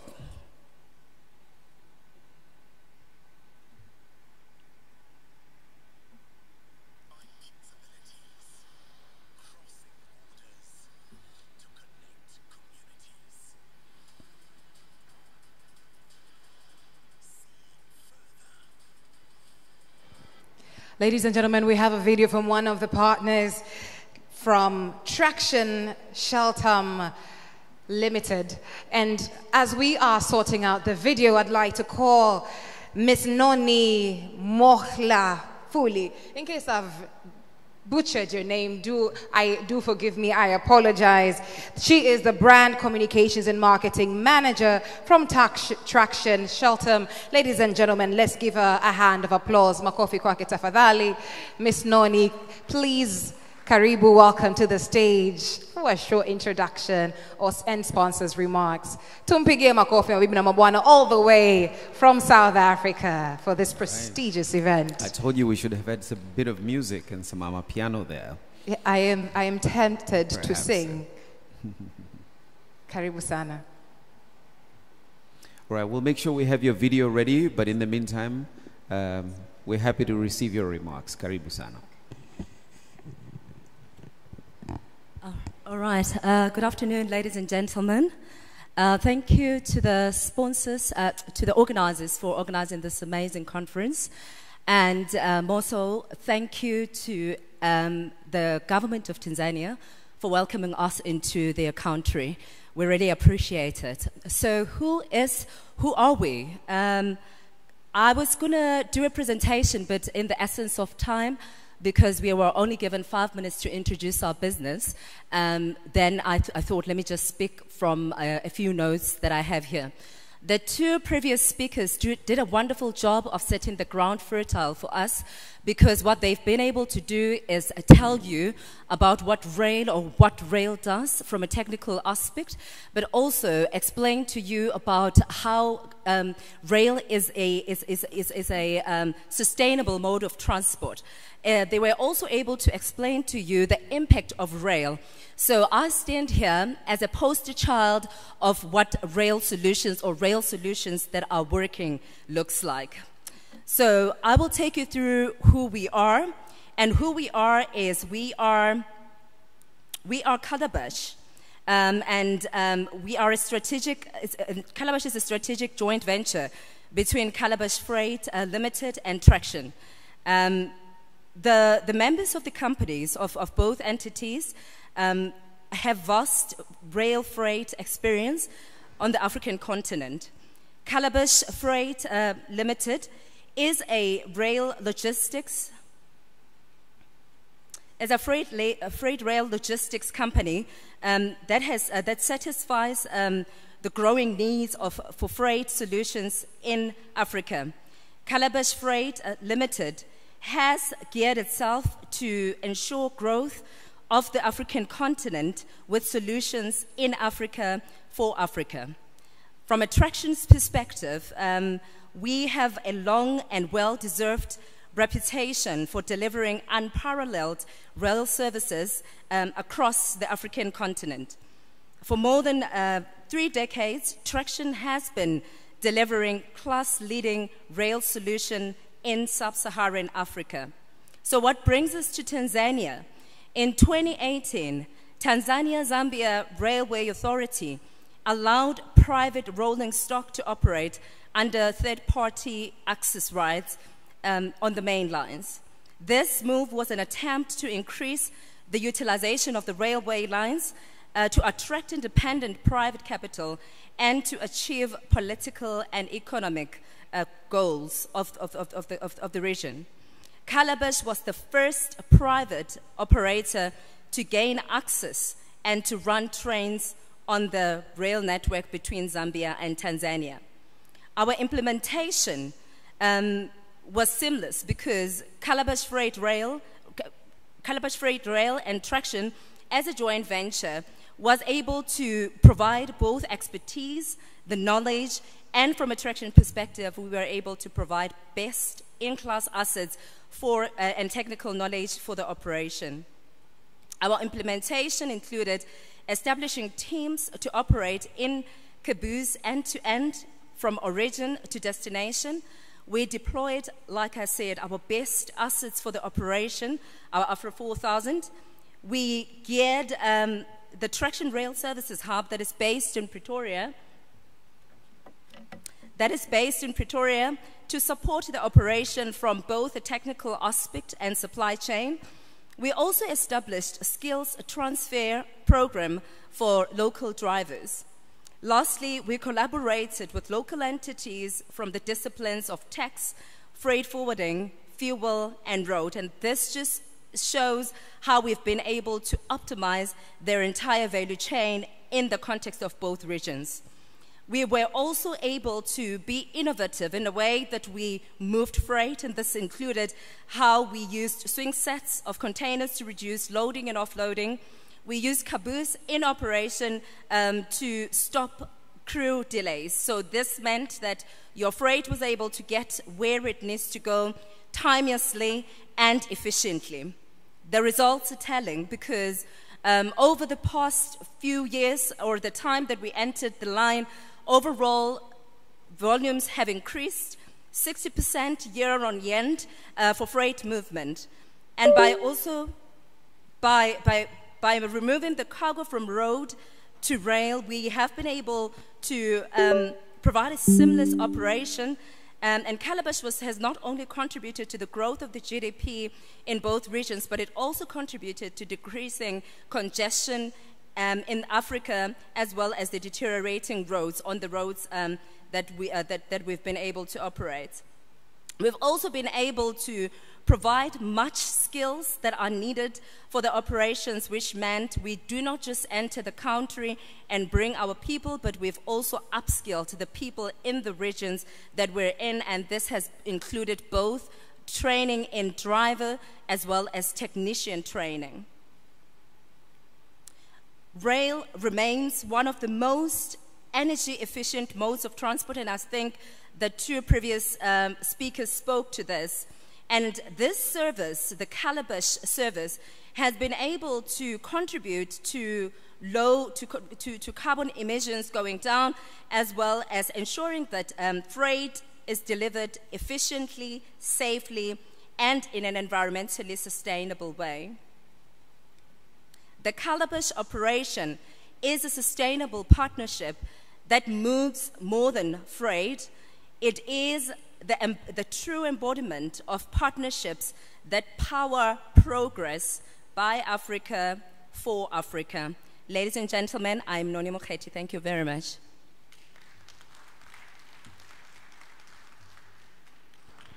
Ladies and gentlemen, another hand of applause to Miss Noni, all the way from South Africa. Mabibi na mabwana, tumpagie makofi au tume. Mtafanya Mr. Liundi aniambie, I told you so. Yes?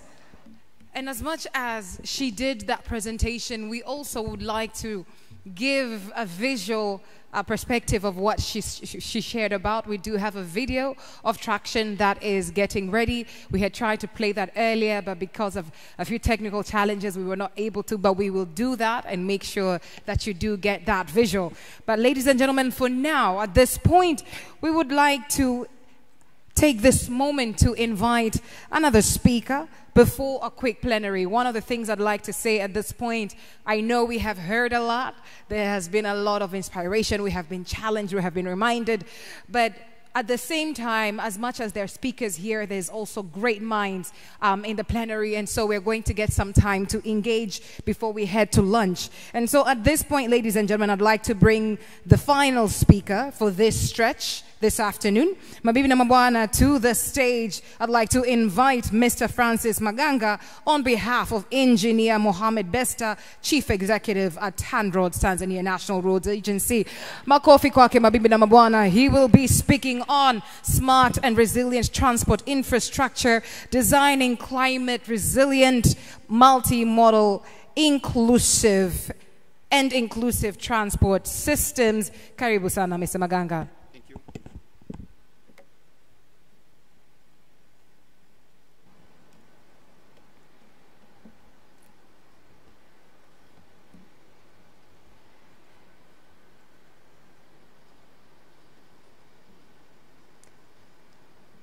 One of the things we can truly be proud about as a country is the work that has been done on in this beautiful country to make sure that Tanzanians have access to quality road services. So kwa mara nyingine tena, makofi kwake TAN Roads, represented by Mr. Maganga. Karibu sana. Thank you so much. We are grateful being here, playing part as a stakeholder of this auspicious week of transport. And we would like to share our experience in the area, and specifically on how we engage with resilience on our infrastructure. We understand currently with the global changes, climate extremes, we have to account all the difficulties, all the damages that are likely to face our roads. TAN Roads is an executive agency, as majority of us are aware. We are mandated to manage roads, trunk roads and regional roads. These are specifically national roads. And our responsibility is on designing, maintenance, construction, and managing. And our motto, our mission is to deliver safe, reliable, and cost-effective national roads. Currently, we have a total road network estimated to 37,225 in both trunk and regional. These are partly paved and some are yet to be paved. Why are we interested in this area? We are interested because we have invested a lot. And with the climate changes, we think that we need to bother on resilient issues. And we understand roads are key drivers to national development. Currently, it's like the transport sector contributes to the national GDP to about around being the 5th contributor. And we are also part of the implementing or realizing the nation vision 2050 that requires the transport sector to take lead in the development of the nation. And these are realized through industrialization and export.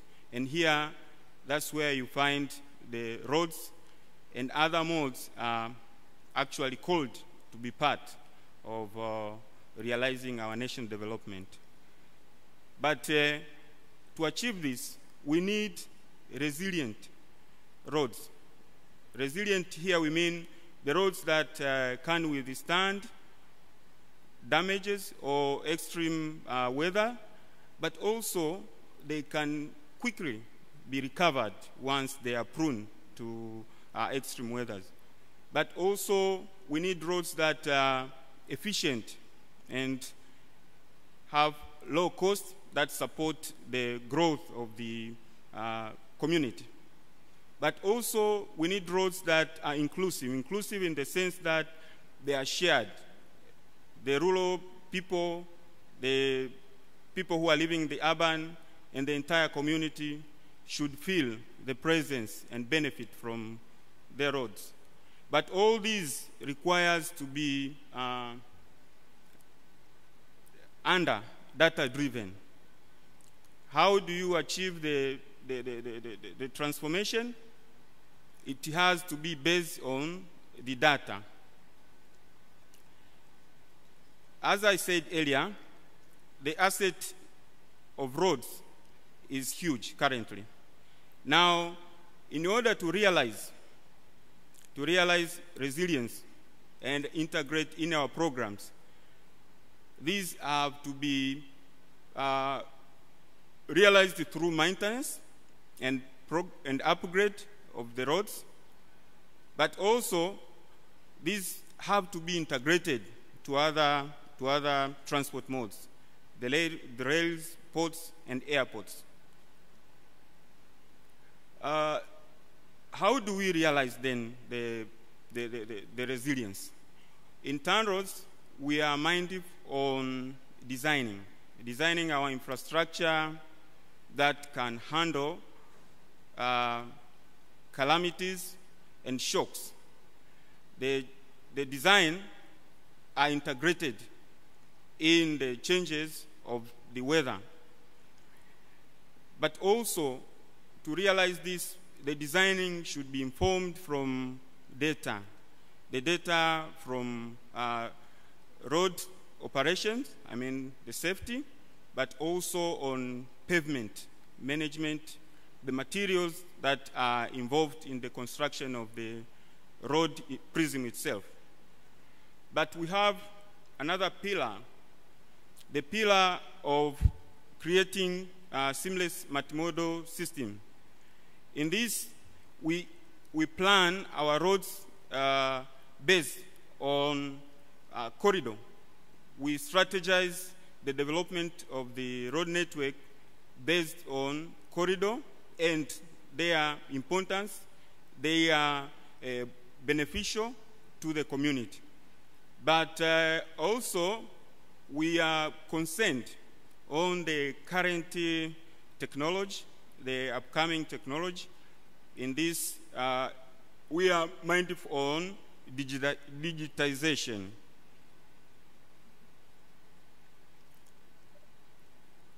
We are also collaborating closely with other partners, other parties who are part of the transport sector. And the illustration here shows on how the integration touches the road sector as well. We have ports, the cargo from the ports are taken by heavy vehicles, then they are transferred to medium vehicle, sometimes they are taken to airports or courier, up to the end of the final destination.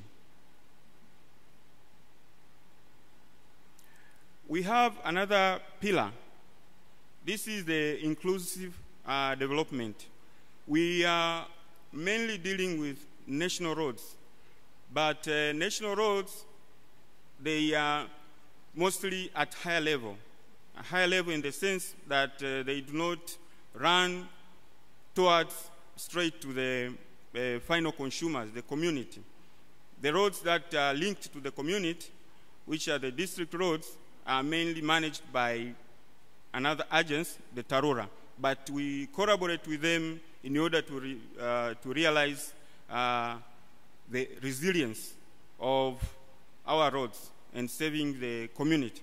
But also we get engaged with the programs that emerge, like currently we had the RISE program, and in it we are part to collaborate with the main actors and we play part on it. But also we are part, just like I said earlier, we are managing the national roads, but we are also getting interest on the junctions and promoting the safety of users who are mainly the community. But to realize these things, there are issues that have to be taken care. and this requires financial resources. Currently, the main funding source is the national budget, the road fund, and the development partners. But also we have concessional loans and grants to support the major projects, and the PPP arrangements. But where we are going, we have a large network, but also the calamities, the damages that are happening due to extreme weather requires an approach that is somehow different. We need a cutting-edge financing arrangement, and in this, we are minded, and we are now focusing on public concessional funds that are highly impact to the society, but with low revenue projects, especially to the rural areas. But also, we see PPP arrangement as one of the potential financing arrangement. But also, we need smart governance that is inclusive. And in this, we think we need to give the services that are efficient, transparent, and responsive in government for better public service delivery and accountable administration. Also, we are interested to promote equitable participation and access for all segments of society in the social, economic, political processes in the development initiative in order to realize the smart governance and the inclusive goals. But what are the strategies, priority in order to realize? Mr. Maganga, I'm going to ask you to take 1 minute to wrap up, please. Thank you. Okay. We need strategic priorities, and in this, we have strategized on scaling the resilient design, championing multimodal integration through corridor planning, closing the gap inclusion from the first and last mile connectivity, implementing smart systems to streamline logistics, advocate for asset-preserving maintenance, pursue strategic PPP to augment public investment. With this consistent, we hope the framework can work and will help us to realize what is actually needed in order to realize the sustainable transport. We understand transport is the growth engine of our national development. And in this, resilience is a future where our infrastructure will withstand climate shocks, protecting our people and our trade, a connected future where bright multimodal corridors seamless link our farms, ports, and neighbor, slashing logistic costs, and an inclusive future where every Tanzanian from city to village is empowered by reliable access to market, school, and opportunity. Thank you. Thank you very much, ladies and gentlemen. A hand of applause to Mr. Maganga. Asante sana. And even under pressure, you delivered a stellar presentation. Ladies and gentlemen, makofi kwake tafadhali. Thank you very much. I am going to ask that you do not exit the stage. Tafadhali nitakuomba uketi kwenye moja ya viti.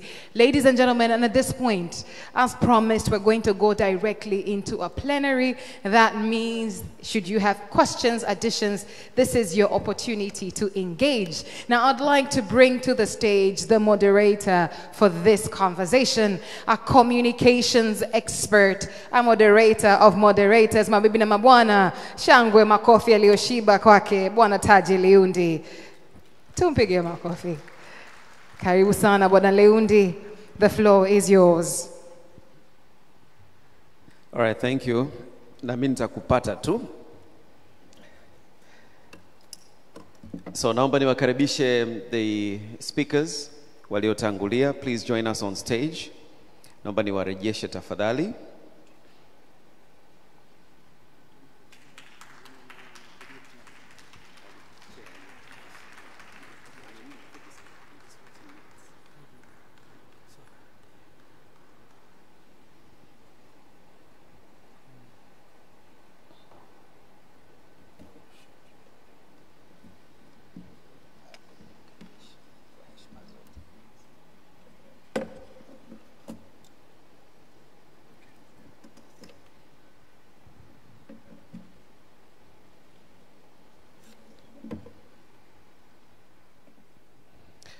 Karibuni sana. Sasa naomba niwape heshima ya hiki kiti cha kati hapa, mjumuike na mwenyekiti wetu. I'm not sure whether you were informed or not, lakini my colleagues believe kwamba itapendeza zaidi ukija wewe kuja kujumuika na these gentlemen na pia kuomba mikono na mawazo, maoni, additionals kutoka kwenye the floor. Kwa hiyo naomba tupige makofi mengi sana mabibi na bwana. Professor Ahmed.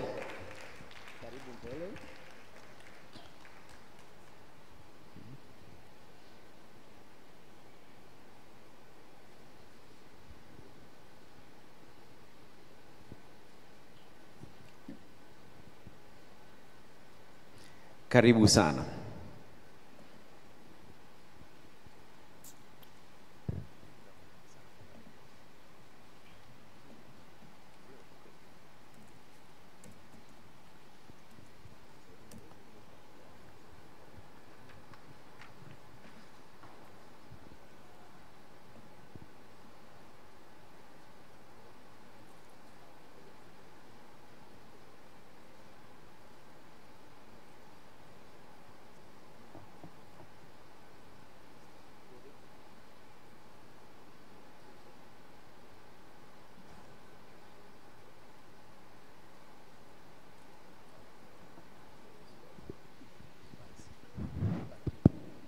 Ladies and gentlemen, now let's go into this session. I've been given very few minutes, and we are a little bit changing the mode of presentation.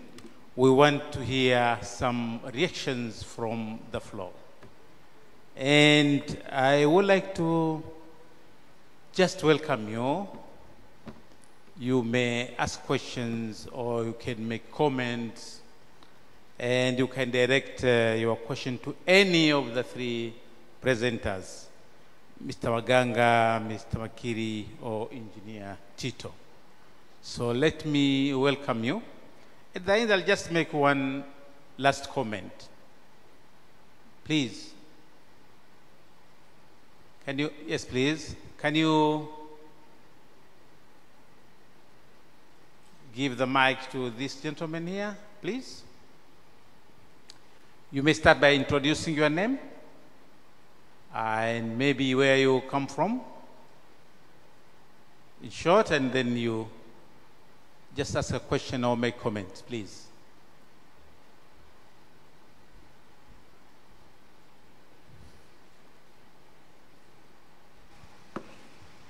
Hello, my name is Peter Bujari. I come from Health Promotion Tanzania. Yes, please. I'm a medical practitioner, public health specialist, and I have a question to Mr. Maganga, please. You mentioned about inclusivity, and I'm very interested to know what are the strategies to ensure that people who use non-motorized equipments for green transportation are safe when they use the roads. As things stand now, it's very risky to do a motorbike, for instance. Do we have some strategies for that? To whom are you directing the question? Or Mr. anyone Maganga. can just... Mr. Maganga. Maganga, would you please respond to this question? You can just do this. Thank you, Mr. Peter. Yes, we do have strategies on how to accommodate the NMT, in particular pedestrian and cyclist. We are building roads that have facilities of NMT. But the challenge we are facing is the honoring of those facilities. It's a common practice currently. You have the NMT facility, but for some strange good reasons, they are used as platform for commercial. But we are trying to protect those areas. We protect with guardrails, we protect them with capstones, but dealing with the human behavior is something which requires collaboration from different actors. So it is something which is ongoing. It's ongoing in a way that we cannot have an overnight solution. We need mind change that requires collaboration. But also, we are concerned with safety provisions of NMT users. We provide the crossing facilities that are elevated, but also we provide facilities that are protected from motorized traffic. So it's an ongoing approach, but we hope we are going to make it better through collaboration with the other actors.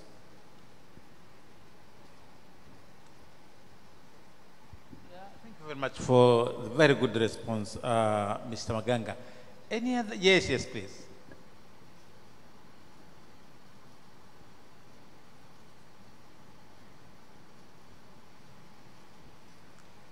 Please just introduce your name and then start asking. Yeah, thank you. Thank you for the organizers of this forum, and thank you for all the presenters that are here. Mine is straight to Mr. Maganga again.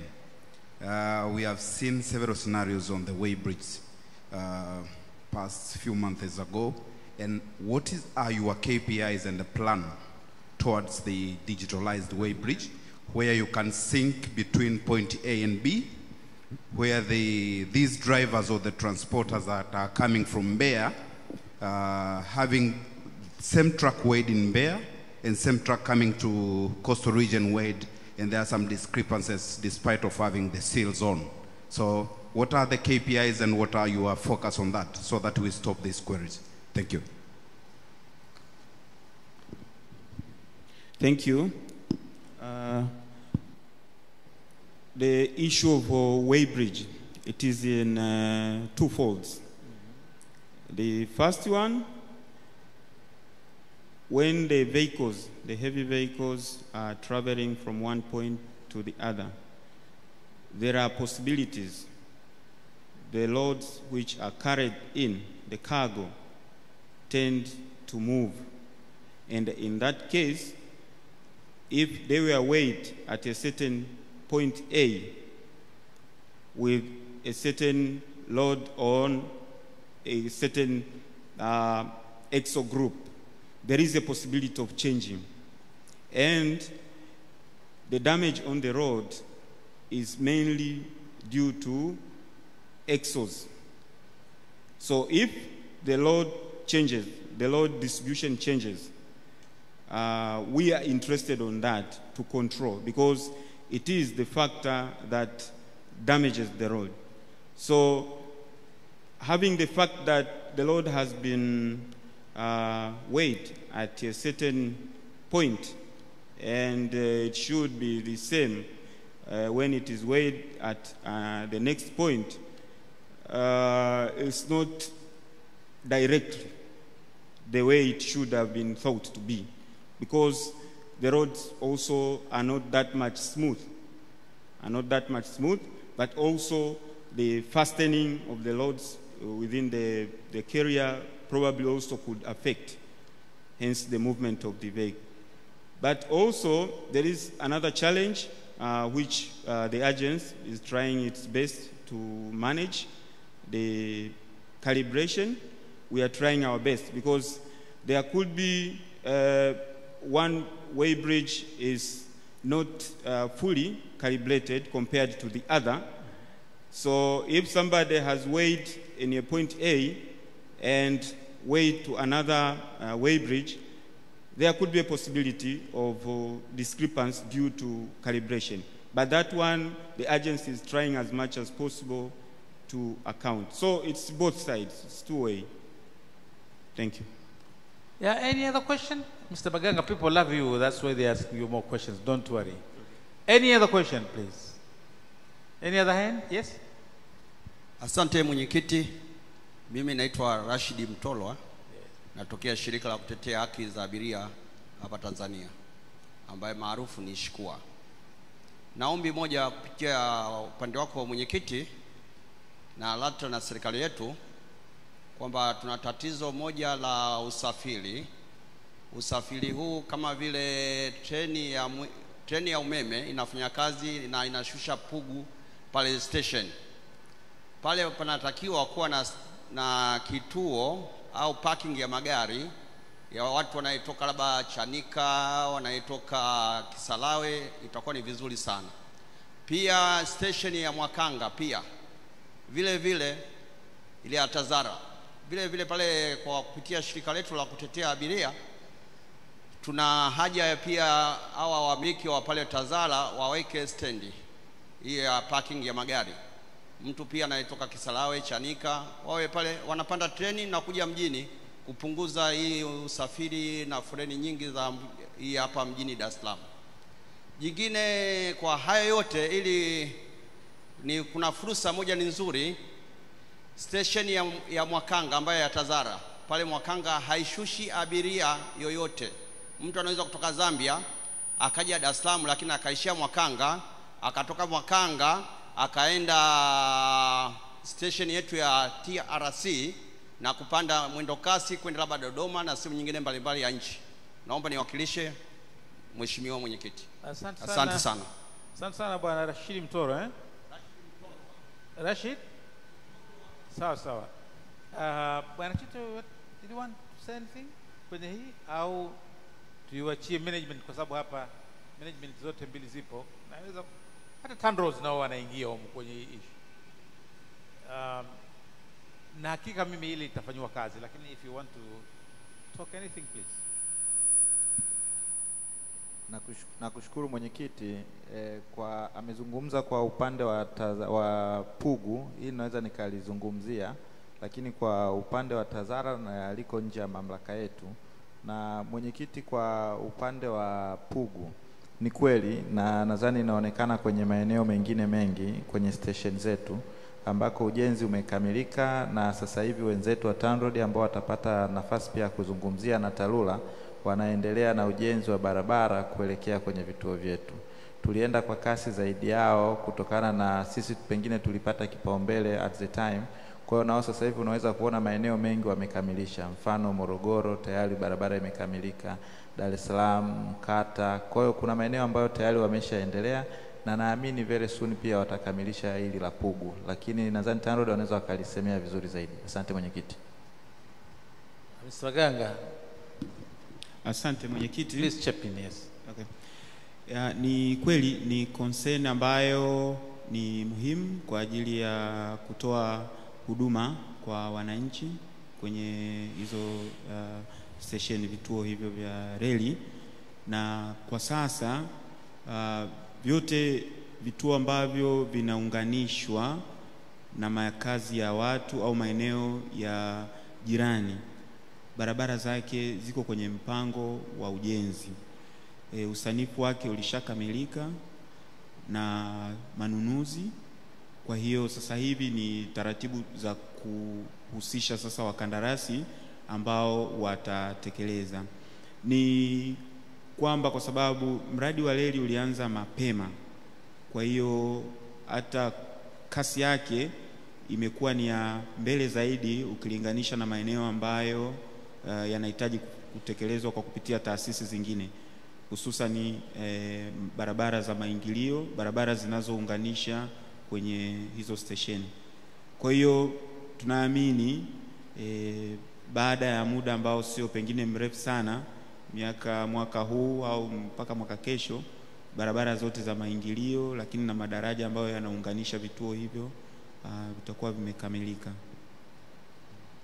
Thank you. Now maybe I say something and then I give maybe one or two last chances. And this goes to me, Engineer Tito straight away. Engineer Tito, when we talk of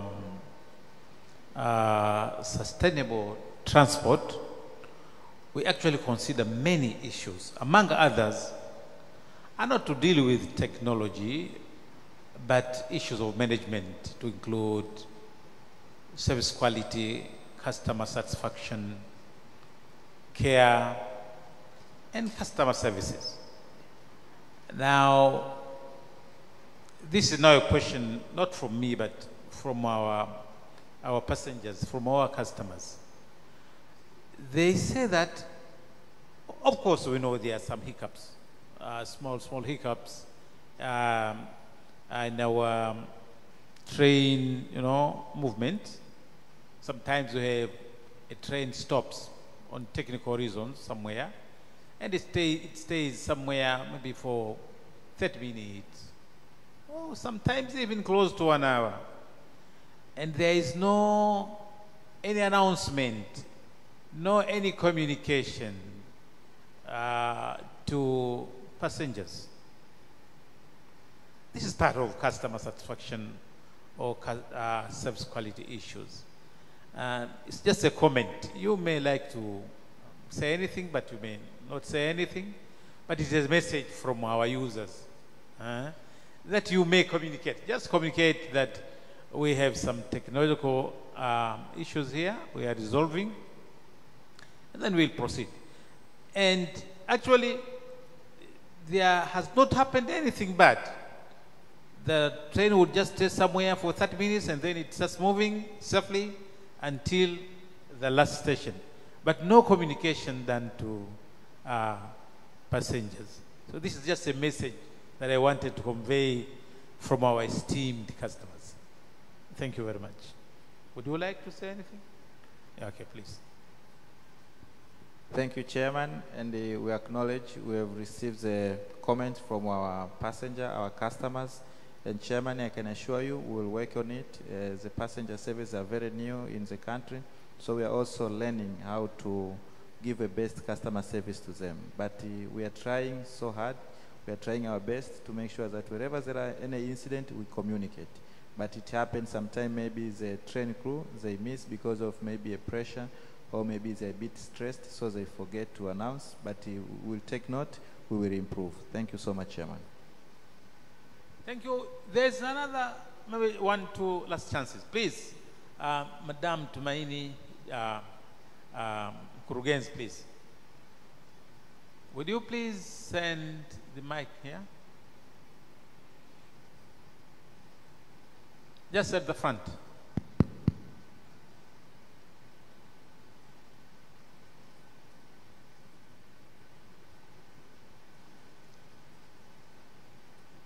Welcome. Thank you, Chairman, and the presenters for your good presentation. Mine is a quick question to Mr. Makir and TANROADS, of course. Yep. It's about consideration, gender consideration, especially women. As we know, women, they have different needs and requirements when it comes to transport. I just wanted to know if you have any strategic measures or any plans in place that has taken into consideration issues of women and children, generally in transportation.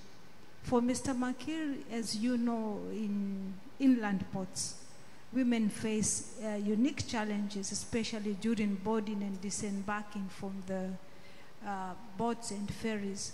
So I don't know if there are any plans or considerations that have been put in place in terms of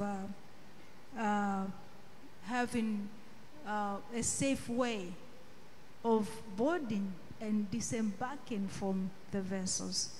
And to TANROADS as well, I'm thinking of roads and issues of safety terms of course, the previous person asked a question on safety during, especially for pedestrians, and we are now looking at women who are carrying babies, walking with babies. We are looking at children's, but as well as their safety, especially during night. I don't know, issues of lighting and others, whether you have measures or plans in place to address such issues. Thank you, Chair. Yes, where do we start? You want to start, Maganga? Yeah. Please. Thank you, Mr. Chairman. And I would like to address the two questions from Madam. The first one is on tender award to women, hopefully. Yeah, TANROADS has a deliberate initiative to support the women community, and we have set a threshold to award women contractors or women groups, especially the works that involve maintenance work. And these are mainly managed at regional level. We have specific projects for them, but also we have development projects. Also, these ones are at regional level. They are solely dedicated for women to compete, women groups, women contractors who work on roads-related activities. So to answer the question is, yes, we have that arrangement. Secondly is regarding road safety to women. Yes, we are minded, we understand women are part of the vulnerable groups. And as you said, they care babies and infants.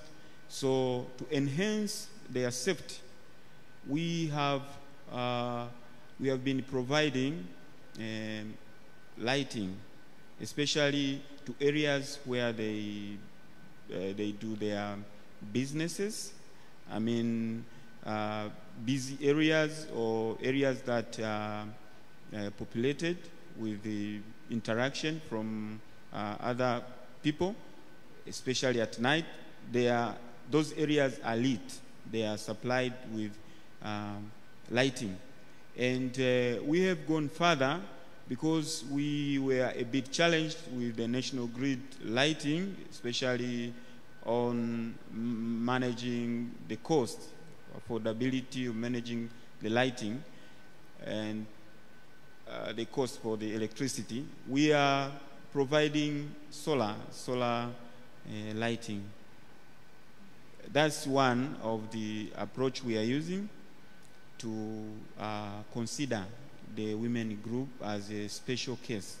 But also, when we build our facilities, especially the crossing facilities, like overpass, bridges, we make sure we consider provisions of ramps that have got a gentle slope such that a woman or a person carrying a baby, but also the physically challenged, can easily manage to climb, as opposed if it would have been stairs or steps. So partly we think these initiatives, approaches support the presence of women group. Thank you. Thank you. Thank you. Mr. Mariki, please. No, can you use this one? No problem. Okay. Thank you, Madam Sla. Your question was about gender mainstreaming in the maritime sector, in the workforce. Am I right? One was on gender mainstreaming, isn't it? Yeah. In Tanzania, there is an association specifically for promoting women in coming into the maritime industry. It's called WOMESA. So they have a platform where they engage and they are being facilitated to empower women in ensuring that there is gender equality in the industry. And such association got support from the international level, from the IMO level, down to the national level. So it's quite acknowledged that for longer period, maritime industries, in terms of employment, women have been marginalized. That is well acknowledged. And measures and strategy has been put in place to ensure that there is gender equality.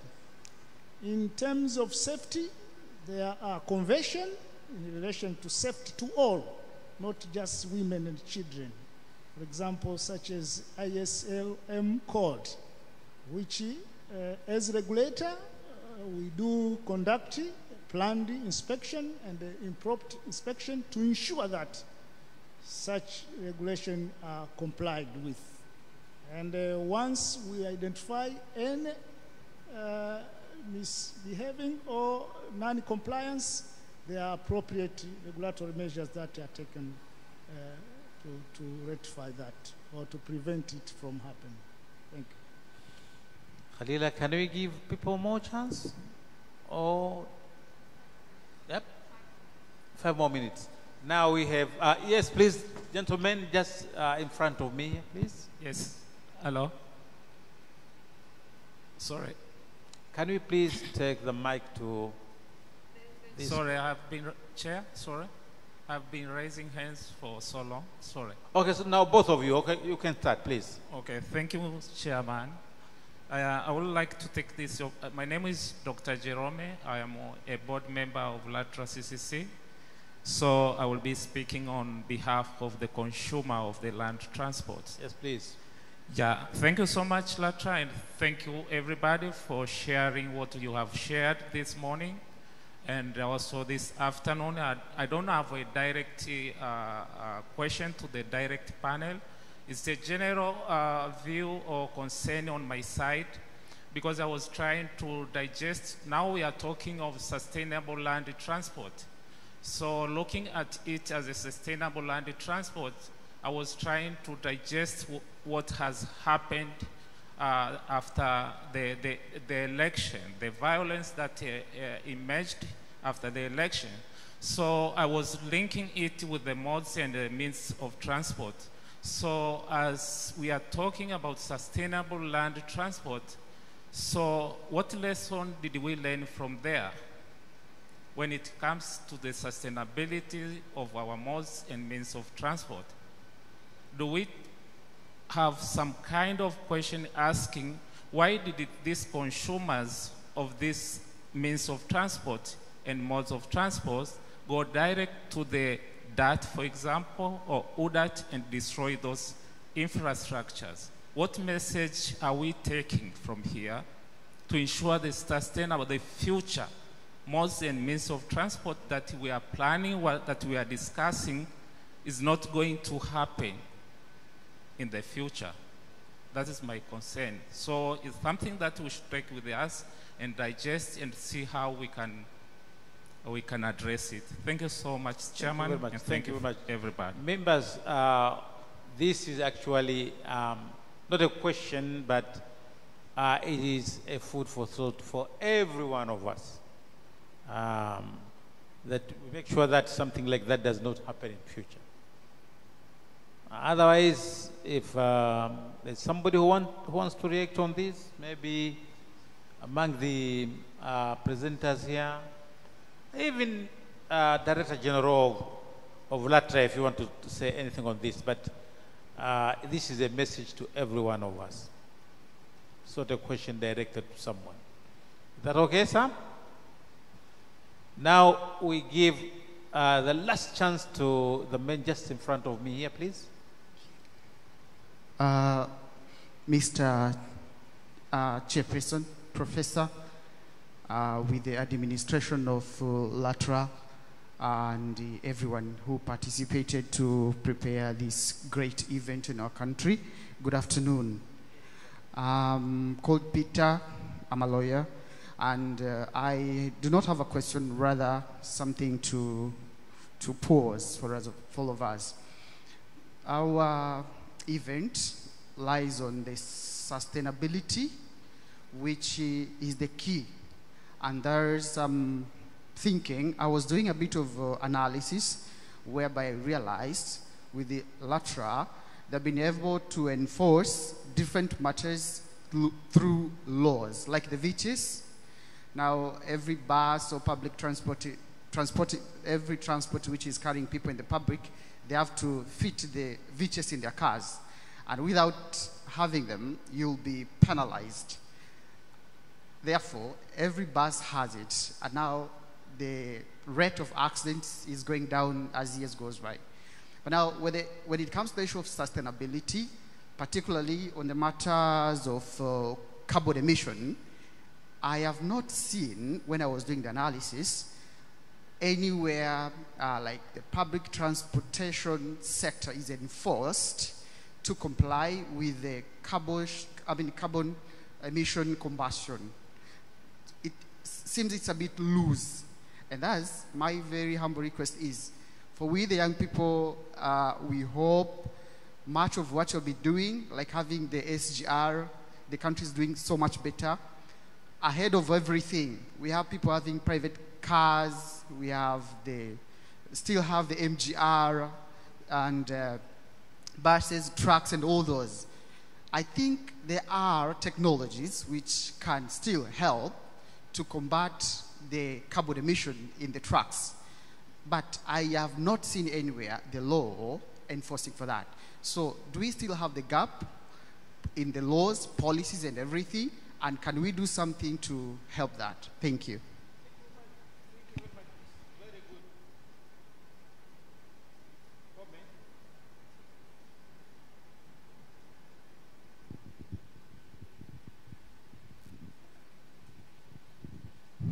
This is a good comment, and maybe I request Dr. Suluo to just make a small comment on this, please. Small reaction.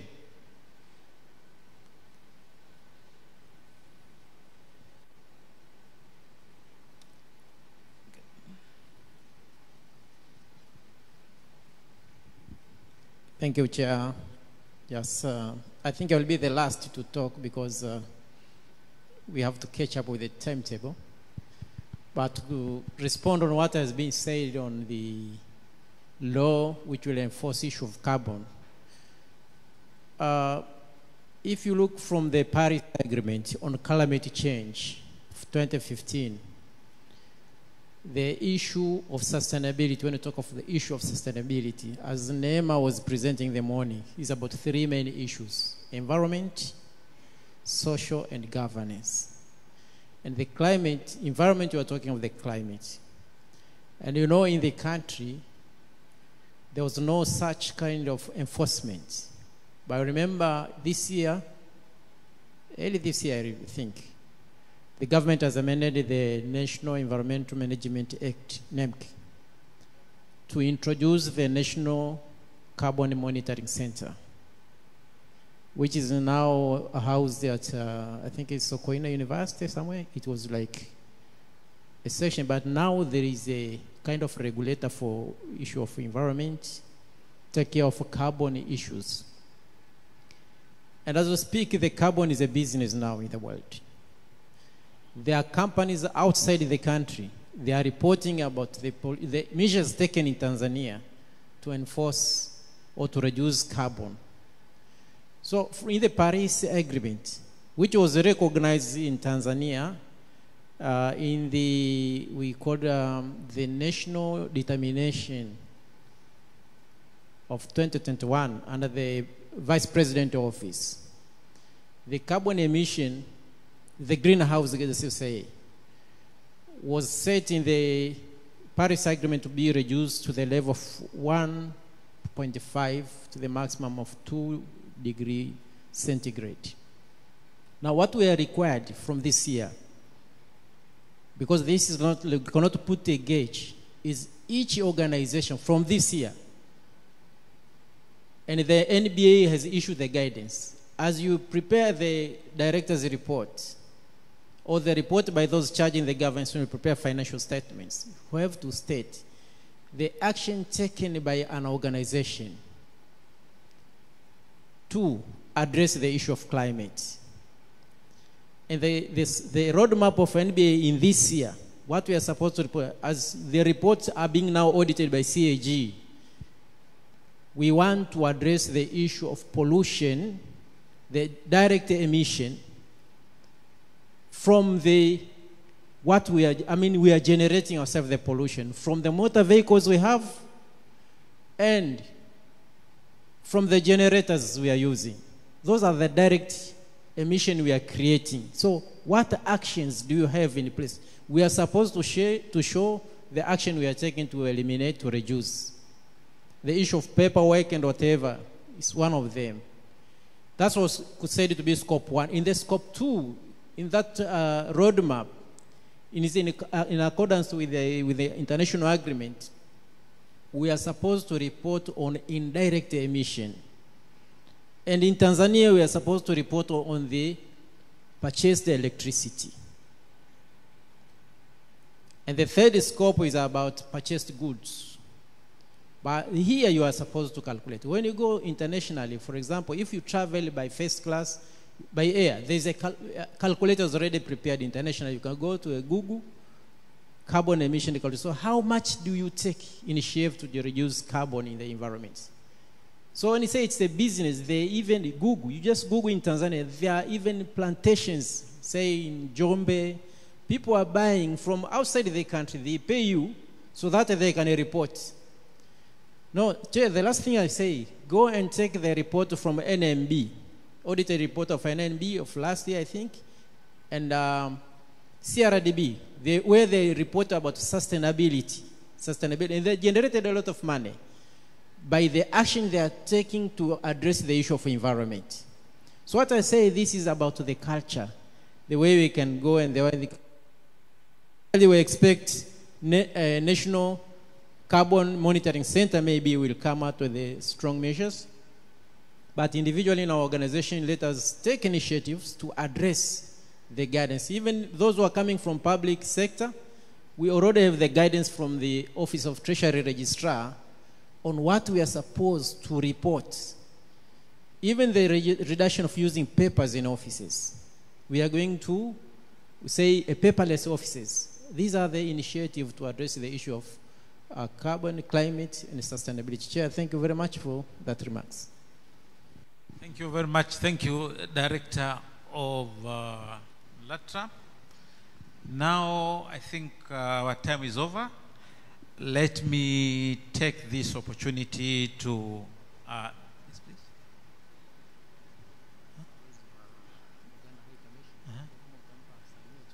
Okay, you got, okay.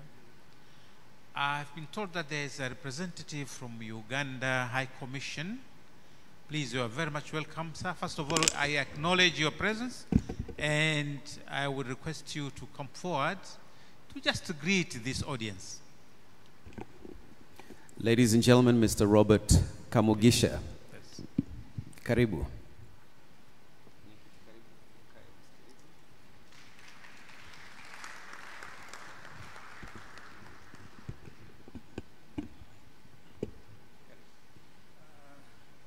Thank you. My name is Kamugisha Robert.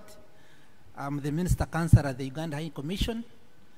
My ambassador would have loved to be here, but unfortunately he has been held up in some other meeting. I'm new in Dar es Salaam. I've been here for 1 month, and so far I'm enjoying staying in Dar es Salaam. Thank you very much. Thank you so much. Thank you so much. Now, members, let me take this opportunity to, first of all, commend the presenters. We have had very bright presentations, all of them. I like Mr. Maganga was given just 1 minute to conclude everything, and he did that within a minute. This is superb. Thank you very much, presenters, but thank you very much for the reactions from the floor. Actually, this afternoon session was, there was very good participation from the floor, and this is how the symposium is supposed to be. And I also like the, you know, male-female participation in the morning session as well as afternoon session. The afternoon one has been more actually dominated by male, but there were some females also. My dear good madam from South Africa also made a presentation here, but also we had some contributions from the floor from ladies. Thank you very much. And now I like to take the mic back to Mr. Taj and Ms. Khalida. Thank you very much for also putting me on board this afternoon. Thank you very much. All right, we put you on board and we put you on the spot, and you did brilliantly. Makofi kwake mwenyekiti wetu. That was almost effortless. May I please request that you rise, stand together for a group photo. Pige picha wetu tafadhali. Naomba tupige picha ya kumbukumbu ya session hii. Sasa tuna matangazo muhimu sana kuanzia sasa. We have some very important announcements, and please bear with us. And let's begin with you, Halila. Asante sana. The first announcement has to do with lunch. It is now time for lunch. However, we will not be exiting the hall the same ways that we used initially. That means this area, the doors to my left, your right, are completely out of bounds. So please, we will not be using the doors to our left, your right. We will only be going outside using the doors right at the back, or the doors to the right side of the hall, or, well, our right, your left. So what you would do if you leave this space through the doors at the back, there are stairs on the side. You would go up one staircase, go up to the first floor, then take the lift to the third floor. However, if you're to go from the side of the hall, you would simply just take the lift directly to the third floor, but you would have to walk across the building to the other side where we had breakfast this morning. That is the first announcement. Yes, it certainly is. It's doing this flight of stairs as well as doing a bit of the walk is good for your appetite. So, let me move to tomorrow before we discuss what we're doing after lunch. If you took a good look at your program, kama umeangalia ratiba yako, you will note that the official opening is tomorrow. Kesho ndio tuna uzinduzi rasmi, ufunguaji rasmi. Yes. Na tuna mgeni mzito sana. Kwa hiyo nitaomba purposes za kesho, kwa kawaida itifaki inavyokuwa, kwanza njoo a little bit slim, labda katika vitu ambavyo umevibeba, beba essentials tu kwenye mabegi yako, ili tukiwa na mambo ya kupita maeneo ya ukaguzi usiwe na mambo mengi sana. Na hata kabla ya kufika katika eneo hili, maegesho ambayo utayatafuta inawezekana katika eneo hili ukawa a little bit constricted. Kwa hiyo jaribu kuangalia how you will park your cars or you'll be brought through. Tulikuwa tunazungumzia ile pool driving, si ndio? Ukiweza fika ofisini, egesha gari, njoo by some other means of transport, fika getini na upite through the security processes. Kufika mapema ni muhimu sana. Muhimu sana. Kwa hiyo if you're here an hour in advance, we'll take good care of you. You'll come and take your seatings.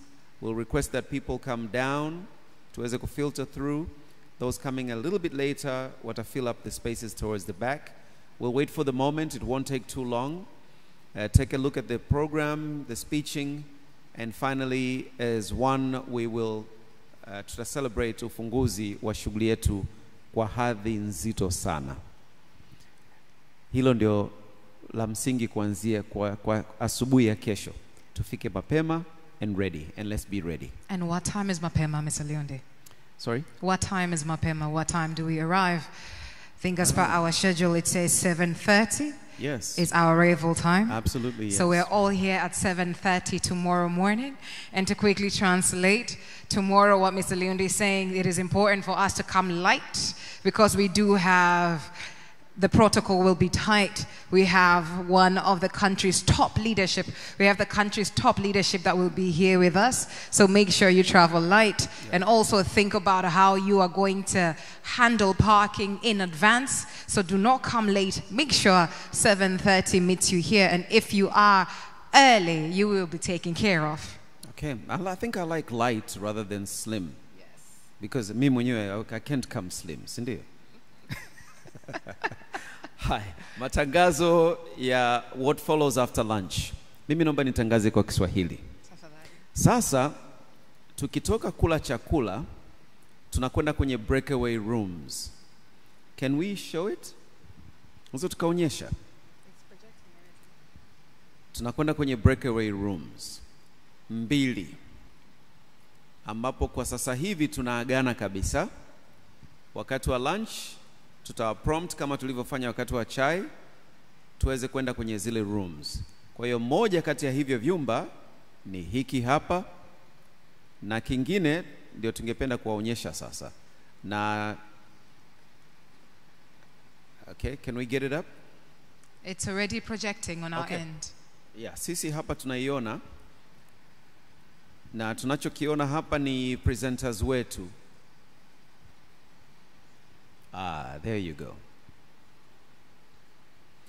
Tunaomba vijana wetu wa protocol na kama mtajali naomba tuwapigie makofi mengi sana. The both ladies and gents wamevaa black suits. Nadhani mmeona walivyokuwa study kweli yani. These are very well trained young men and women. Wanatuelekeza ukumbi wa Ruaha ambapo tutakuwa na mwenyekiti kama mnavyomuona Professor Wenesta na mada ndio hiyo, the title of the discussion, and she will have a panel of the following hapo chini. Let's move to the next slide. Selu Hall, we're happy to have you, sir, Mr. Raymond, as our chief moderator. The title of your presentation, of your discussion, will be as on the screen, and the following will form part of your panel. Kwa hiyo tunakwenda Selu na, let's just go back again. Yeah, there you go, Ruaha. So what is this hall?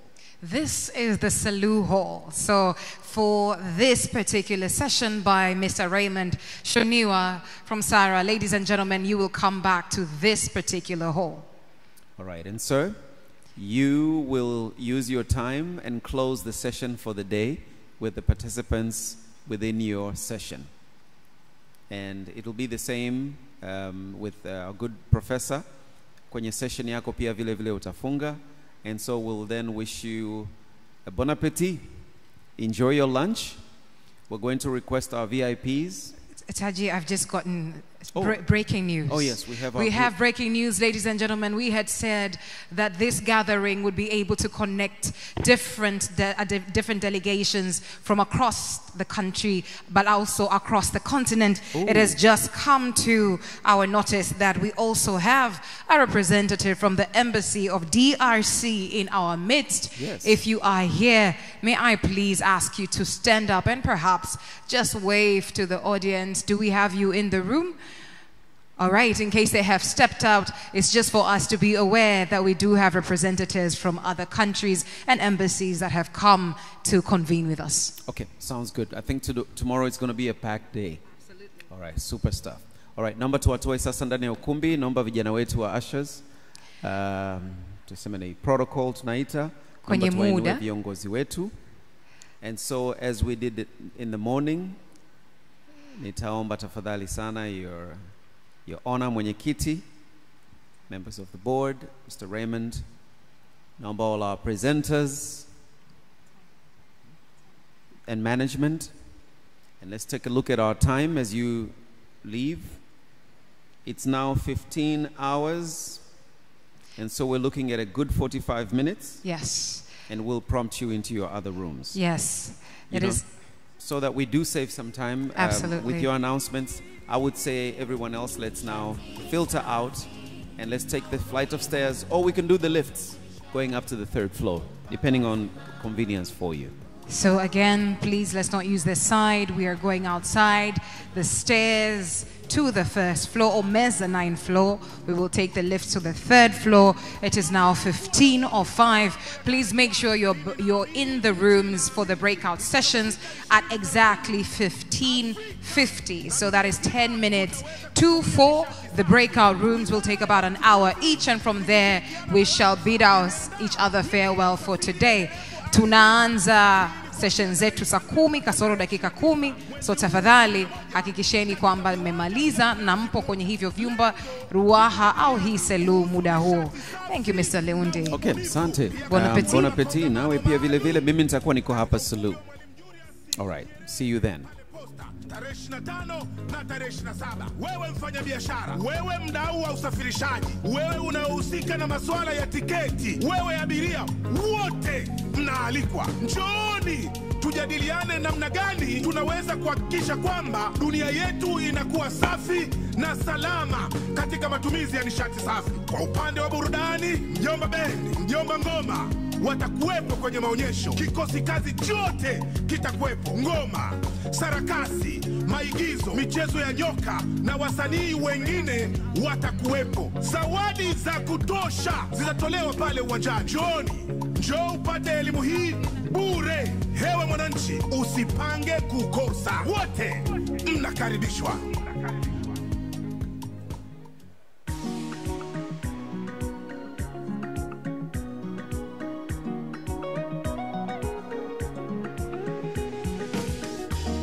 Mamlaka ya udhibiti usafiri ardhini LATRA, pamoja kwa usafiri bora LATRA, pamoja kwa usafiri bora LATRA.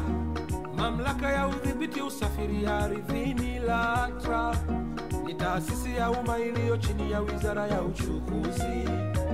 LATRA inadhibiti sekta ya usafiri wa barabara, usafiri wa reli, usafiri wa waya. LATRA hutoa huisha na kufuta leseni za usafirishaji, kusimamia viwango vya ubora wa huduma, kuratibu shughuli za usalama wa usafiri ardhini, usajili wa hudumu na kuthibitisha madereva wa vyombo vya moto kibiashara.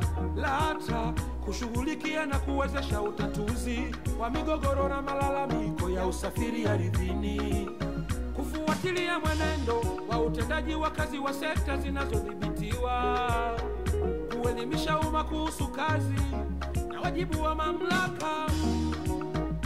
Samia oye, Wizara ya Uchukuzi oye, kazi iendelee, kazi iendelee. Rais Samia oye, LATRA oye, kazi iendelee, kazi iendelee.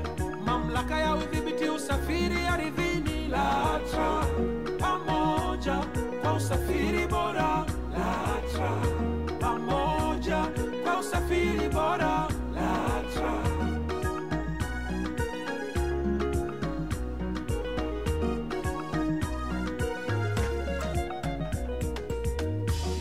Serikali ya awamu ya 6 chini ya Rais Samia, LATRA tumefanikiwa.